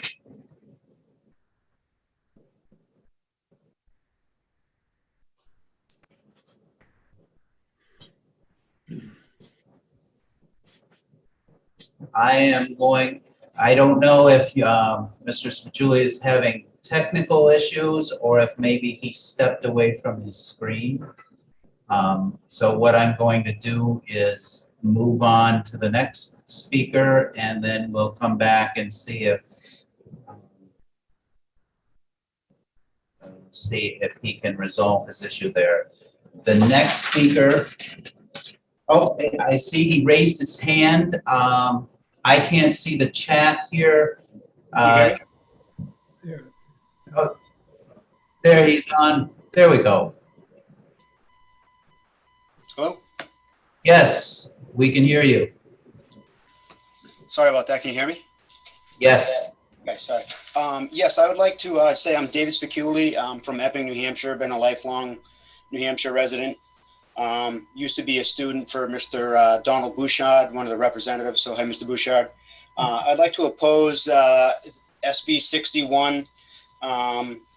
We had this back in 1945 in the state of New Hampshire, and it was repealed in 1947. I just don't think it's good for New Hampshire working families. As you guys know, there are a number of people who have signed up in opposition to this that far outweigh the people who are in favor for it. And, you know, as representatives, you know, I represent with another local in New Hampshire, nearly 1,000 New Hampshire union members and families. And, you know, we're the voice of what we're supposed to be for our halls. And, you know, as representatives, we're voices, you guys are voices for the people of New Hampshire. I just don't think it's good for New Hampshire.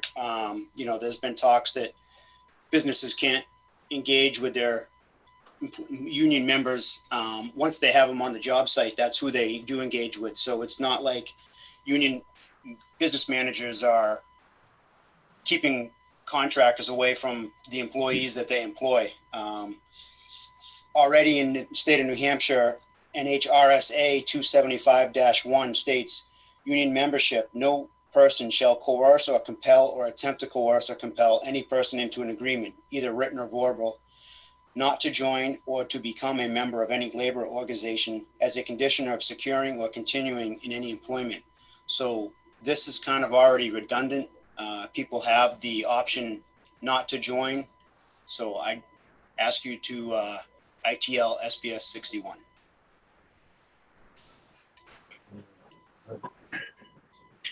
Thank you for your testimony. Are there any questions online? Seeing none, any here in the LOB? Seeing none, thank you very much. Next up is Reverend Jason Wells, followed by Mark Atarian. Is the Reverend Wells with us? I don't see him unless it's a phone number, which because I wouldn't know.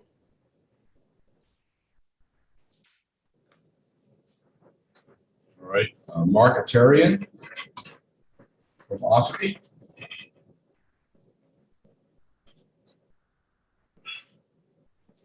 Andrew Beamer from Concord. Mr. Beamer wrote to say that he did not want to testify. Daniel Bogdan from Merrimack.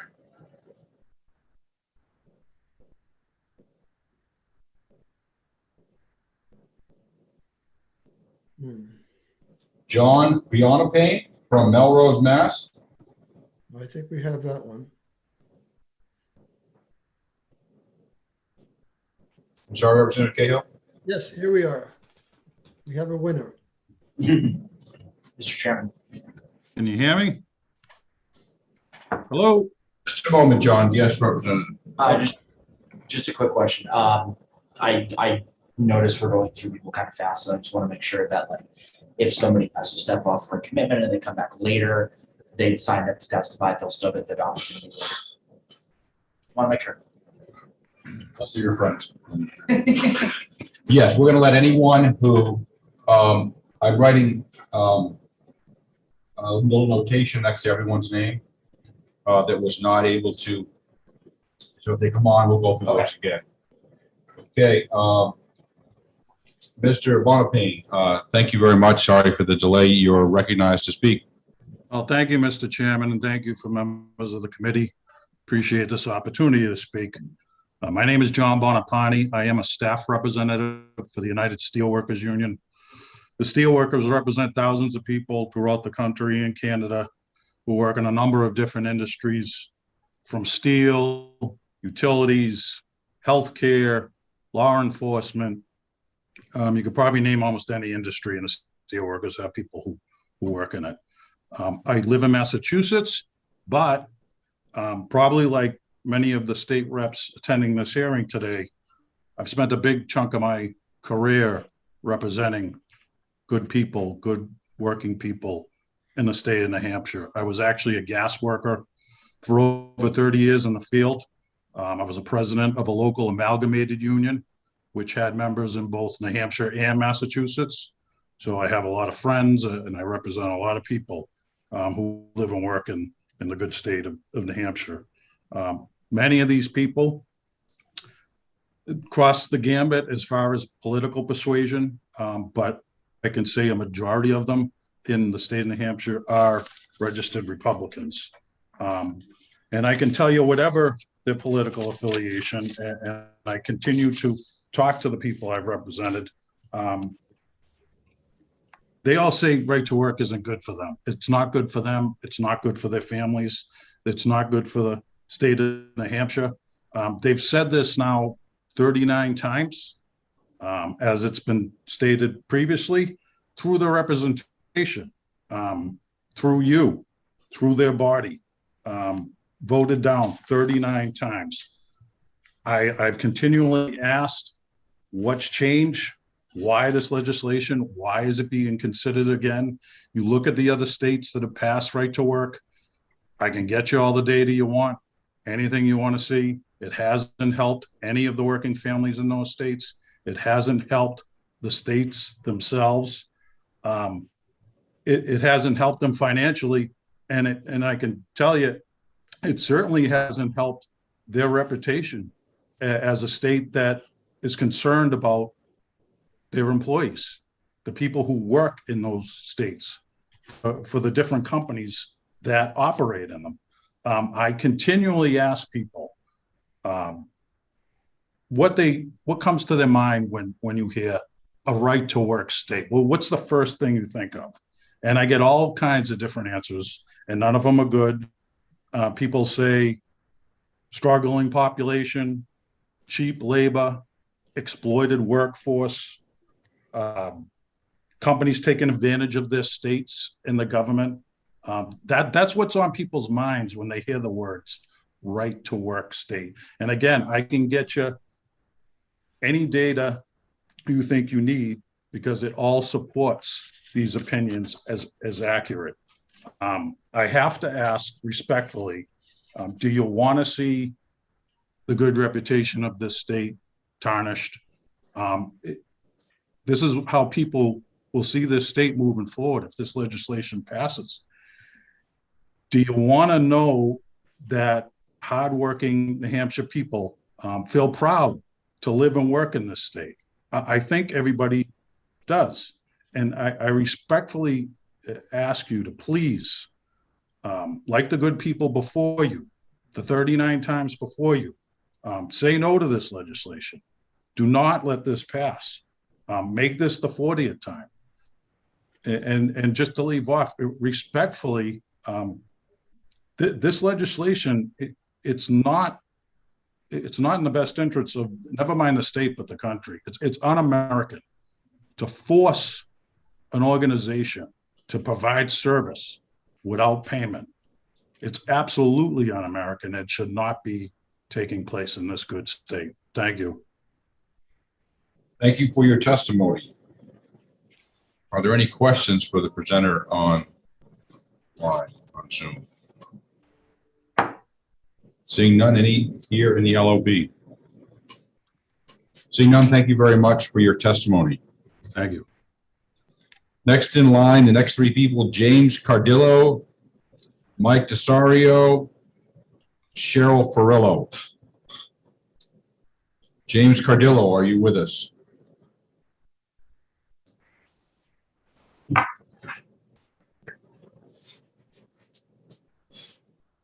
Mike Desario from Plastow, are you with us? Bringing up James Cardillo, just a moment, please. Yep, James Cardillo. Mr. Cardillo, you're here on the Labor Committee. We can hear you. Please, feel free to testify. Good afternoon, and thank you for allowing me to speak. My name is Jim Cardillo, and I live in Londonderry, and I oppose this bill. It seems the majority of states who have been right to work the longest are failing. They have the highest poverty rates in the country. And looking at the states that have been right to work the longest made more sense to me than looking at the most recent. I live in Londonderry. I have 2 kids. We love the town and the schools. I work in New Hampshire now, but there were years that I couldn't. I had to work in Massachusetts. It's not that I couldn't get a job in New Hampshire. I could. I just couldn't make the same money and I couldn't get benefits. The companies that I did work for in New Hampshire that did offer benefits, I was paid too low to actually take advantage of them.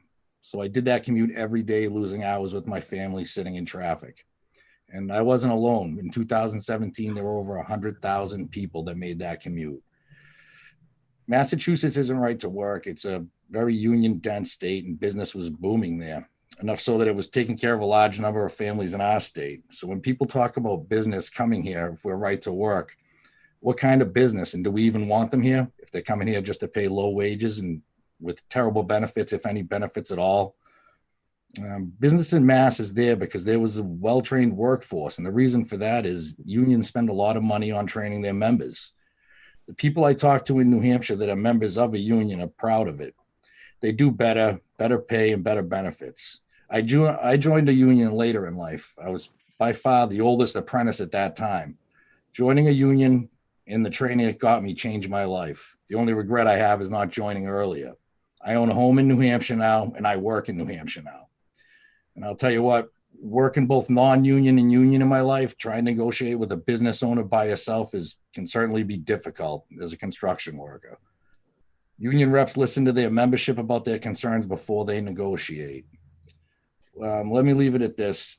Today, we have heard from people representing business owners and out-of-state interest in favor of this bill. And all your constituents that you represent seem to be against it. So please do the right thing and kill this bill. Thank you. Are there any questions for Mr. Cardillo on Zoom? Seeing none, any here in the LOB? Seeing none, thank you very much for your testimony. Next up is Mike Desario, followed by Cheryl Ferrillo. Is Mike with us?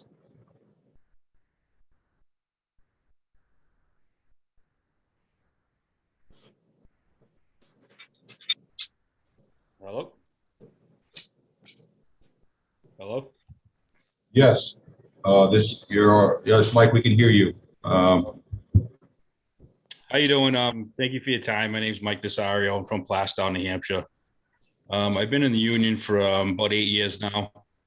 And to me, right to work is disrespectful to myself, my family, and my union brother and sisters. This bill is blatant union busting. I have tremendous pride in paying my dues and having my union's protection. And I'm not from a union family, but I'm trying to build one with my wife. And I won't be able to if right to work passes. So I reject right to work and hope everyone else will also. Thank you for your time. Any questions online for Mr. Desario? Any in the LOB? I have one. This is Representative Will Infantine. You just said that you won't be able to do so of a union family with your wife if this passes. Could you explain why you feel that way? Because I feel with right to work, there won't be a union. If I can't pay my dues, then there is no union. Understood. Thank you very much for your answer. Are there any other questions? Seeing none, thank you very much, Mr. Desario. Next up is Cheryl Ferrillo, followed by Patrick Graham and Blaine Hanson. Cheryl Ferrillo.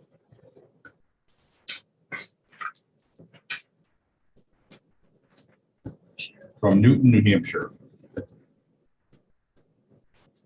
Cheryl, followed by Patrick Graham, followed by Blaine Hanson, followed by Ken Hoyt.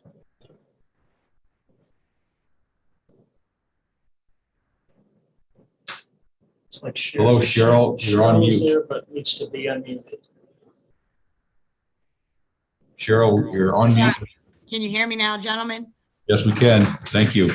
Good afternoon, Chairman and members of the Service Committee. My name is Cheryl Ferrillo. I am here today in opposition to SB 61, I've lived in Newton, New Hampshire for 14 years. I'm a proud member of UFCW Local 1440. Cheryl, we can't hear you. Cheryl? Cheryl, we can see your face, but we can't hear you. Know what I Cheryl? need to say better. Through the years of contract negotiations, my union has fought for higher wages, healthcare, and day-to-day safety on the job. Collectively, we come together to ensure that the workers have the resources that we need to survive and thrive. We are a family at Local 1445 and look out for each other. No year has been tougher than the last year of the pandemic. When others were told to stay home, we were told to show up at work.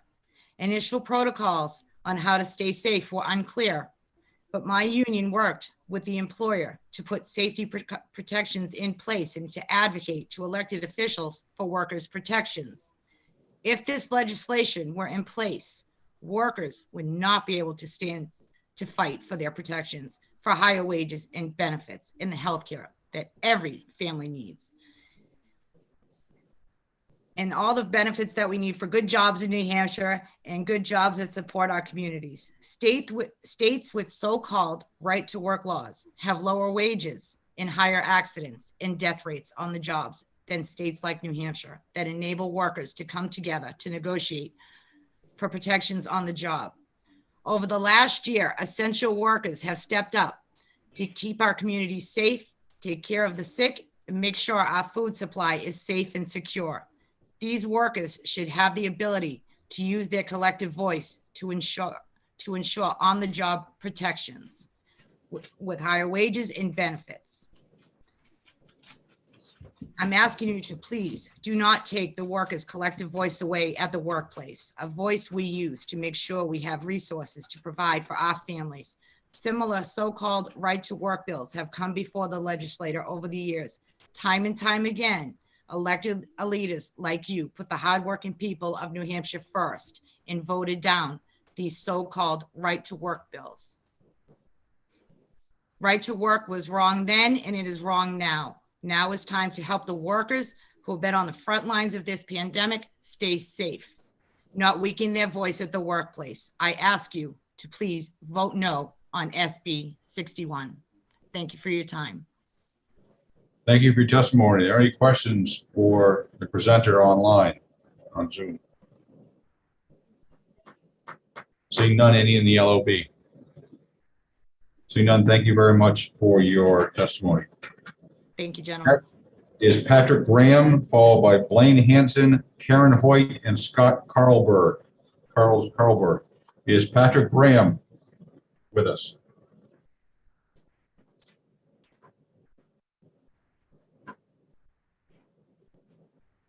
Patrick Graham.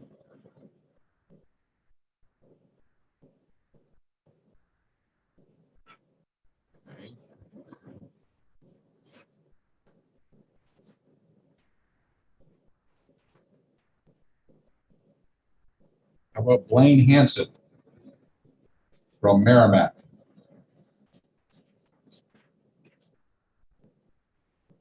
Mr. Chairman? Yes, sir. We can hear you. All right, this is Blaine Hanson. I am a member of Local 352 Carpenters out of Manchester, New Hampshire. I am a resident of Merrimack, New Hampshire. I'm here to voice my opinion in opposition to this legislation.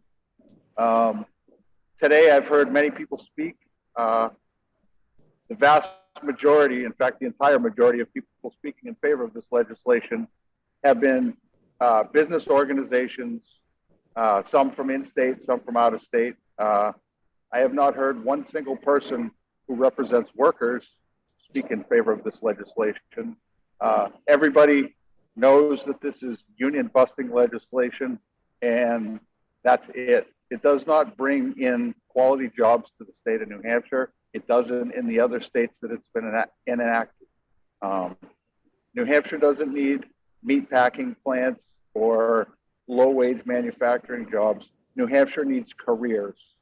I drive to work every morning down Route 3 or Route 93 and across 128 into Massachusetts, and I see a veritable who's who of the Fortune 500, the NASDAQ, the S&P, all those companies are in Massachusetts, which some of you folks in Concord tell us is overtaxed and overregulated, yet all these businesses go there. My question to you folks is, why would you pass a piece of regressive legislation that's going to make working conditions in New Hampshire even worse? You folks should be spending your time trying to figure out why those companies do not come to the state of New Hampshire. We supposedly have the New Hampshire advantage. We continually top out polls for quality of life and best places to live, yet all these businesses locate a mere 50 miles south of us. And as the gentleman stated earlier, you've got 100,000 people who get up every single morning and drive into Massachusetts, which is the total antithesis of a right to work state. So you gentlemen and ladies in the legislature have some things you need to figure out and figure out why these companies don't locate in New Hampshire. We have an educated workforce, which is actually shrinking because our young people are leaving the state in search of higher wages and better benefits. The cost of living in New Hampshire is outstripping the wages in New Hampshire. So we're going to continue to lose our smartest and youngest people to other states.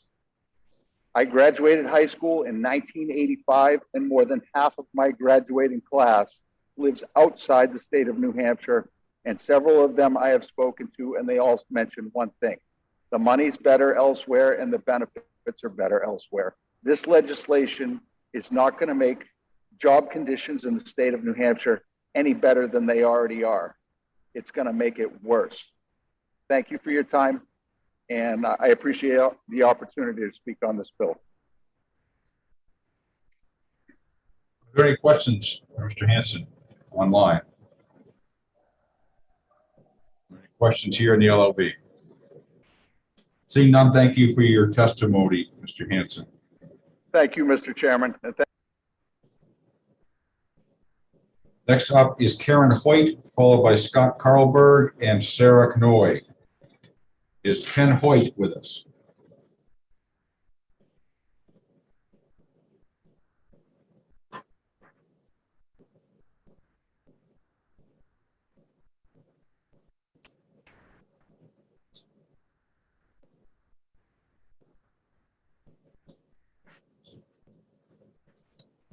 If not Ken Hoyt, Scott Carlberg.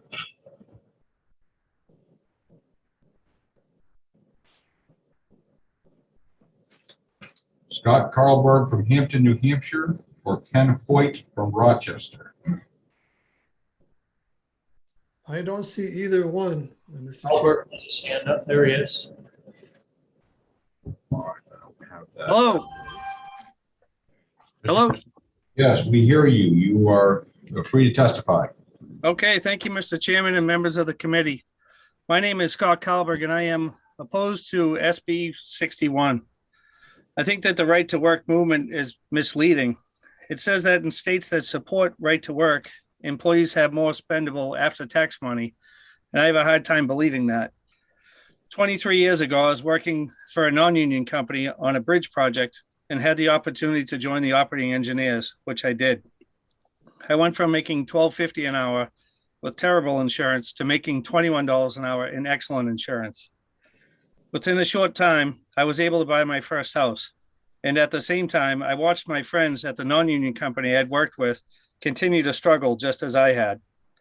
We all had small families to support, and over time, they had some success at their jobs. All of them got raises and did a little better, some better than others and some not as much. I, on the other hand, had benefited from a collective bargaining agreement where we received what amounts to a regular cost of living wage and decent working conditions. In short, I was doing much better than my friends. What I had that they didn't was someone who interceded on my behalf that was adept at negotiating. I likened it to buying a car. If you can negotiate well, you do better for yourself. And if you aren't a good negotiator, you do poorly. Most people aren't adept at negotiating, so there are varied results.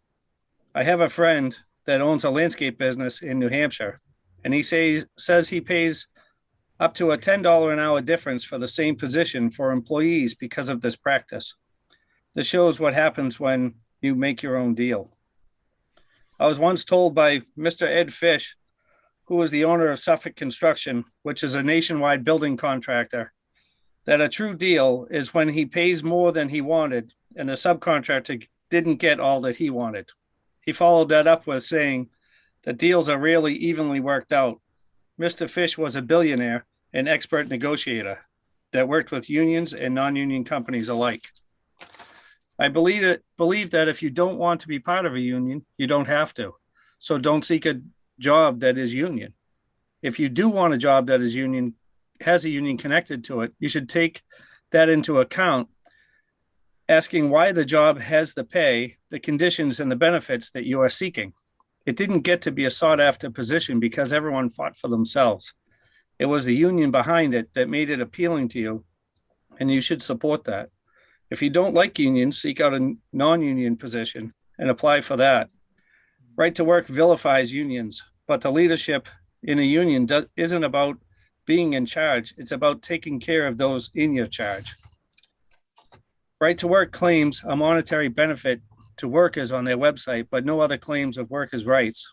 All workers, union and non-union, should thank a union for these things: Family Medical Leave Act, unemployment insurance, 40-hour work week, paid vacation, paid overtime, sick leave, minimum wage, sexual harassment laws, whistleblower protection laws, employer health care, workplace safety standards, which would be OSHA, wrongful termination laws, workman's comp, Veterans Employment and Training Services, military leave, Americans with Disabilities Act, among a list of others.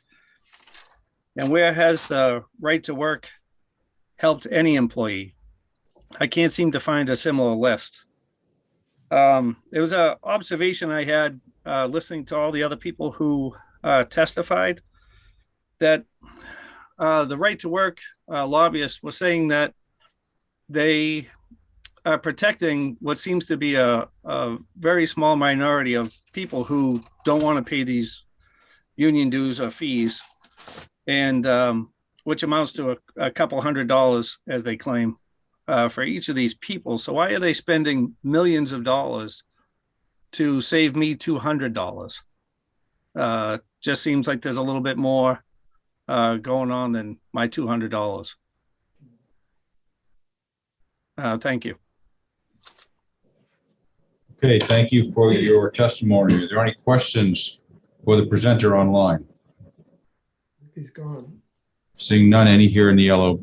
Representative Turcott. Thank you, Mr. Chairman. Thank you, Mr. Carlberg, for taking the question. You mentioned at the beginning of your testimony that you went from $12.50 an hour to $21.50 an hour by joining the union, which I think is awesome. I'm a 36-year union member. Many people don't know that. Do you have any idea why your friends remained at $12.50 an hour when they had the opportunity to go to $21.50 an hour?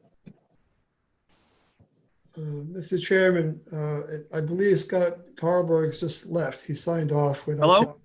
Oh, there he is. Hello? Yeah, we hear you. Yeah, it had to reconnect. I don't know what happened. Well, not everybody had the same position I did. I was doing a typical, one day I was a carpenter, one day I was the equipment operator. My whole history is as an equipment operator. So not everybody had the same qualifications, but a few years later, there was a job that was actually on the other side of the bridge, and 2 or 3 of my friends actually went to different unions for the same reason I went to my union. They had that opportunity. A follow-up? Yeah. Okay. But you mentioned that meant you were able to buy the house, you were able to do a lot of stuff, and yet the other individuals, your friends, didn't have that same result. That was the guys that stayed doing that job for the next 3 or 4 years. When they were there, they didn't have that opportunity When they did go to the pile drivers union and the carpenters union, they very quickly were able to accomplish what I did in the same time period. Sorry if that wasn't clear. All set, Representative? Thank you. Question for you, not for him. Okay, that is, we have no more questions for you. Thank you very much. Thank you. Fella named Mark Atarian got skipped. Or had his hand raised. Didn't know if you saw that. He gets skipped. He didn't answer. He was now informed by Christina. That's what I do on here. Christina and I talk. Christina has informed me that he is there. He has his hand up, so we will call Mark Atarian. Mark Atarian from West Ossipee, New Hampshire. Hi, can you hear me? You can. Well, thank you, Mr. Chairman. I was in the shop working, so I didn't hear my name called, so I apologize for that. No worries. And I want to thank the members of the committee also. My name is Mark Atarian. I'm a proud citizen of the state of New Hampshire and a member of the United Brotherhood of Carpenters, Local 349. I'm also the coordinator and lead instructor for our Manchester Training Center. I'm coming before the committee today in opposition of Senate Bill 61. Week after week, myself and other instructors train men and women in the proper skills they need to be successful in the construction industry. As always, our focus is on safety and production. I want our apprentices and journey persons to go home safely and in one piece. And I never, nor I hope never, does anyone on the committee have to make that life-changing phone call. We've seen the studies in states where right-to-work law exists. These states have a 54% higher rate of job site fatalities, and that's according to the BLS. I just want to say that again. Right-to-work, where right-to-work laws exist, there's a 54% higher rate of job site fatalities. As far as I'm concerned, one fatality is too many. So what's behind this increase in workplace fatalities? As the Economic Policy Institute notes, right-to-work laws are designed to hurt unions and lower wages. Unions give workers a voice in the workplace, allowing them to speak up about hazards on the job without fear of retaliation. When right-to-work laws weaken this system of checks and balances, workers may no longer feel comfortable about speaking up about safety. The Carpenters Union is focused on workplace safety and training. When we're not able to provide training through apprenticeship, workplace safety suffers. Michigan State University did a study, and it says for every 5% that union increases, states can expect a 1% decrease in deaths on the job. The Carpenters Union prides itself on safety, and so do I. The companies we work for know when they need a safe, dependable, and quality workforce, they call the Carpenters Union. I'd like to thank the committee for this opportunity to speak on this matter and hope you'll join me in saying Senate Bill 61 is wrong for New Hampshire. Thank you. Thank you, Mr. Atarian. Do you have any questions for the presenter on Zoom? Seeing none, any in the LOB? None. Thank you very much for your testimony. Thank you. The next up is Sarah Canoy, followed by Richard Lawton and Mike Lynch. Sarah Canoy.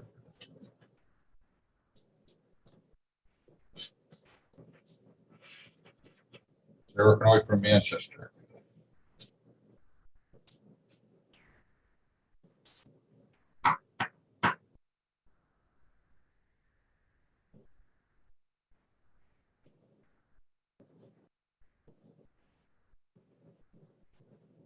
Richard Lawton. We do have Sarah Canoy on the line. She just needs to unmute. Thank you.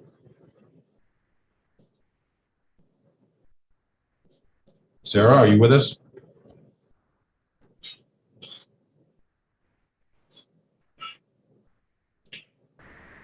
Sarah, we cannot hear you.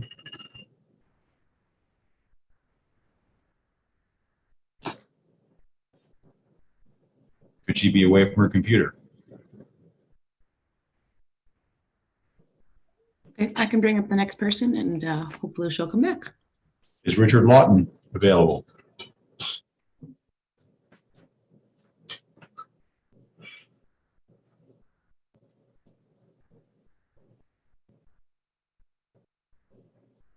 Richard Lawton. There we go. Can you hear me now? Yes, we can. Thank you. Thank you very much for taking my testimony. Let me introduce myself. My name is Richard Lawton. I'm from Durham, New Hampshire. I'm here to speak against Senate Bill 61. For those who are listening, I would like to say ditto to Mr. Falter, who spoke earlier. I thought he had the best testimony of the day. But let me continue on. I'm presently a business agent, Teamsters Local 633. So I'm a union official. I'm not a union boss. I don't know where that terminology comes from. I run for election every 3 years. I don't know many bosses out there that have to run for election every 3 years. So we get elected every 3 years at Teamsters Local 633. We represent 5,000 members here in the state of New Hampshire. New Hampshire voters, New Hampshire taxpayers, people who live here every day and work here every day. I was born in Dover, went with Douglas Hospital, went to Dover schools, got married at St. Mary's Church. So we are the voters here in New Hampshire who are speaking to our representatives. My wife's a small business owner who just suffered through COVID in Dover.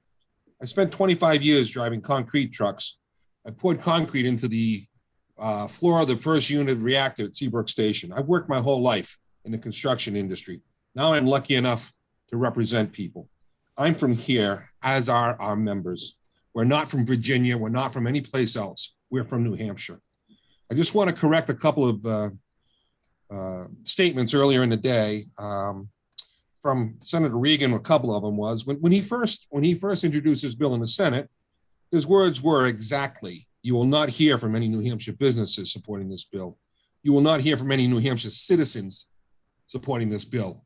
And that rings true today. I don't hear any New Hampshire citizens who are voters who put people in office who are asking you, boy, could you please fix all these wrongs here in New Hampshire with the working system? I can't wait to go to Louisiana or Mississippi or Arkansas because they're right to work states and they've got such great wages and benefits. Of course their wages have come up. They're at the bottom of the barrel. There's nothing broken here in New Hampshire.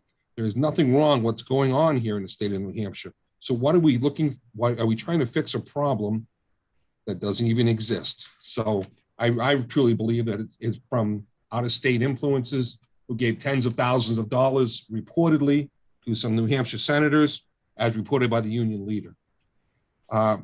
Senator Regan this morning also said, and I quote him again, dues going to pay politicians. It's against the law for dues to pay politicians. It's against the law. We have political action funds, which people have spoken about today, not dues. Please research this. Only a couple more points because everything else has been covered. We have to represent people whether they pay dues or not. Go to the National Labor Relations Board website.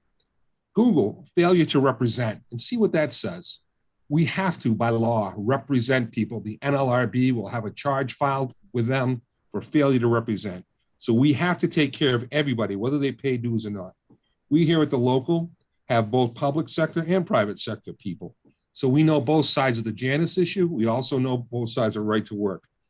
When the last election came through, we realized this bill was going to come up again, like it does every 2 years, to fix a problem that does not exist.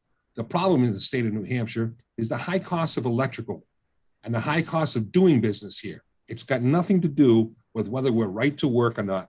Our employers can't find members now, can't find employees as it is. So I won't continue on, but I just want to reiterate, if it's not broke, what are we trying to fix? The right to work states consistently come out at the bottom of the barrel. Why would we ever want to be anything like that? So with that, I'd be glad to answer any questions I can, but thank you very much for taking my questions and my testimony, I should say, and I'll stand ready for any questions. Thank you, Mr. Lawton. Any questions for the presenter online? Seeing none, any here in the LOB? Seeing none, thank you, Mr. Lawton, for your testimony. Is Sarah Canoy with us? No, they don't want to ask any questions, did they? Sarah Canoy? Mike Lynch?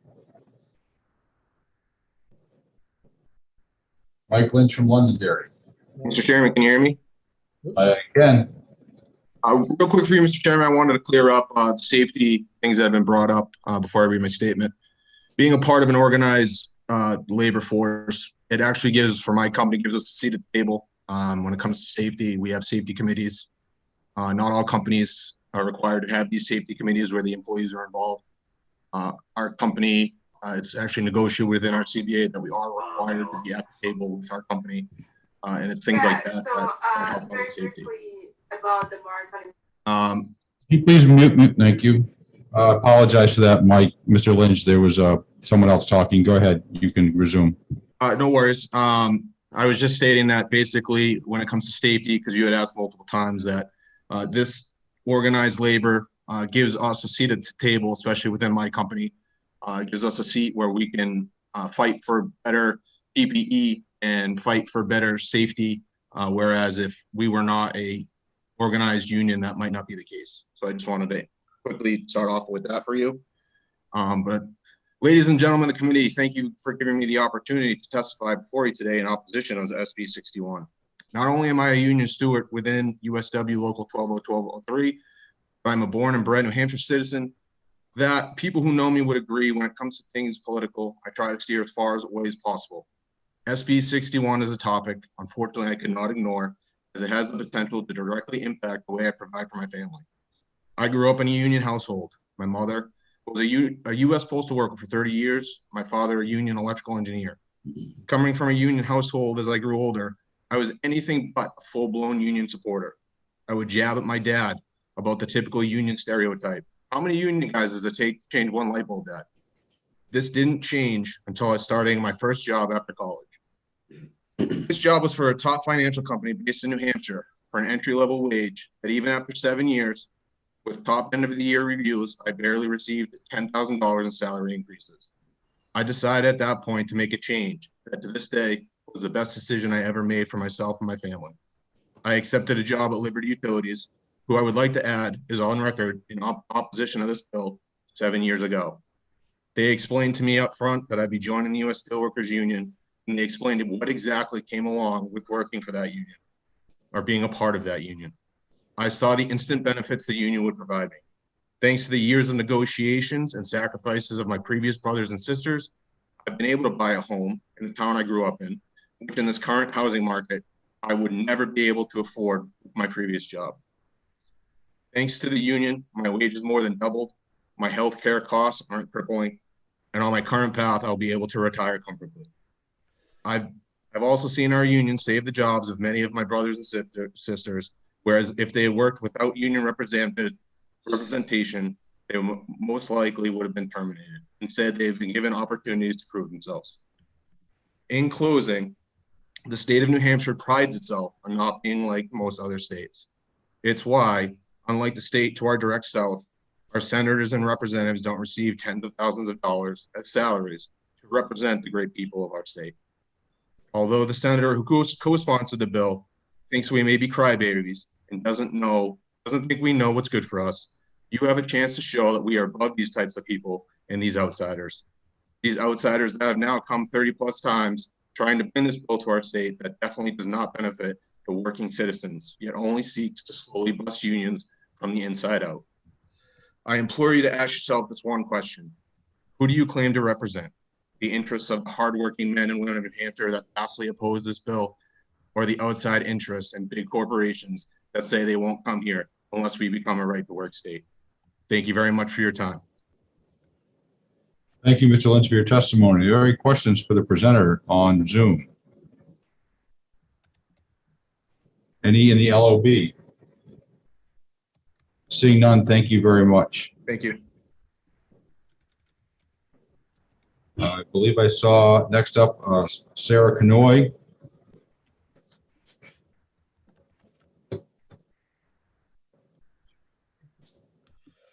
Yes, I'm here. Thank you. Welcome to the Labor Committee. Thank you. Thank you for the opportunity to testify, and thank you for calling me again. I'm sorry I missed it the first time. My name's Sarah Jane Canoy. I'm testifying today as a private citizen. I am a resident of Manchester. I've lived in New Hampshire for 14 years.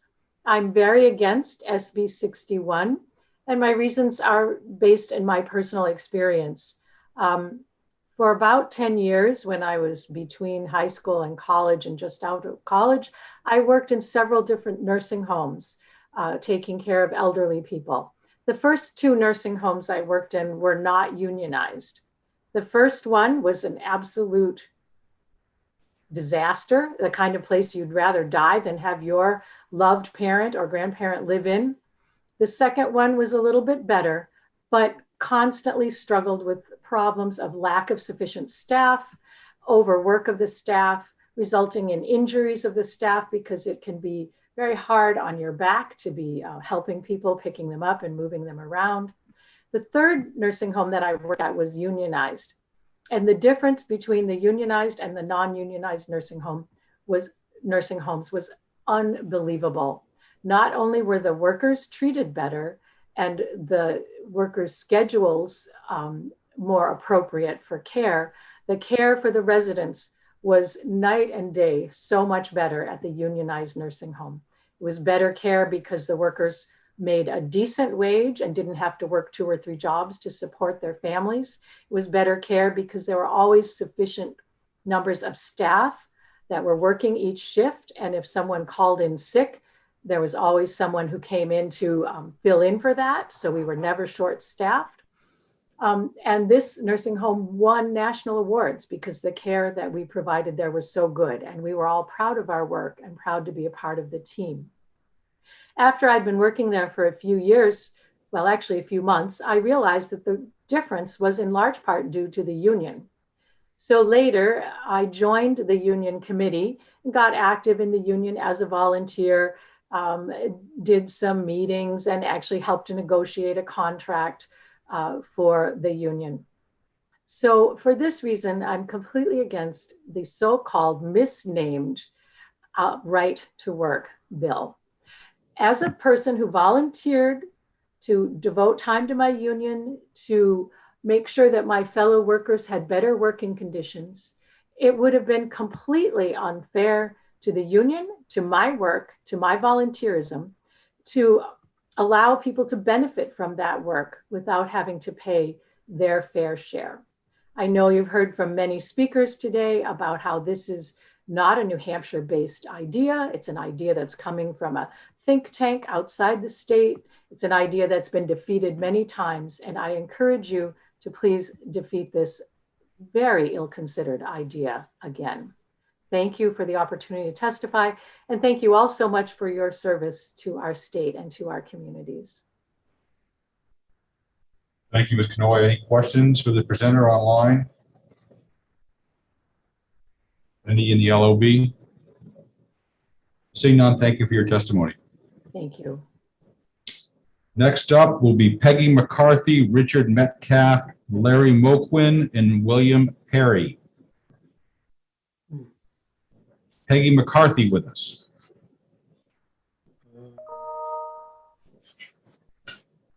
Peggy McCarthy, Richard Metcalf, Larry Moquin, William Perry. Hi, I'm Peggy. I'm here. Hello, Peggy. Welcome to the Labor Committee. Thank you. Good afternoon, Mr. Chairman and members of the committee. My name is Peggy McCarthy. I am a former member of New Hampshire House. I am a telecommunications professional. I am vice president of IBEW Local 2320 in Manchester. And like over a third of the 20,000 plus union workers in the Granite State, I'm a Republican. I grew up in a union household. I'm the oldest of the 5 Murphy kids. And when I was 14, my 37-year-old father underwent one of the first heart transplants in Massachusetts. Unfortunately, he passed away a month later. The surgery was considered experimental at the time, and insurance didn't cover much of it. His union, IBEW 2222 in Boston, held fundraisers for him and later for us to help with expenses. At his funeral, there was a procession of telephone vehicles all around the cemetery, and the line at his wake was out the door of Doherty's funeral home and around the block. I will never forget it. When I started with the company myself and began attending union meetings, my dad's former coworkers would love to tell me about how smart he was and what a great technician he was. And I loved to hear them because I felt like I got to know him as an adult through their stories. I know you're thinking, cool story, Peg, what's your point? My point is this: our union is more than our job and our paycheck. It's our family. My story is real and it's emotional, but what it is not is rare. Union membership is often multi-generational. We grow up in a union household and then raise our children in one. So I hope that helps illustrate why, when this issue is pushed time and time again, when colorful mailers featuring smiling models who look like they think Ohm's law is a yoga practice arrive in the mail, and when the public talking point is freedom, but behind the scenes, it's break the back of organized labor. When union members are denigrated simultaneously as both thugs and crybabies, it gets our attention and not in a good way. This is a highly emotional issue, and voting is a highly emotional action. It's insulting and infuriating when our elected leaders simply refuse to listen to us. They try to tell us we don't understand the issue. It's for our own good. As though we are, instead of essential service professionals and tradespeople, we're children who need to be protected from ourselves. I've been in the room. I've heard the real story. I understand the true intent of this legislation perfectly, and so do my 20,000 voting brothers and sisters. It's disheartening when our representatives side with out-of-state lobbyists over their own constituents and neighbors. The suits are going to get on a plane the minute the vote is taken, but the folks wearing Carhartt will still be here, keeping you warm and safe, plugged in and connected. We will always do our jobs. We're simply asking you to please do yours by representing us and our wishes. It's really that simple. Thank you very much for your time. Thank you for your testimony. Are there any questions for the presenter and the online? Seeing none, any in the LOB. Representative Turcotte, you're recognized for a question. Thank you, Mr. Chairman, and thank you, Ms. McCarthy. Just one quick question. If right to work were to pass in this state, would you resign your union membership and stop paying dues? Of course I wouldn't, because we provide wonderful service to our membership. Thank you. Any further questions? Thank you for your testimony. I appreciate that. Richard Metcalf has let Christina know that he is unable to testify. So up next is Larry Moquin, followed by William Perry and George Pratt. We'll answer the question that's asked. Larry Moquin, William Perry, and then George Pratt. I see Larry Moquin's Can you on. hear me? Yes, we can hear you. Well, thank you for letting me speak. I'm going to use my time to submit testimony for David and Nicole Garza, who couldn't be here, who live in Raymond and are business owners. They submitted it, but wanted it on the record.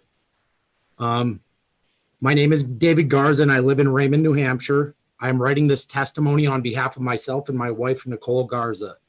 Since 2015, we have owned and operated Lupe's 55 Cantina located at the beach in Hampton.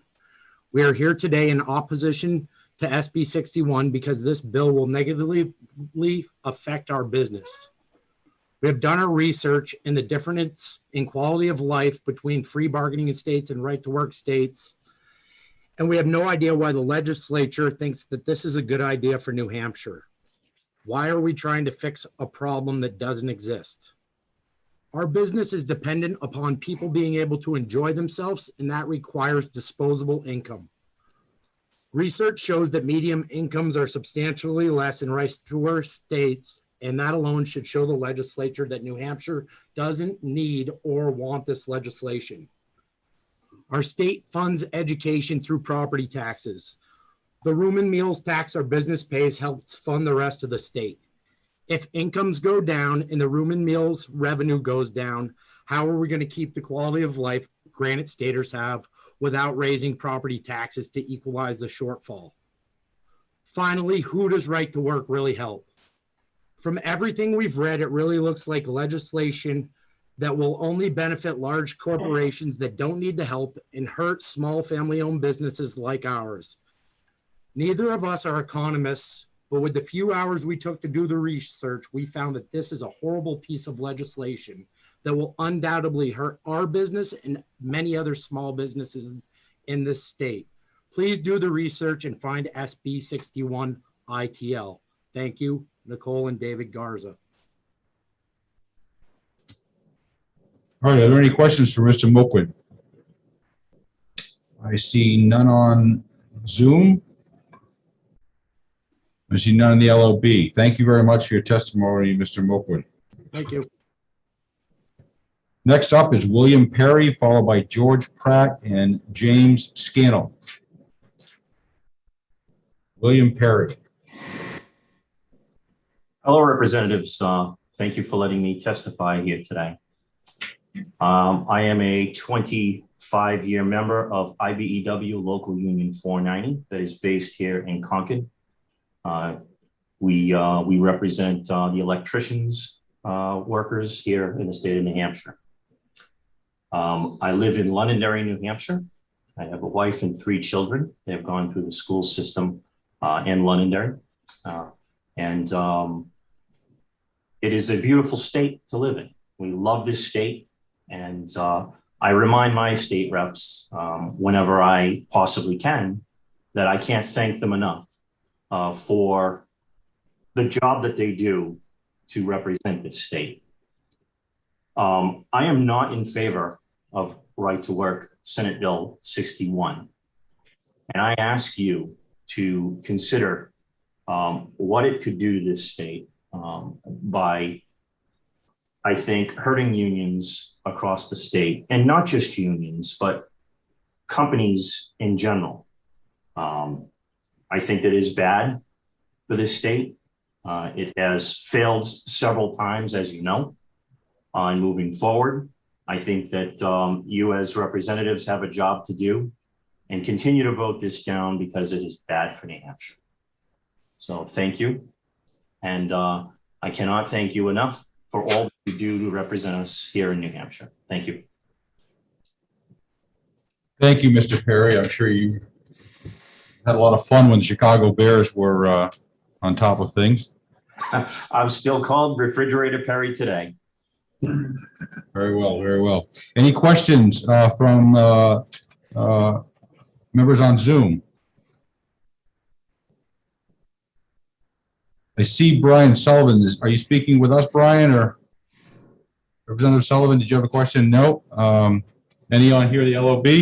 Seeing none, thank you, Refrigerator Perry, for your testimony. You're the best. Thank you.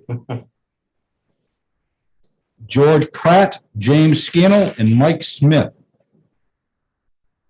Is Mr. Pratt available?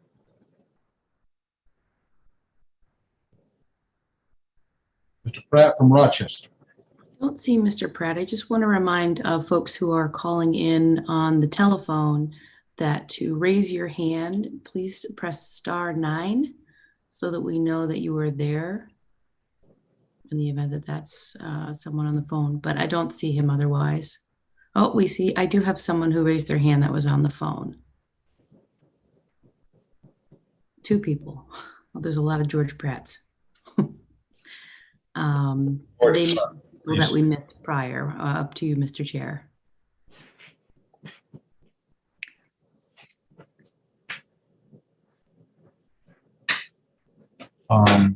Christina, I don't know. Just pick one individual who do we think one of those is Mr. Pratt or Mr. Scannell? I don't know. I have no way of knowing. We can certainly ask and see. Why don't you just pick one and have them introduce themselves? All right. I think Mr. Pratt was on earlier and must have given up. All right, so we have a caller ending in 267. If you want to unmute, that's *6.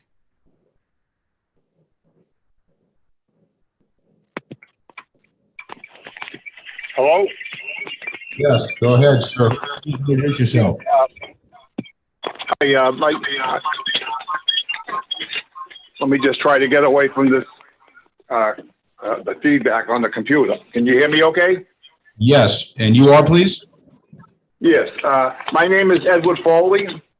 I'm a retired sheet metal worker, Local 17, and I'm a past business representative and also past former president of the New Hampshire State Building and Construction Trade Council. I've been a Catholic for my whole life, and I'm 69 years old. I'm also a member of the Knights of Columbus. As a Catholic, I want to lift up to the committee the social teachings of the Catholic Church, which not only have influenced my life, but are also the reasons why this committee should oppose Senate Bill 61, the so-called Right to Work Act.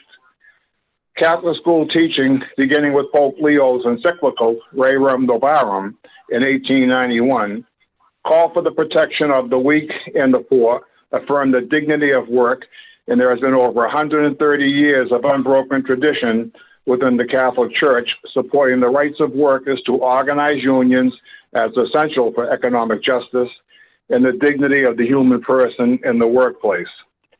The U.S. Catholic bishops in their pastoral letter, Economic Justice for All, said that the Catholic Church supports the rights of workers to form unions or other associations to secure workers' rights to fair wages and working conditions, and teaches that no one may deny the right to organize unions without attacking human dignity itself. Pope St. John Paul II, in his encyclical on human work, states, "The experience of history teaches the organizations of this type, unions, are an indispensable element of social life, especially in modern industrialized societies." He went on to say that modern unions grew up from the struggle of workers to protect their just rights, and that thanks to the work of their unions, workers will not only have more, but above all be more.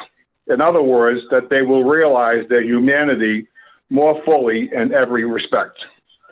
Pope Benedict XVI, in his encyclical Caritas in Veritate, which translates charity and truth, concluded, "The repeated calls within the Church's social doctrine, beginning with Rerum Novarum, for the promotion of workers' associations that can defend their rights, must be honored today even more than in the past. Senate Bill 61 does nothing to advance the human dignity of working people or to protect the rights of workers to organize and maintain effective unions. It is meant to keep unions weak and ineffective, all in the nature of some economic benefit that might accrue. We know all too well that in the states where it has been adopted, this legislation has led to lower wages, fewer benefits for working people, such as employer health care, pensions, more dangerous workplaces, higher infant mortality rates, and higher poverty rates. Senate Bill 61 is called the Right to Work Act, but it is misnamed because it doesn't create any new rights for working people. This law seeks to impede worker solidarity and create divisions in the workplace. It sets the economic interests of a single individual against the common good of the group as a whole. Cardinal Blase Kupich of the Archdiocese of Chicago observed that history has shown that a society with a healthy, effective, and responsible labor movement is a better place than one where powerful economic interests have their way and the voices and rights of workers are diminished. Senate Bill 61 does nothing to enhance the dignity of working people, and its sole purpose is to weaken unions so necessary to the common good of New Hampshire working families. Members of the committee, right to work is morally wrong for New Hampshire. I call on you to vote this bill as ITL and ought not pass. And Mr. Chairman, I thank you for your time and all the committee members for your time. I know it's a long day for you, but I'll answer any questions you might have. And it just seems I'm retired and I'm still coming back here to ask you folks to don't hurt the workers in New Hampshire. Vote this bill down. It doesn't do anything for us at all. God bless you all, and I'll answer any questions. Thank you, Mr. Foley. Any questions here in the LOB from Mr. Foley? Any questions on Zoom? Seeing none, thank you very much. Thank you, sir. Announcement for the committee members. The alarm system for the LOB is being tested at 5 p.m. So if the alarm goes off at 5 p.m., don't be startled. It is a test. We have approximately 16 more individuals on the list to speak. I'm going to go back to my list here. People are waiting, and before I hit another phone, George Pratt, James Scannell, Mike Smith, Stefan Gonzalez. George Pratt.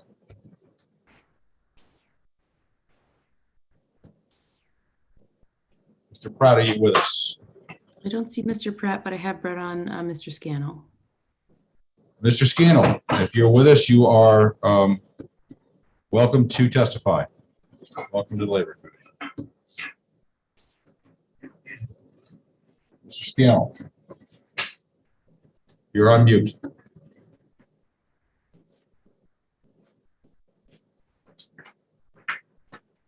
Still on mute.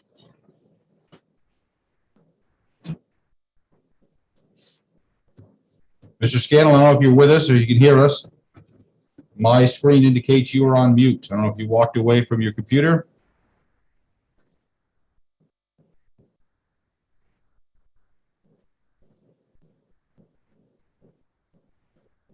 Mr. Scannell. Well, I guess we're going to have to put him on hold here. He may have walked away from his computer. I don't see a picture, but I do see that his computer is muted. Do we have a Mike Smith from Alton Bay, New Hampshire? One of the more beautiful places in New Hampshire. Hello, everybody hear me? Yes, Mr. Smith. Welcome to the Labor Committee. Well, thank you very much for having me. Hello, and thank you to all the committee members for their endurance today. It's been a long hearing for all of us, and thank you for allowing me to speak. My name is Michael Smith. I'm a New Hampshire resident. I live in beautiful Alton Bay, and you're correct. And we're going to be out of mud season in a couple of weeks, and it's going to be great again. But I'm a business agent for Ironworkers Local 7. I cover New Hampshire. That's my paying job, and that's my greatest source of pride. I joined Local 7 20 years ago, and it's given me and my family a spot firmly in the middle class. That is my job, but I also serve as the president of New Hampshire Building Trades currently, and I sit on the New Hampshire AFL-CIO Executive Council, as well as sitting on the board of New Hampshire Committee on Occupational Safety and Health. So I have a lot of volunteer experience, and I will take on any job that will help workers and my members. Today, as a union member, I think all of you pretty much well know where I stand on Senate Bill 61. I am firmly against Senate Bill 61. I think it would be a terrible thing for New Hampshire to adopt this legislation. Instead of going into my testimony, I had a company owner reach out to me and tell me that he wants to testify, but he couldn't make it today. So I would like to read his testimony into the record, if I may. Yes, you may. On Senate Bill 61, right to work, testimony of Mark Gannard, president / owner of New Hampshire Steel Fabricators, LLC, and New Hampshire LLC. Good morning. My name is Mark Gannard. I am the founder, owner, and president of New Hampshire Steel Fabricators and New Hampshire Steel Erectors, both of which operate out of Goffstown, New Hampshire. I want to thank this House committee for allowing me to speak about Senate Bill 61. New Hampshire Steel has been a very successful construction subcontractor for over 40 years. So I would like to address this bill from the perspective of an employer. Between the two of them, my companies employ over 100 people at our facility in Goffstown and on nearly 24 active construction job sites around New England. Proudly including my employees included among my employees are over 50 union iron workers out of Local 7. Very early on in the life of my company, back in the 20th century, I realized that if my steel fabrication operation was going to be successful, grow, and continue to thrive into the future, I needed to improve the service end of it, because that's what general contractors demanded. I knew immediately that I would need the help of the Iron Workers Union, to provide the kind of trained and reliable workforce that would bring success. That's when I established New Hampshire Steel Erectors as a union erecting company. I made that decision freely and of my own accord. Clearly, it was one of the best decisions I ever made for my company and its employees. But I want to reiterate, the important thing is that I made the decision as my own choice. I believe this bill would interfere with my right as an employer or any other employer's rights to choose how to run his or her business and how I negotiate with my workforce. I made my decision based on my knowledge that when I use union iron workers, I am putting well-trained, safety-minded professionals on my job sites who will do the job well the first time. That makes my customers happy, allowing me to secure more work and protect my bottom line, allowing me to grow the company and hire more people. I do not believe allowing government into the middle of my negotiations with workers, which is what this bill does, will do anything to boost employment or grow the economy. Right to work will force me to change the way I negotiate with my workers, because the government decided it can set terms better than I can for my own projects. I know I made the right choice when I chose to work with a union. The proof is in the pudding. New Hampshire Steel is one of the largest, strongest, most well-respected miscellaneous metals subcontractors in New England. We have seen consistent growth since our inception, and have weathered 3 deep recessions and a pandemic, thriving when many of our competitors went under. I can honestly say that signing a union contract was a major part of that success. If this so-called right to work law had been in effect all this time, I cannot say we would have done as well as we have. I will let others testify as to how right to work laws depress wages, stifle growth, and slow economic opportunity. In closing, I'm here to say that as an employer, I don't want the government getting into my business and interfering with my ability to hire quality employees that help my business grow.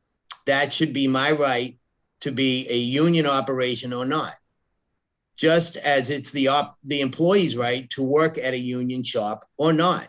It's just not fair that an employee to enjoy the benefits of a negotiated union contract without paying their fair share of what it took to secure those benefits.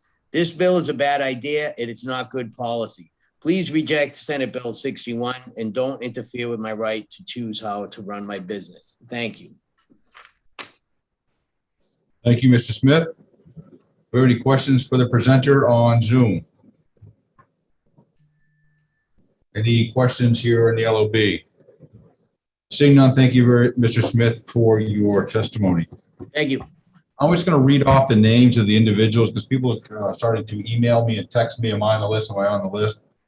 The individuals that have not been called on so far are, I thought it was Stefan Gonzalez. I read it backward. It's Gonzalez Stefan, Dan Brogan, Alfred Chupahara, David Dillasola, Mark Hounsel, Hope Hutchinson, Emmanuel Kramer, Dan Leclerc, William LeGrand, Lance Mazzarello, Mike McCarthy, George Pratt, and Dan Bogdan. Those are the individuals I have left. I'll look again after I call the next few people to make sure I haven't missed anyone. Representative, do you have a question? No? Okay. So, again, the way it is written, that your first name is Gonzalez, and last name is Stefan, S-T-A-P-H-A-U-N from Salem. Are you with us? Hello, yes, I am. Can you hear me? Yes, we can. Thank you. Welcome to the Labor Committee.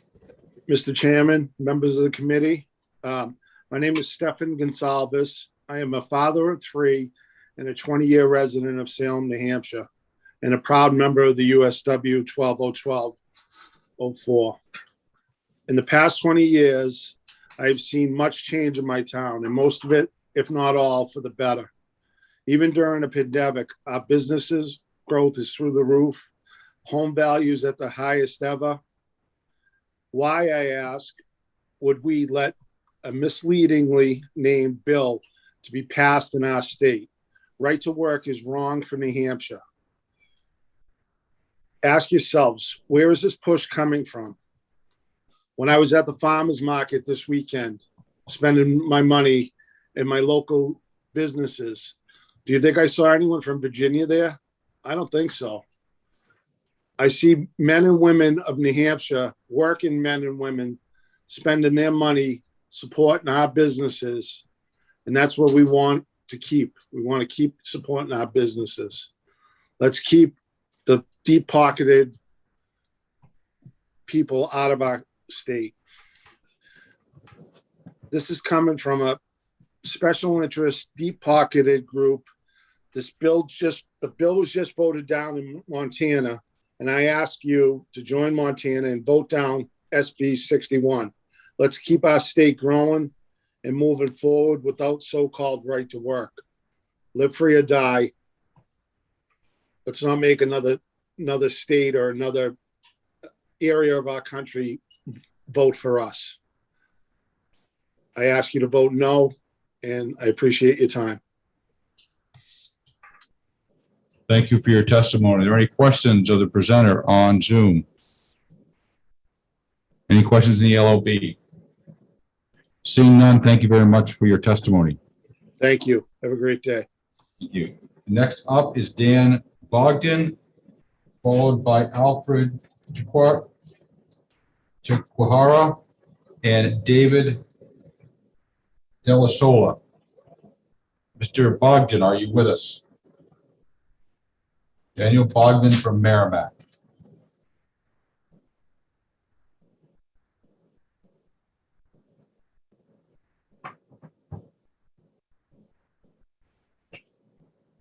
Alfredo Chiquahara. Mr. Bogdan? Hello, yeah. Hello, Mr. Bogdan. Welcome to the Labor Committee. Hey, good. I'm glad to get through. Thank you very much. Hey, just to let you know, I talked to several state reps over the course of time.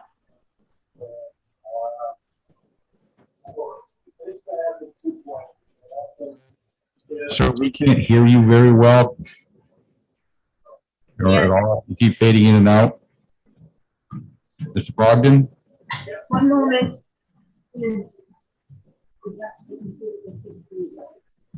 Hang on one second. Can you hear me now? Yes, we can. Okay. Basically there, I asked about 20 representatives if they were for or against the right to work, and most of them said they were for it. And I said, okay, what are your reasons? And the two reasons they basically gave me was being forced to join a union and being forced to pay dues. So with that said, I give you my history. Back in '84, I worked for a heating company, and I was making a good wage. I thought everything was going good. A friend of mine hit me up and said, hey, union's looking for a guy. Would you like to come over? So I checked out and said, what are you offering? Basically, in a nutshell, my wages were going to go from $7 an hour back in '84 to $12. My insurance for health was going to go to something called a JY plan, which was the Cadillac of everything back then. I was going to get a dental plan. I was going to get a pension. I was going to get a couple of extra paid holidays, 5 sick days, and an extra week after 10 years. It was a no-brainer. It was only going to cost me about 1.5% in union dues. So just the raise alone was going to cover that. So I jumped. Nobody forced me. And I went in there with both eyes wide open. I am a registered Republican, have been for years. I didn't know there's so many of us out there. Also been a union officer and a union employee for about 36 years. The other thing is dues. Okay, everybody talks about having to pay the dues, not having to pay the dues. There are many places, Boy Scouts, Girl Scouts, Kiwanis clubs, the Knights of Columbus, hobby clubs, sporting clubs, and country clubs. They all charge dues. It's to run the organization or to do charitable events. Imagine walking up into the Manchester Country Club after so many years and say, hey, I don't feel like paying dues anymore. I'm done. And I still join it and enjoy the amenities that go with it. I don't think you'll stay there that long. Another thing about this thing is safety. I go to a lot of construction sites over the years. One construction site I won't mention in town in Manchester that it happened. They had spotters. And what these guys did was they kept an eye out for the OSHA guys and the safety guys while they put a guy down in the trench about 15 feet below the surface to take measurements, etc. And when somebody came up, they'd yell down or get out of the hole because they didn't want to put shoring up, etc. So I find that union shops are far safer than non-union shops. Not all, but the ones I see, you can pick right out. And the other thing is, I look at people and they talk about unions donating money to one party or another. You got to ask yourself, would you rather have $200 in a donation or 200 votes? I didn't realize how many Republicans were union supporters at the same time. I thought it was just a few of us, but it seems to be quite a bit. In closing, the devil's in the details. A simple right to work bill would be a couple of sentences. Here it is. This is what you have. This is what we want. This is what you do. It isn't until a bill is passed and it's been in the process for a while that you realize the other ramifications along with it. And this is what I worry about is down the road, what happens. You watch a restaurant show, they do something, they change the restaurant around, they go back a year later, they look at it, okay? And they see, if the guy followed it, if things are going good, and if it doesn't. When we pass bills throughout the country, the town, everything else, nobody really looks at what the ramifications are of that bill years down the road. You get bits and pieces of it, but it's like anything else. There's thousands of laws and bills out there, and they all go away. So with this thing here, it seems like nobody wants it and wants to, it's a good worker. Nobody's forced to join a union. My union's only seen 2 guys leave over the course of the 35 years, and they both for personal reasons. They basically moved out of state. So everybody stays. So going forward, I'm against the bill, and I hope the rest of you are. And take a long, hard look at the people out here that do work. It's not going to do any benefit to anybody. Thank you for your time. I appreciate it. Thank you, Mr. Bogdan. Are there any questions for the presenter on Zoom? Seeing none, any here in the LOB? There are no questions for you, sir. Thank you very much for your testimony. Thank you. Next up is Alfred Chikwahara and then David Della Sola. Are either is Mr. Chikwahara on the line? Alfredo from Pennsylvania, Philadelphia, Pennsylvania. All right, David Della Sola from Derry, New Hampshire.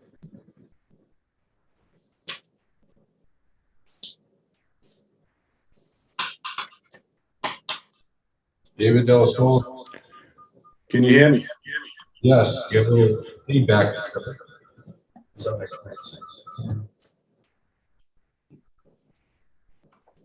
You seem to be on twice. Christina? Can you hear me now? Yes. Yes, we can. You're welcome to the Labor Committee. I want to thank the Labor Committee for hearing my voice today. My name's Dave Della Sola. My wife and I reside in Derry for the last 15 years. I am a proud member of the USW Gas Workers, and I oppose SB 61. Our local represents the National Gas Workers at Liberty Utilities, Unitel Utilities, and AmeriGas in New Hampshire, as well as the National Grid Gas Workers in Lowell, Amesbury, and Malden, Mass. I am very pleased and proud of the contracts that have been agreed upon between our gas workers and all of the companies that we work for. Those agreements are made up of a number of proposals that our workers have debated and agreed upon prior to bargaining with our companies. Those agreements between our gas workers and our companies can include a number of proposals, whether it be seniority language, safety language, training programs, as well as many other proposals up to and including joining a union as a condition of employment. Our group of workers could have decided to be an open shop where the workers can choose not to join a union and not be covered under any collective bargaining agreement. Our group of workers decided that having a union shop and working under the same collectively bargained agreement is what works best for us and our families. Our workers, as a group, have decided that for our local to have the most leverage to collectively bargain, everybody should be part of the group and all operate under the same agreement. That's what we came up with and we decided as a group, and that's what our companies agreed to. The state of New Hampshire should not be getting involved in an agreement between a group of workers and the companies that they collectively bargain with. This right to work law would effectively make those collectively bargained agreements null and void. Just a few of the questions that will come up is what will happen to those negotiated contracts? How is this new law going to be enforced? Who is going to enforce this new law? The taxpayers of New Hampshire going to have to pay the fees associated with the compliance of this totally unnecessary law. The law that this body is entertaining will let a worker that is covered under our agreement refuse to contribute his or her fair share of dues that are agreed upon by the workers and the company. But that said worker would still be covered under the same contract as all the other workers. Has anyone on this committee actually had a constituent come up to them and say, you know what, I don't think I want to pay my dues, but I want to keep my good pay and all the benefits. I also want the union to bargain for me and represent me if need be, but I don't want to contribute my fair share like everybody else does. Why would this bill even be entertained? That would be like entertaining a bill that gives employees the right to refuse to pay health insurance premiums, but still be covered under the said policy. The state of New Hampshire would certainly not entertain a bill like that. I hear the argument that a member shouldn't have to contribute if he or she doesn't like the union leadership. The truth is your local union leadership is made up of the co-workers within your group. Our locals have a simple democratic solution to a poor leadership issue. You vote them out. Or better yet, you run for the leadership position yourself if you feel that you can do a better job. You don't take your ball and go home, i.e. I'm not paying my fair share. Your union belongs to you and your co-workers. If there are issues, which there are in every local, you work them out the democratic way. You come up with a compromise on the issues within your group, or you put them to a vote. As I stated earlier, your group can decide not to be a union shop and not pay dues. Your group can decide to be an open shop where joining the union is voluntary. Your group can decide to unite as one voice and be a union shop. That decision should be totally up to the employees and the employer.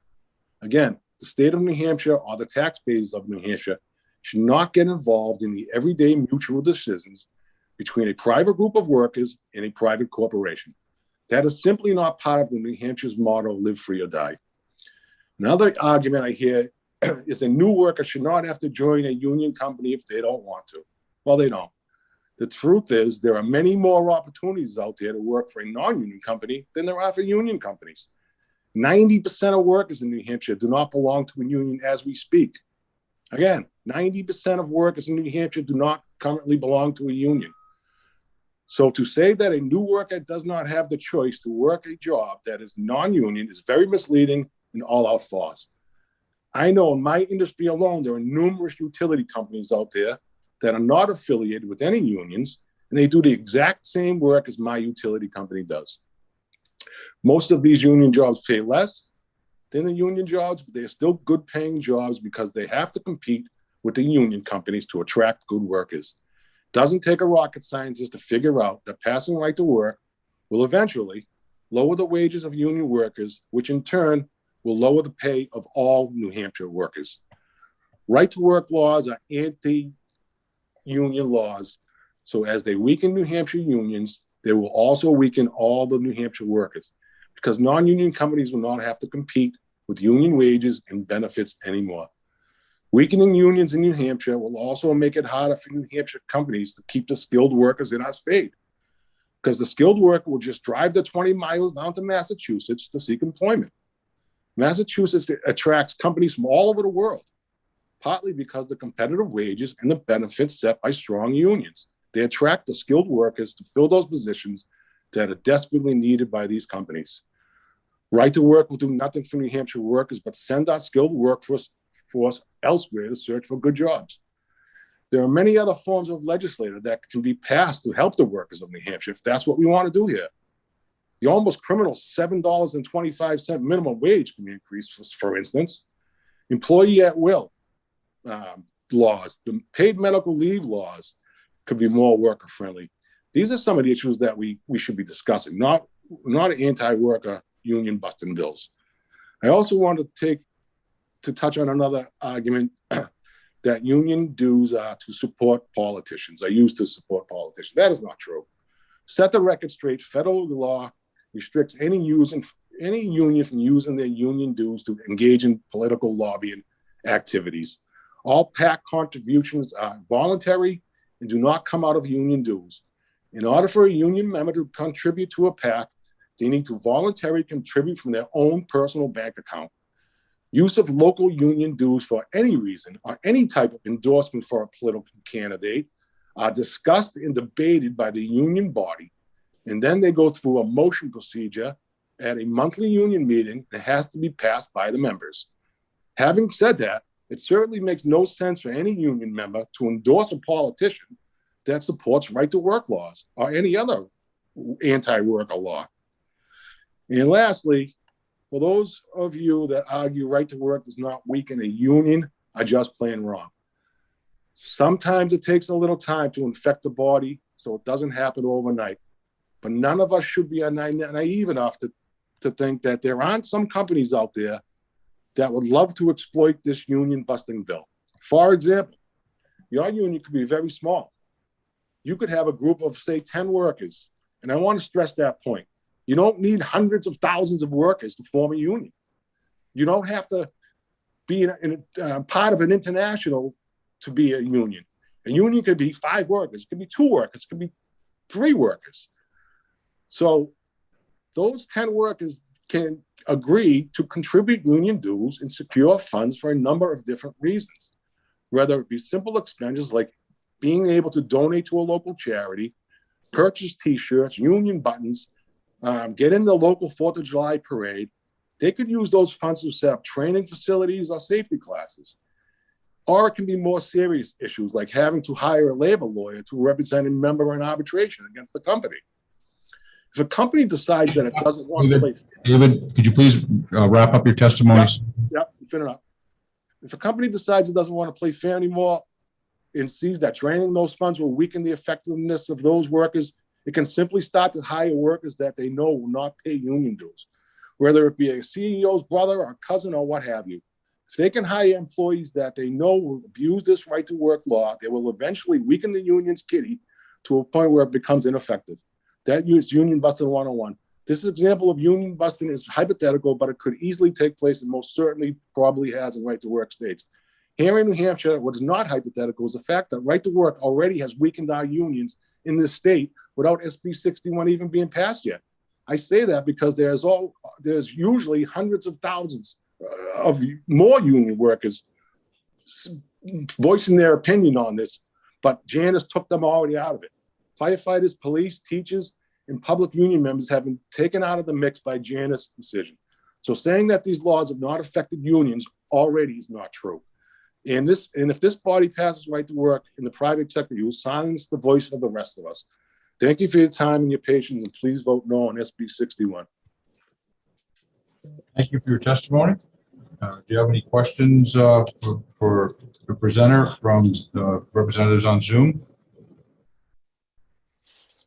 How many questions here in the LLB? Vice Chairman, Mr. Seaworth. Thank you, Mr. Chairman. Thank you for your testimony. During the early part of your testimony, you talked about how the employees democratically decide what the conditions of their contract will be, and decide who their leadership will be. My question is, do members of the bargaining unit who pay agency fees, do they get to vote? Yes, in my local they do. We have meetings, we have surveys to what the most important issues are, and I have never once heard anything about not having to pay dues in my 30 years of being a union member. But no, we have monthly meetings. We have everybody votes for, we have voting every 3 years with different leadership.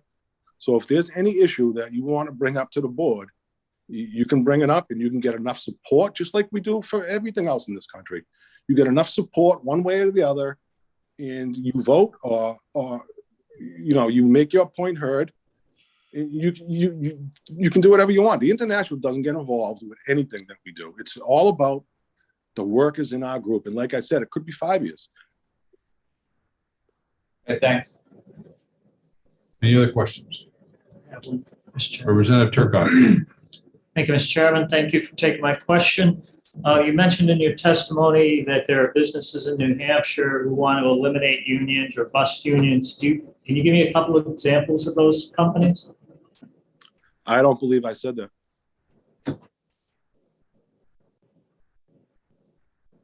Thank you. All right, any other questions? Seeing none, thank you very much for your testimony. Thank you. Up next, Mark Hounsel, followed by Hope Hutchinson and Margaret Fogarty. Mark Hounsel, Hope Hutchinson, and Margaret Fogarty. Is Mark Hounsel with us? Mr. Chairman? Yes. I just wanted to make note that there are 6 people in the participant box with their hands up. I'm not sure if they're on your list or not, but I understand that some of them have been texting committee members trying to get our attention. You know, I don't know what to do, Representative Sullivan. We had 85 people sign up. The last time I let someone who called in, they hadn't even been lit. They were on the list. I hadn't called them yet. I feel that if I'm letting people call in first, they're going ahead of the people that signed up. So I'm trying to do the signups first, and every single person who calls in will be allowed to come in. I have been getting emails, and I'm trying to add people as best I can. So thank you, but Understood. Just wanted to bring it to your attention. Thank you. thank you. Is there a Mark Hounsel with us? I do not see Mark Hounsel. Is there a Hope Hutchinson?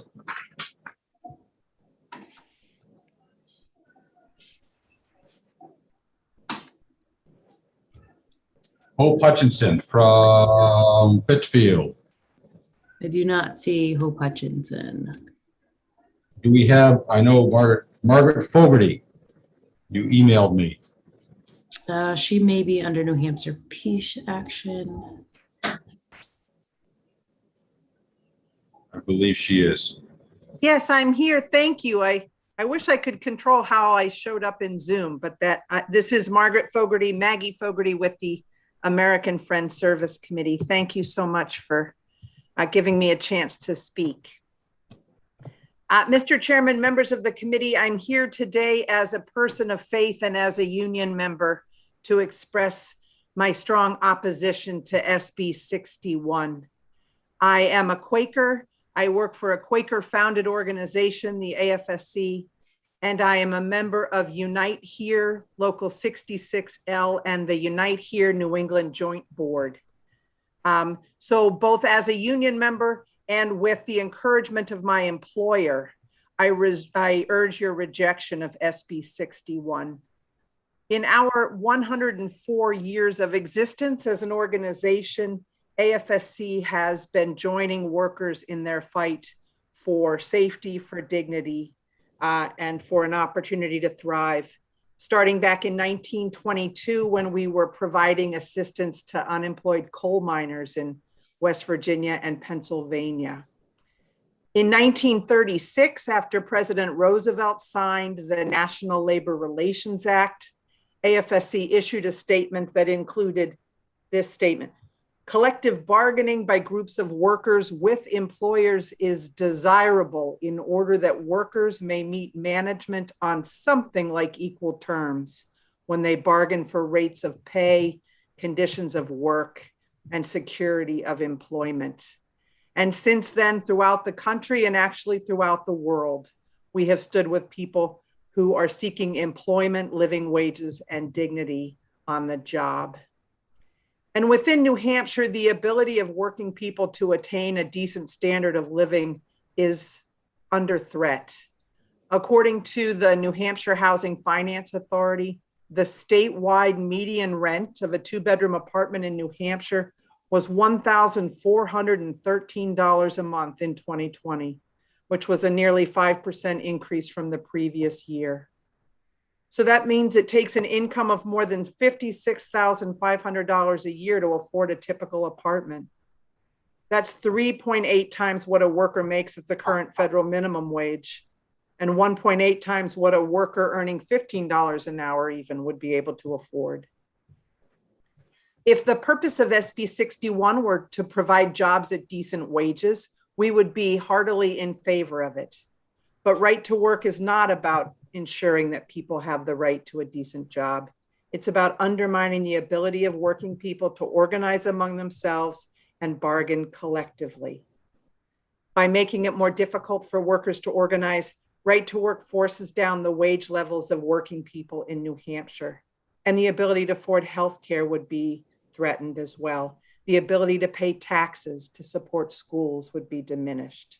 Our housing crisis will intensify. More people will need public assistance. In the written testimony that I'll submit to the committee, I cite a report by the Economic Policy Institute that talks about the impact on low-wage, ununionized workers during COVID-19 who have been at considerable risk without adequate protective gear, paid sick leave, and no protections for speaking up. So this pandemic makes even more clear the benefit that our unions bring to the safety of our workplace. So please listen to all of the workers who have spoken up today, New Hampshire workers, and recommend this bill be inexpedient to legislate. Thank you. Thank you for your testimony. Are there any questions on Zoom? Seeing none, any questions in the LB? Seeing no hands, thank you once again for your testimony. Next up, I'm going to ask for Emmanuel Krasner, followed by Dan Leclerc, followed by William Legrand. Is Emmanuel Krasner available? No. He is there. He's got his hands up. Good afternoon. Can you hear me? Yes, we can. Go ahead, please. Thank you very much. I know you have heard a lot of testimony today. I admire your fortitude. I will try to keep my testimony brief and make 3 points. One, I am opposed to SB 61. It is a remarkable piece of government overreach. I imagine that most of the people supporting it view themselves as believers in small government.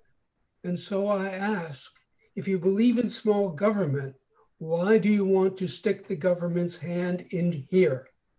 I have run my own small business in New Hampshire, a law office, for the last 40 years. I have not needed the assistance of the state of New Hampshire to tell me whether I can support my employees in forming a union or oppose their forming a union. That's between me and them. It is not a matter for the state to try to dictate to me how I will deal with my own employees. And I believe that any believer in small government would support this position. I know that one of the representatives of one of the national groups supporting the bill said to you, well, there's already plenty of regulation from the federal level and other levels. Well, first of all, I'm not sure that the federal regulation pushes you one way or the other. It just opens things up. But beyond that, logically, even if you think, okay, there's already a lot of regulation, why put more in? Why add another layer and constrain someone like myself in how he wants to deal with his employees. My second point is that I've testified against this bill before. I am not a union member, but for many years I have been general counsel to the American Federation of Teachers. But the first time I testified against this bill was probably 25 years ago. I was not anything other than a young attorney building up his business. And the lady ahead of me who was testifying against the bill was someone I wanted to thank because she was very honest. She said, I'm testifying against this bill because I don't like unions. And I think this bill will undermine unions. And she was absolutely right and forthright. That's what this bill is about. It is an anti-union bill. You will hear that, oh no, we are just trying to protect each individual worker. I ask you, logically, do you seriously think that the people funding the National Right to Work Committee and the other Right to Work committees, or even Americans for Prosperity, do you think they are interested in individual workers here in New Hampshire? If you believe that, if any member of the committee believes that, I have 2 lots in Rio Rancho Estates just outside of Albuquerque, New Mexico. I will happily sell you. So no, this is an anti-union bill. That's what it's about. It's designed to undermine the unions. It's designed to break up the essential solidarity that any union needs to function effectively. It's essentially, if you're in the union, if the union's representing your bargaining unit, we're all in this together. But if you start making those kind of divisions that this bill would virtually require, then you have definitely undermined the union. And you've done so through government action, which is exactly what believers in small government should not do. Finally, it just in terms of unions themselves, you know, if there's no union, the boss is one of the world's last absolute monarchs. I practice in a small town, Farmington, and I've had people over the last 40 years come into me and say, I was just fired from my job and it was most unfair. And they described the situation to me. And I listened to them. And at the end of the conversation, I say, I hear you. It was unfair, it was unreasonable, and it was even foolish on the part of your boss. Do you have a union?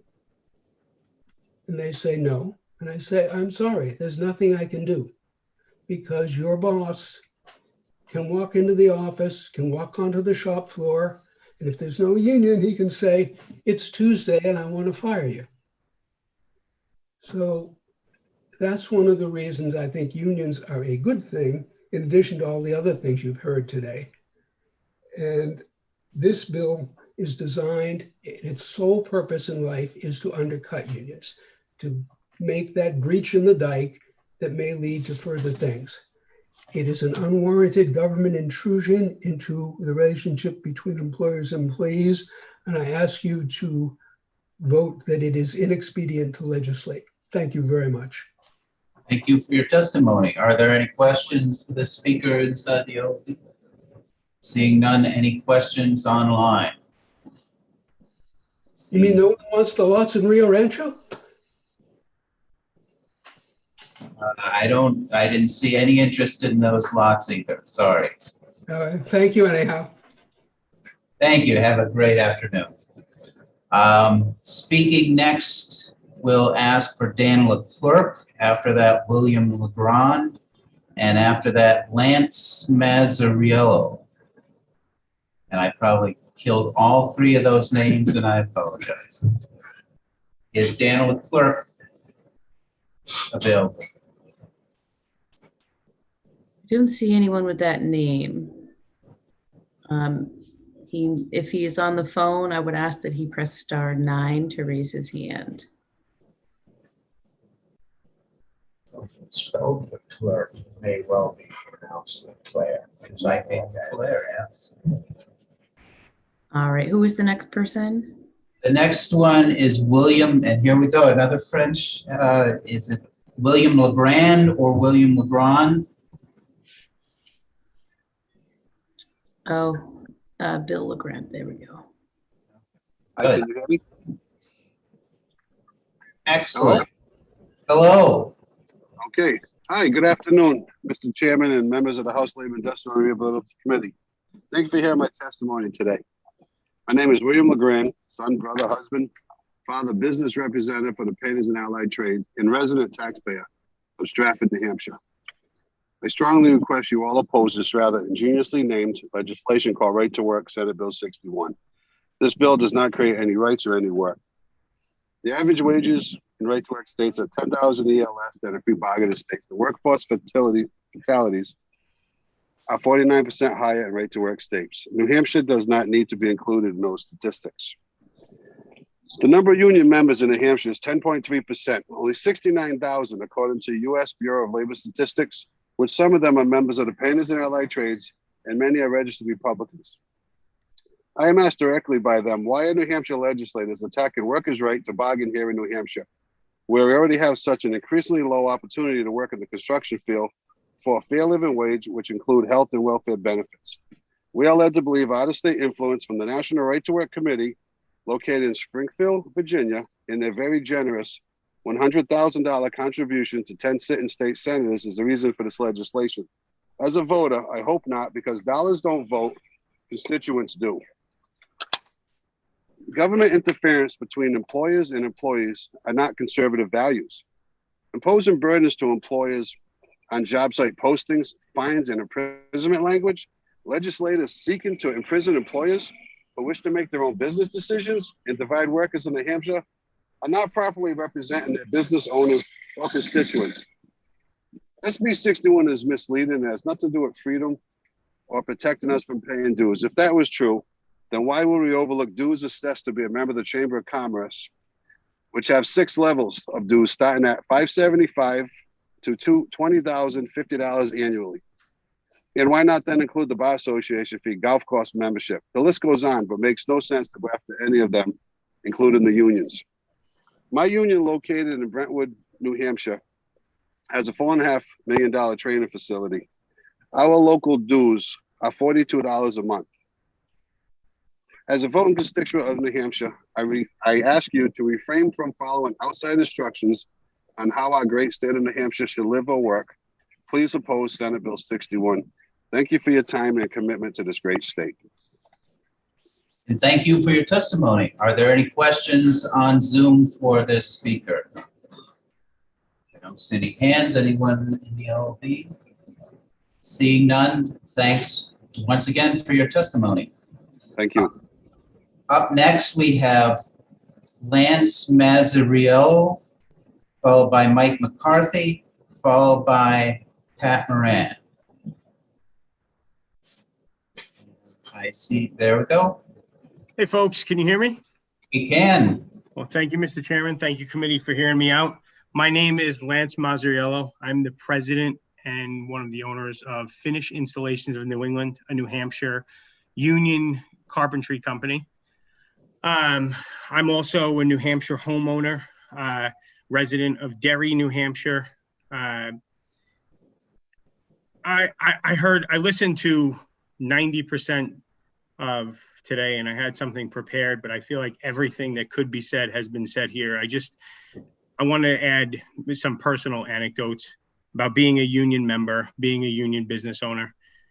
The strength of my company is the union workforce, the ability to source highly skilled, qualified professionals to rise up and meet any challenge that we encounter.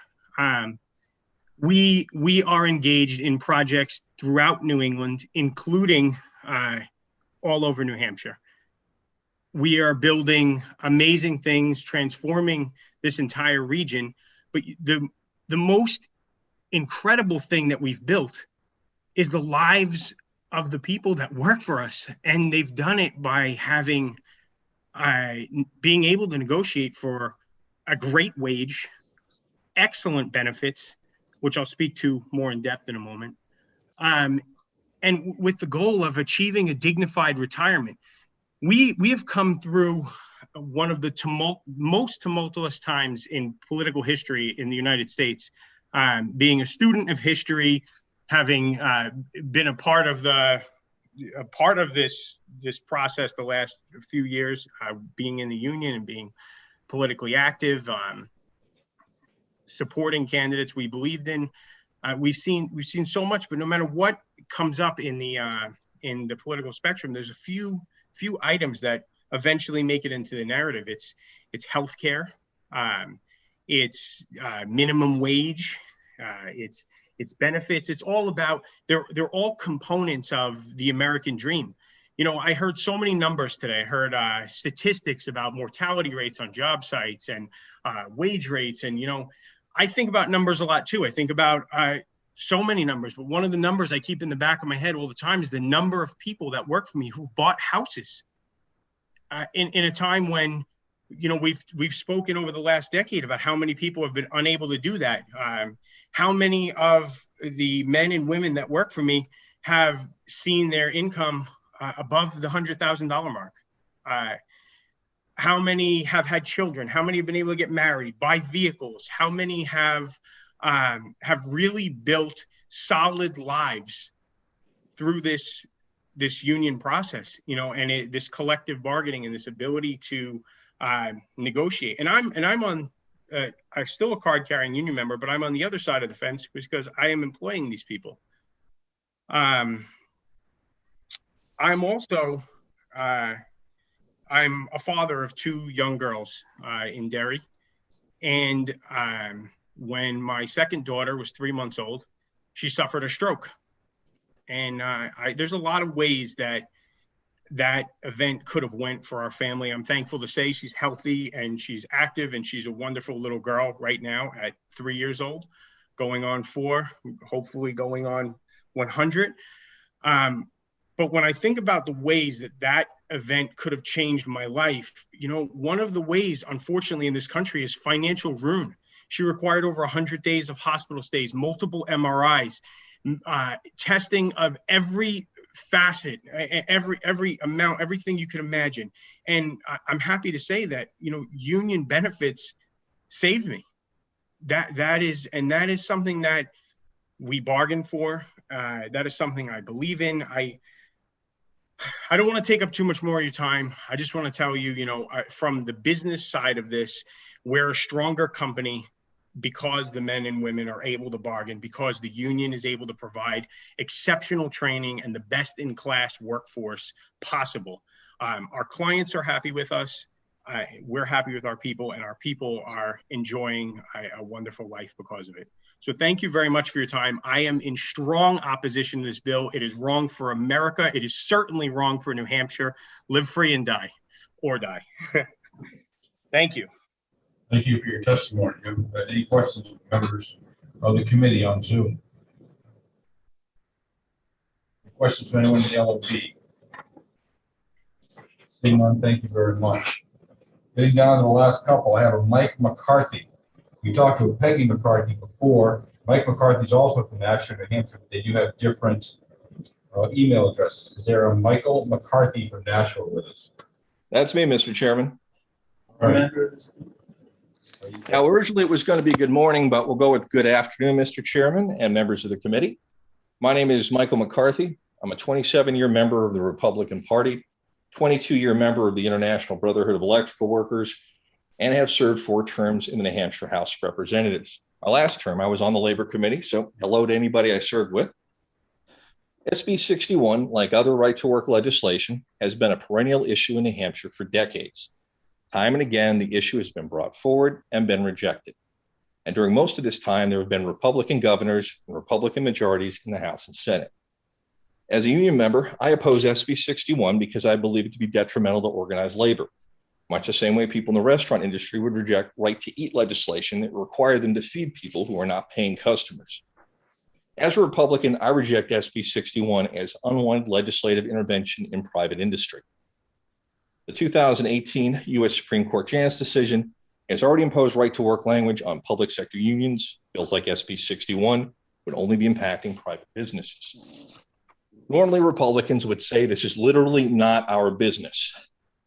As a Republican, I also oppose right to work legislation because I believe there is no groundswell of support for it in New Hampshire. When the issue was brought forward in 2010 and in 2016, hundreds of people attended the hearings in vocal opposition, with relatively few people voicing support. To our detriment, we ignored this, leaving the voters their only other option to voice their displeasure, and that was at the ballot box. In 2012 and 2018, there was a reversal of fortune for the majority party. We need not see a repeat of this in 2022. At this point, I'm going to depart from my prepared statement to address a question that's come up repeatedly during testimony, and that is, if right to work passes, would you stop paying union dues? Or do you believe members of your union would stop paying union dues? Now, consistently, the answer has been no. Now, the reason for this is because these people, like myself, when they went looking for employment, we took jobs because of union involvement, not in spite of them. These were our decisions, freely chosen. That was our freedom. We did that. Our concerns for our union are with new hires going forward when right to work were to pass. Now, at this point, we'll have people potentially taking jobs that they've all along known about the benefits of being in a union, but they never took a union job because they didn't want to pay for the benefits. Now, these people, as far as I'm concerned, it's not about freedom, it's about free. They want something for nothing. And over time, that will bleed unions. I don't think that's an unintended consequence. I don't think it's an oversight. I think it's the intention of right to work legislation. Now, if what was being discussed here today was absolving people of their obligations to pay condo association fees or homeowners association dues, it'd be the same thing. We as Republicans always argue against entitlement societies because we say eventually there'll be more people in the cart than pulling it. Then the economy crumbles, society fails. Same for unions, same for condo associations, same for anything where people get something without paying for it. It will eventually fail. Now, so as not to go on too long, and I'm sure some of you were thinking, too late, you already have. In conclusion, if I know that SB 61 faces tremendous opposition from the people it claims to help, and if I know that legislative intervention in private business is something that is not favored in New Hampshire, and finally, if I know that many perennial bills are said to have had their day, and right to work had decades and should have been set aside long ago, but I now move SB 61 inexpedient to legislate. Thank you for your time. Thank you very much, Honorable Michael McCarthy, for your testimony. Are there any questions online? Seeing none, we have one in yellow V, Representative Addison. Thank you, Mr. Chairman, and still there. Yes, and Ms. McCarthy. Yes, I'm here. Thank you. You disappeared for a second. I'm a Democrat. I'm probably going to disagree on most stuff, but I appreciate your testimony today. We've heard from some folks today who, like yourself, are Republicans who oppose right to work, that one of the common criticisms that they hear of unions is that they overwhelmingly back Democrats politically, and we've heard testimony today that's gone against that. But in that hypothetical, do you think that elected Republican officials might enjoy more support from rank and file union members if those elected officials stood more forcefully against things like right to work and union busting legislation? Oh, I can say most certainly. And from people I know who are involved in union leadership, like Peggy, they see through their COPE organizations, these people tell them how they vote. And I can say definitely at her local, it's just like New Hampshire. It is a third Republican, third Democrat, and a third independent. And as representatives, we all live and die by how the people who are the independents feel about us. So I look at it as an opportunity. You know, the most conservative thing anyone can do is nothing. Just leave everything alone. And that's what people who are Republican union members and independent union members are really asking for here. It's not the I want a pony for Christmas laundry list of legislative changes they want. They're really just asking you, just let it go. Don't do anything in this particular situation. And that's pretty easy to deliver on. Thank you. All right, seeing no other questions, thank you very much for your testimony. So that's phase one. That concludes the list. This concludes the list of individuals, but I know we have one individual, Pat Moran, who has contacted Christina, and then we have individuals on the telephone. So I would recognize Pat Moran if you are here with us. Hello, Mr. Chairman. Can you hear me okay? Yes, we can. Okay, thank you very much for taking your time, and the committee members as well. My name is Pat Moran, and I am a proud union member and chief steward of the International Brotherhood of Electrical Workers, Local 1837. The IBEW 1837 is a utility union with members in both New Hampshire and Maine. I feel strongly that Senate Bill 61, the so-called right to work bill, does not belong in New Hampshire. I believe this is a means to break unions. The name itself is a lie. Right to work does not give anyone any rights or any work. It is meant to hurt unions financially in the hope that they will further wither and die. Unions operate like any business, a much needed business for hardworking men and women like myself. Much like any other business, when a bill gets introduced, such as SB 61, that makes businesses work for someone that is not required to pay their fair share, eventually that business is not receiving fair compensation for the work that they perform, and that business faces substantial financial strains. And like any other business that do not get paid properly, they face going out of business. This would be a major disaster to New Hampshire working families. This will lead to low-paying jobs for everyone, whether they are in a union or not, jobs with less benefits, and in general, employees that have no care for their employers. I strongly urge you to not vote for so-called right to work. Vote no, please. This will be devastating for hard-working men and women in New Hampshire and their families. Thank you for what you do, and thank you for taking your time to listen to my testimony. Thank you, Mr. Moran. Any questions? Members on Zoom? Seeing none, any questions from members here in the committee room? Seeing none, thank you very much for your testimony. Thank you. Christina, how many individuals do we have waiting on the telephone? We have 3 that we've not heard from, 4. And then you have another 6 people with their hands up. Excuse me? There are 6 people that have their hands up from the public. You said 64. I'm sorry. No, I didn't. All right. Would you, for the 4 individuals on the phone, please just pick one and have each, and then individuals just as you were chosen, please introduce yourself with your name and the town you're from, please.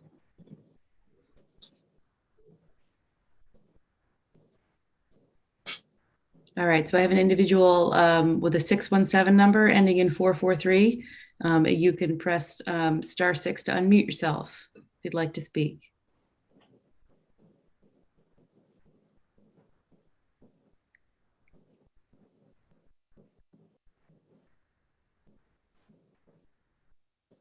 Okay, this is a phone number ending in 443. You're recognized by the chairman. You can press *6 to unmute.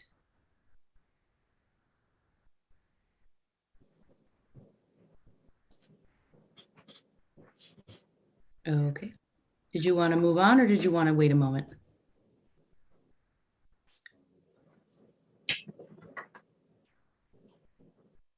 Why don't you just put them back in the queue and move to the next, please. We'll come back to them. Christina, I think we may have heard from the one ending in 267 earlier. Yes, we did. Thank you. We'll go to number ending in 757, area code 978. *6 to unmute.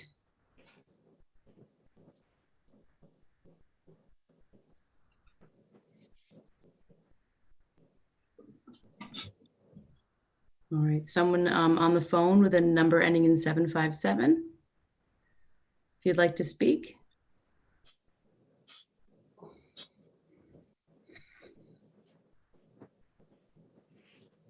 Okay, then we can move to someone who is on the phone and, well, it says their Galaxy Note 10 Plus. Know who that is?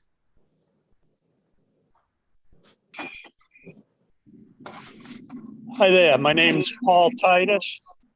I live in Stratham, New Hampshire. I've been a Teamster for 31 years. I'd like to say good morning, or actually good afternoon, and thank you for letting me speak. Right to Work is the name of a policy designed to take away rights from working people. Backers of this claim the laws protect workers against being forced to join a union. The reality is that federal law already does this.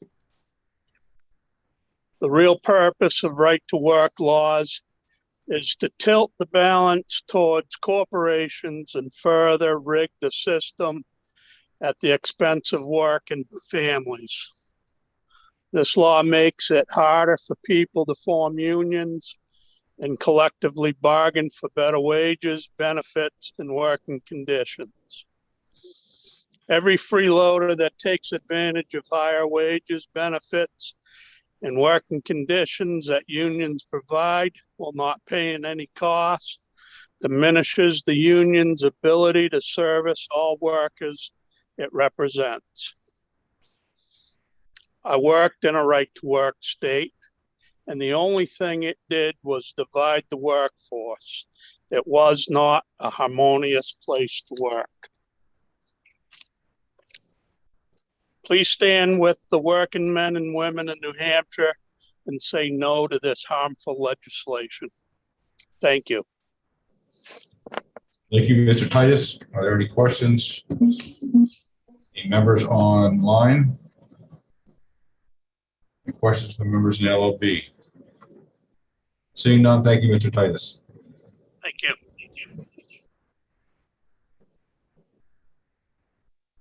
All right, next in the list, we have a Sonia Prince.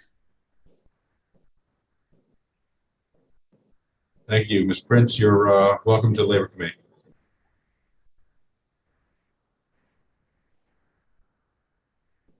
Can you hear me? Yes, we can. Thank you for your patience. It's been a long day. I appreciate all of you. The right to work, or as many call it, the right to work for less bill, SB 61, is bad for New Hampshire. This bill is not new, and it's often been presented in all 50 states thanks to special interest groups like ALEC, similar bills written by other corporations or groups like the Koch brothers funded groups. I'm disappointed that many pay-for-play legislators, often Republicans, have their hands out to the corporations and Koch brother billionaires to do their dirty work so they can increase their offshore bank account wealth and take advantage of labor workers by squeezing them financially. Legislators often present these toxic bills in exchange for campaign donations or pen-pushing high-paying future jobs when they leave their political seats. This SB 61 bill hurts hardworking Americans. Martin Luther King is likely rolling in his grave today. His goal of protecting the sanitation workers who are getting injured on the job in 1968 was accomplished by the creation of a union. This bill is a disaster for New Hampshire and kind of reminds me of the 2010 BP oil explosion type of event waiting to happen, where the company paid fines instead of fixing the problems to protect workers who were blown off the oil rigs. Unions negotiate safety protections. This bill would allow corporations to offer below poverty wages, cut basic benefits that every American deserves for a hard week of pay, of work. Without these labor workers, There would be no profits for the corporate pen pushers at the top. Please do not support this disastrous bill. And yes, unions sometimes endorse or support political candidates who protect their values and workers instead of allowing a schmuck who doesn't give a darn about the safety or well-being of our workers. Even more reason to support the more decent candidates. And I heard a lady earlier mention the origins of these type of bills with racist tones. And I read the article and I was appalled of where this began. And she was right about the people not wanting to work with people who are Black or Jews.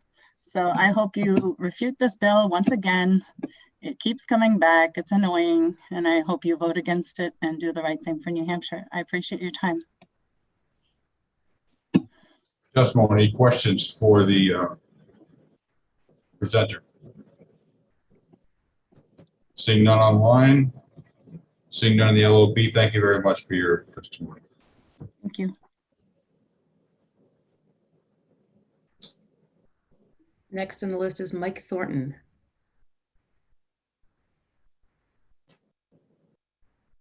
Thank you. Chair, Chair, members, I appreciate the time you're taking. It's quite a job. I am Michael Thornton, 561 North River Road, Milford, New Hampshire, speaking for myself. I fully support SB 61. I was a longtime union steel worker for the Timken Roller Bearing Company, Columbus, Ohio, badge number 36111.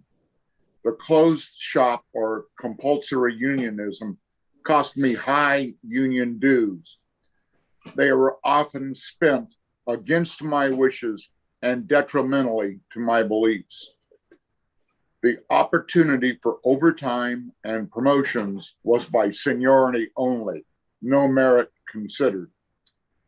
Those high costs priced American-made Timken tapered roller bearings, once in every car, American-made, out of the market. The entire plant is gone. Most of the company in producing roller bearings is gone from the United States. All jobs were lost. Live free is an individual motto. Unionism should be an individual choice. If I want to buy a gallon of milk, I can go buy a gallon of milk. If I want to work for a specific company, I ought to be able to work for the company.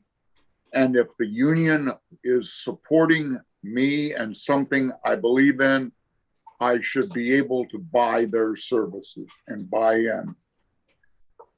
So please allow individuals to choose their affiliation. A union which is delivering services is going to be supported. Right to work is going to make more jobs available for the trainee workers and allow employers to hire people and promote them based on merit. Working together, we can bring jobs that have left America back, and all of us can work more profitably together, union and non-union. Both have their choice. Nothing in HB 61 needs harm any union in any way. They can actually turn it to their benefit. I'm asking you to please find SB 61 OTP. Thank you all. thank you for your testimony. Are there any questions of the presenter online? Representative Baruti. Chairman, Mr. Thornton, what if the company wants all their employees in the union? If the company wishes to have their employees in the union and a good job candidate steps forward and says, I choose not to be a union member, do you choose not to hire me? That is entirely their choice, as long as it is not based on a prohibited, like race, color, creed, something like that. I would hope that any company at any time would hire the best candidate for any job, regardless of unionism, race, color, creed, anything. Fair enough. Any additional questions or representatives online? Seeing none, any here in the LOB? Mr. Thornton, thank you for your testimony. Have a good day.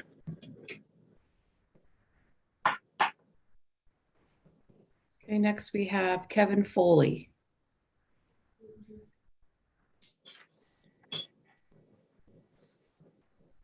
Kevin Foley. Good afternoon, Mr. Chairman. Can you hear me? Yes, go ahead, Mr. Foley. Thank you very much, and thank you for returning my phone call this morning. I got your message. And thank you to the members of the committee. You guys are, guys and gals, put in a long day, and I would definitely, negotiate raises for you if you were Teamsters. For the record, my name is Kevin Foley. I reside in Durham, New Hampshire. I'm a lifelong New Hampshire resident. I'm also the elected president of Teamsters Local 633, located in Manchester, New Hampshire. We represent over 5,000 dues-paying members at hundreds of New Hampshire workplaces. I started my 37-year career as a Teamster, as a UPS driver, humping bundles up and down the sidewalks to various businesses. And I've risen through the ranks and became elected president. We get elected every 3 years. So we can understand your plight, getting elected every 2 years. I'm obviously in opposition to SB 61. I think it's a union busting scam, and I think it's a disaster for working people of New Hampshire. One thing that is missing from a lot of people testified, so I won't go over my prepared remarks. I'll keep it short. I haven't seen a list of all the companies committed to come to New Hampshire once right to work for less is enacted. No one's provided that list to anyone. As you know, 10% of New Hampshire's workforce is represented by a union. The U.S. Bureau of Labor Statistics data show union workers earn higher wages, have better health insurance, and better workplace safety. These are all good for workers and good for New Hampshire. I don't know one working person that I represent that wants to earn less, lose their quality health care, or work at a place that's less safe. In conclusion, please remember that the 5,000 New Hampshire Teamsters are essential, hourly paid workers during this pandemic that silently stalks 350 million Americans, killing over 400,000. Most of us don't have the ability to work remotely. Our UPS members are out and about delivering prescriptions, life-saving vaccines. Our law enforcement officers are out there putting their lives on the line. Dispatchers are manning the phone lines to protect people's life and property. We've had your back during this pandemic. All we're asking is that you have ours. I urge you to vote SB 61 inexpedient to legislate. Thank you very much. Thank you, Mr. Foley. Do we have any questions online for Mr. Foley? Seeing none, we have any in the LOB? Seeing none, thank you very much, Mr. Foley, for your testimony. Thank you, Mr. Chairman. There's a Dennis O'Brien who has contacted me, Christina. He may be joining Zoom as well. I do see him. I can bring him up now. Thank you. Hello, can you hear me? Yes, we can. Welcome to the Labor Committee. Okay, thank you very much for your time today. My name's Dennis O'Brien from Deerfield. I'm a veteran. I've been also a proud UPS Teamster. I've been at UPS for 27 years, and I am in the minority as a Republican in the union. However, I do want to talk about that. Like many hardworking essential employees over the past year during this pandemic, we've worked 6 days a week, up to 60, 70 hours. We swayed this past election, the hardworking people, based on, we supported the governor and how he was handling the pandemic. We were turned off by the opposition and some of the things that were said. after this past year, I'm kind of upset that the timing that this would come forward now, but being an individual, I see that the right to work has a prime opportunity here to take advantage of the popularity of the governor. I voted for Senator Reagan and Representative Spillane in 2020. And then I sat in the Senate committee and listened to Senator Reagan basically tell the committee to disregard my comments as a union worker because I was only riled up by the union. He also stated that that this would possibly attract companies. He also stated that the people that this will benefit don't even know who they are yet. And like I said, when in the Senate committee, the people that this could hurt, we do know who we are. This continues to come up as a partisan issue where the money goes to the Republican Party, a party that I affiliate myself with, and they try to move this agenda forward. As a hardworking 6 day a week, 60-hour a week worker, I don't have time to be tuned into a lot, and neither do a lot of our other employees. And I'd like to thank Senator Reagan for tuning me in because I'm not going away. And neither is the 4 voters in my house and the others who he disregarded and said we shouldn't have a voice. We work hard. I work hard for my money. I have 2 sons. One of them went to college and is an engineering manager. The other one has joined me at UPS. My son that's an engineering manager has $70,000 in college debt, whereas my son that's working with me at UPS has 0 debt.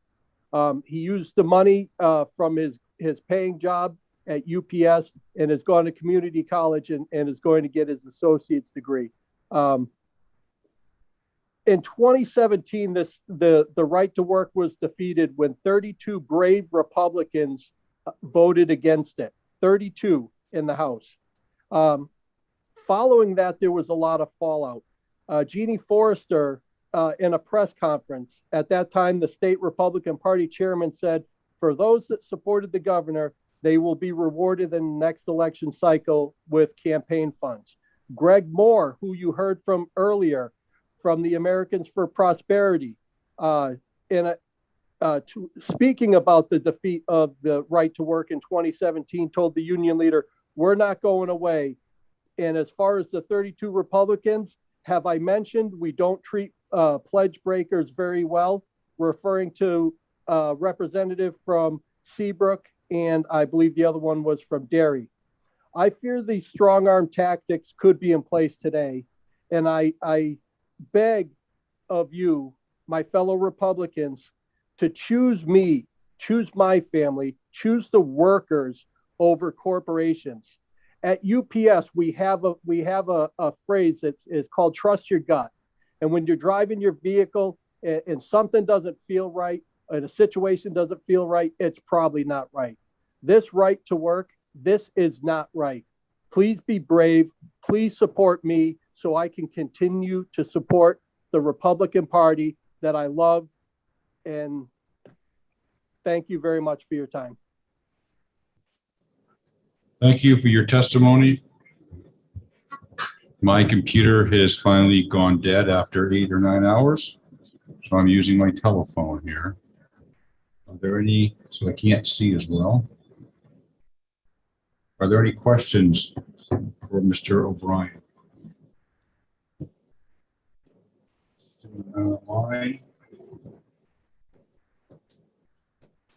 Seeing none in the legislative office building. Thank you very much for your testimony.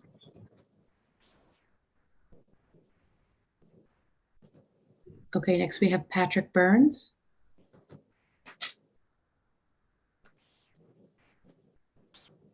Mr. Burns, welcome to the. Can you hear me? Yes. Yes, we can. All right. Sorry, can you hear me? Yes. Hi, good afternoon, Mr. Chairman and committee. Thank you for taking time to hear my testimony. My name is Patrick Burns. I am a proud Marine Corps veteran, father of 3, husband, and a proud Teamster of Local 633, who happens to be a registered Republican. I am here today to oppose SB 61 for several reasons. There was a lot of good testimony today that I had to clean up my speech a little bit, but just to go over what the way I feel about this is that it's un-American. You're trying to dictate to a business, being a union, how they can operate on a daily basis. Telling them that you won't be able to, pay union dues. You're not required to pay union dues, which is going to hurt the bottom line of the union. It is a business, okay? Just like in previous testimony regarding memberships, services are not going to be rendered. So SB 61 severely impacts the future of the existence of our union, our jobs, and our benefits that have been earned through blood, sweat, and tears. This law being a big push for Republicans was a big surprise to me because, historically speaking, Republicans are for limited government regulations. Learning the National Right to Work Committee out of Virginia, being a special interest group, has donated money to various politicians. So this kind of made sense to me. The union leader just recently posted on 3/12 of this year that $100,000 was donated to 10 GOP candidates. Okay. In the midst of a pandemic, prioritizing a bill that only helps a special interest group, politicians, and hurts the working class is baffling. Politicians are supposed to listen to constituents. I think the one thing that we can learn from today is that we've heard a lot of testimony, and I can only tell you that I've heard a handful of in favor of. Most of the testimony today was against. So you're all duly elected officials, okay? You're supposed to, you work for the people of New Hampshire. So with that being said, you're supposed to listen to your constituents. I am a shop steward at my place of work, okay? And the one phrase that I say to my members is that I don't speak for you. I speak on behalf of you. So you listen to the people that put you in office, okay? In the last committee, all right, there was very similar testimony, but if this bill passes as we know it, our duly elected officials are listening to the special interest groups. They're not listening to their constituents. So the one thing that really has me concerned about this bill is 273 D9, right, the penalty section, right? So you can say whatever you want that this is union busting, which it is, okay, but this is an unconstitutional bill if you read it. Okay, the penalties. Any person opposing to someone not paying dues can face a $1,000 fine or face prison not exceeding 90 days, or both. So with that being said, this law would allow a company to, like an HR upon orientation could say to that, potential union dues paying member or not union dues paying member that, here are your options. Okay. But if we as union members say that to them, we could face jail time and a fine. All right. So I'm asking you to please listen to the constituents. Okay. There was overwhelming testimony today that was against this bill. Please listen to the workers. Okay. And oppose SB 61. I thank you for your time and let me testify. Thank you, Mr. Burns, for your testimony. Are there any questions in the LOB for Mr. Burns? Seeing none, have any online? Any others? Thank you very much for your testimony, Mr. Burns.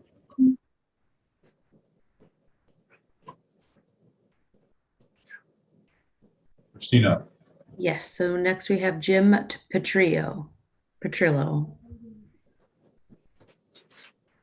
Petrillo, you're welcome to the Labor Committee. Yes, can you hear me? Yes. I thank you, Chairman and the committee for letting me testify. I am a 29 and a half year Teamster member of Local 633 here in New Hampshire. I am a registered independent voter. I was a shop steward for 27 years at the company I worked for. I am now a field rep for the Teamsters. This bill, in my mind, and I don't want to offend anybody, is ridiculous. You hear people call in on Zoom, on the phone, against this bill every time this comes up. You don't hear companies in the state coming forward saying, we want this bill because it's going to bring jobs. It's not going to bring jobs. You know, I hear testimony today that people say, well, how does it lower wages? How does it impact bargaining? What happens is, because I've talked to people in right to work states, that over time, the members that decide not to pay union dues, the companies know who they are, and that makes it weaker to negotiate a contract. The companies know that. That's how they divide and conquer. That's how it erodes wages, benefits, and drives everything down. That's why it's called a race to the bottom for right to work. It makes no sense to me. I'm going to use an analogy that I used last time. You're driving down 93 in New Hampshire, you get a flat tire, you call AAA. They're going to ask you, are you a member? You paying a member dues? You say no, you're going to be sitting there all day. That's the same thing that this bill does for unions. This bill goes forward, unions have to represent the non-union people in a group. That's federal law. And I heard somebody say that that wasn't the case. It is the case. Me being a steward, if I have a person that's not paying dues and I don't represent him, I get in trouble. The union gets in trouble. That's why this bill does not make sense to me, because that means people are getting services for free. Anybody that owns a company doesn't work for free. I'm opposed to this bill, and I hope that all the testimony you hear today lets people know that you're going to vote this down. This bill is not good for New Hampshire. No New Hampshire person came forward to sponsor this bill if it wasn't for Virginia right to work. I thank you for your time. Thank you for your testimony. Are there any questions of the presenter? Here. Seeing none. Seeing the online. I do not. Thank you very much for your testimony. Okay, we have Paul Els. Paul Els. ELLS. Mr. Els, welcome to the Labor Committee. Hi, good afternoon, Vice Chair and Chairman French. Thank you for taking my testimony. My name is Paul Els. I live in Spofford, New Hampshire, with wife Gail, grandchildren, and great-grandchildren. I'm a veteran, born and educated in New Hampshire, homeowner, Scoutmaster, past master of Masonic Lodge, independent voter. I've worked for 21 years for First Student. I love this state. What I don't love is, yes, I resent, is outside forces subverting our way of life in this great state of ours into a state of disrepair by causing a high poverty rate, low income, high child mortality rate, lower education with SB 61. I resent legislators that are passing bills that directly affect the constituents without letting them know, without a note, a phone call, anything on SB 61. $100,000. Whoever took that money, that out-of-state money, should be ashamed of themselves. Right to work is a lie wrapped in feel-good slogan. It's not only offensive and harmful to 5,000 of the New Hampshire Teamsters, but all working women and men of New Hampshire. I think you'll all agree New Hampshire is a great place to live and raise a family. It's where I choose to work and live and raise my family. For decades, New Hampshire is listed as one of the best states in the country when it comes to economic opportunity, education, and quality of life. As Governor Sununu has said repeatedly, New Hampshire is open for business, and Governor Sununu has told us he receives frequent calls for businesses looking to move to New Hampshire. It's not surprising then that U.S. News and World Report recently ranked New Hampshire as a #2 in the country, up from 5 in the previous year. We have a growing and resilient economy. Our education system is rated as one of the best, and we have a housing shortage because so many people want to live here. Organized labor isn't holding New Hampshire back, as supporters of SB 61 might have you believe. In fact, organized labor, the hardworking men and women of New Hampshire, are integral to our economy and quality of life. Would it surprise you that 15 out of 20 states are the right to work for less states? This data alone should be reason enough to cause pause and ask, passing this law helps New Hampshire how? I guess in conclusion, I want to say, please remember, you were elected to office by the people, for the people of New Hampshire. Thank you. Thank you, Mr. Ellis, for your testimony. Are there any questions of the presenter here in the LOB? Representative Turcott. Yes, thank you, Mr. Chairman, and thank you, Mr. Ellis, for the question. I've heard this twice today, and I'm trying to kind of understand that somehow. Could you explain the relationship between right to work and child mortality rates? That's correct. The reason for that is because you have less money if you don't have the unions to get that money up there.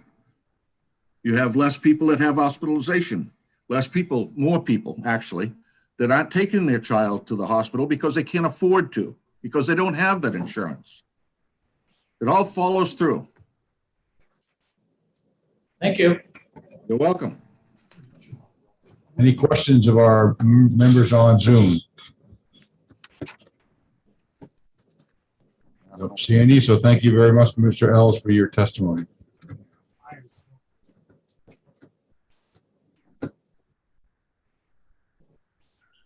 Next, we have the SEA Organizing Department. Is there an individual? I don't know. Hopefully they'll tell us. Welcome. Could you please give us your name? Unmute first.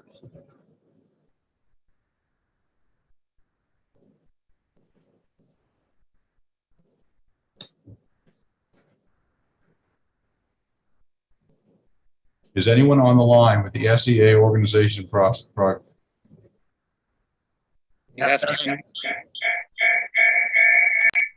Hello, can you hear me? There we go. Yes. And you are?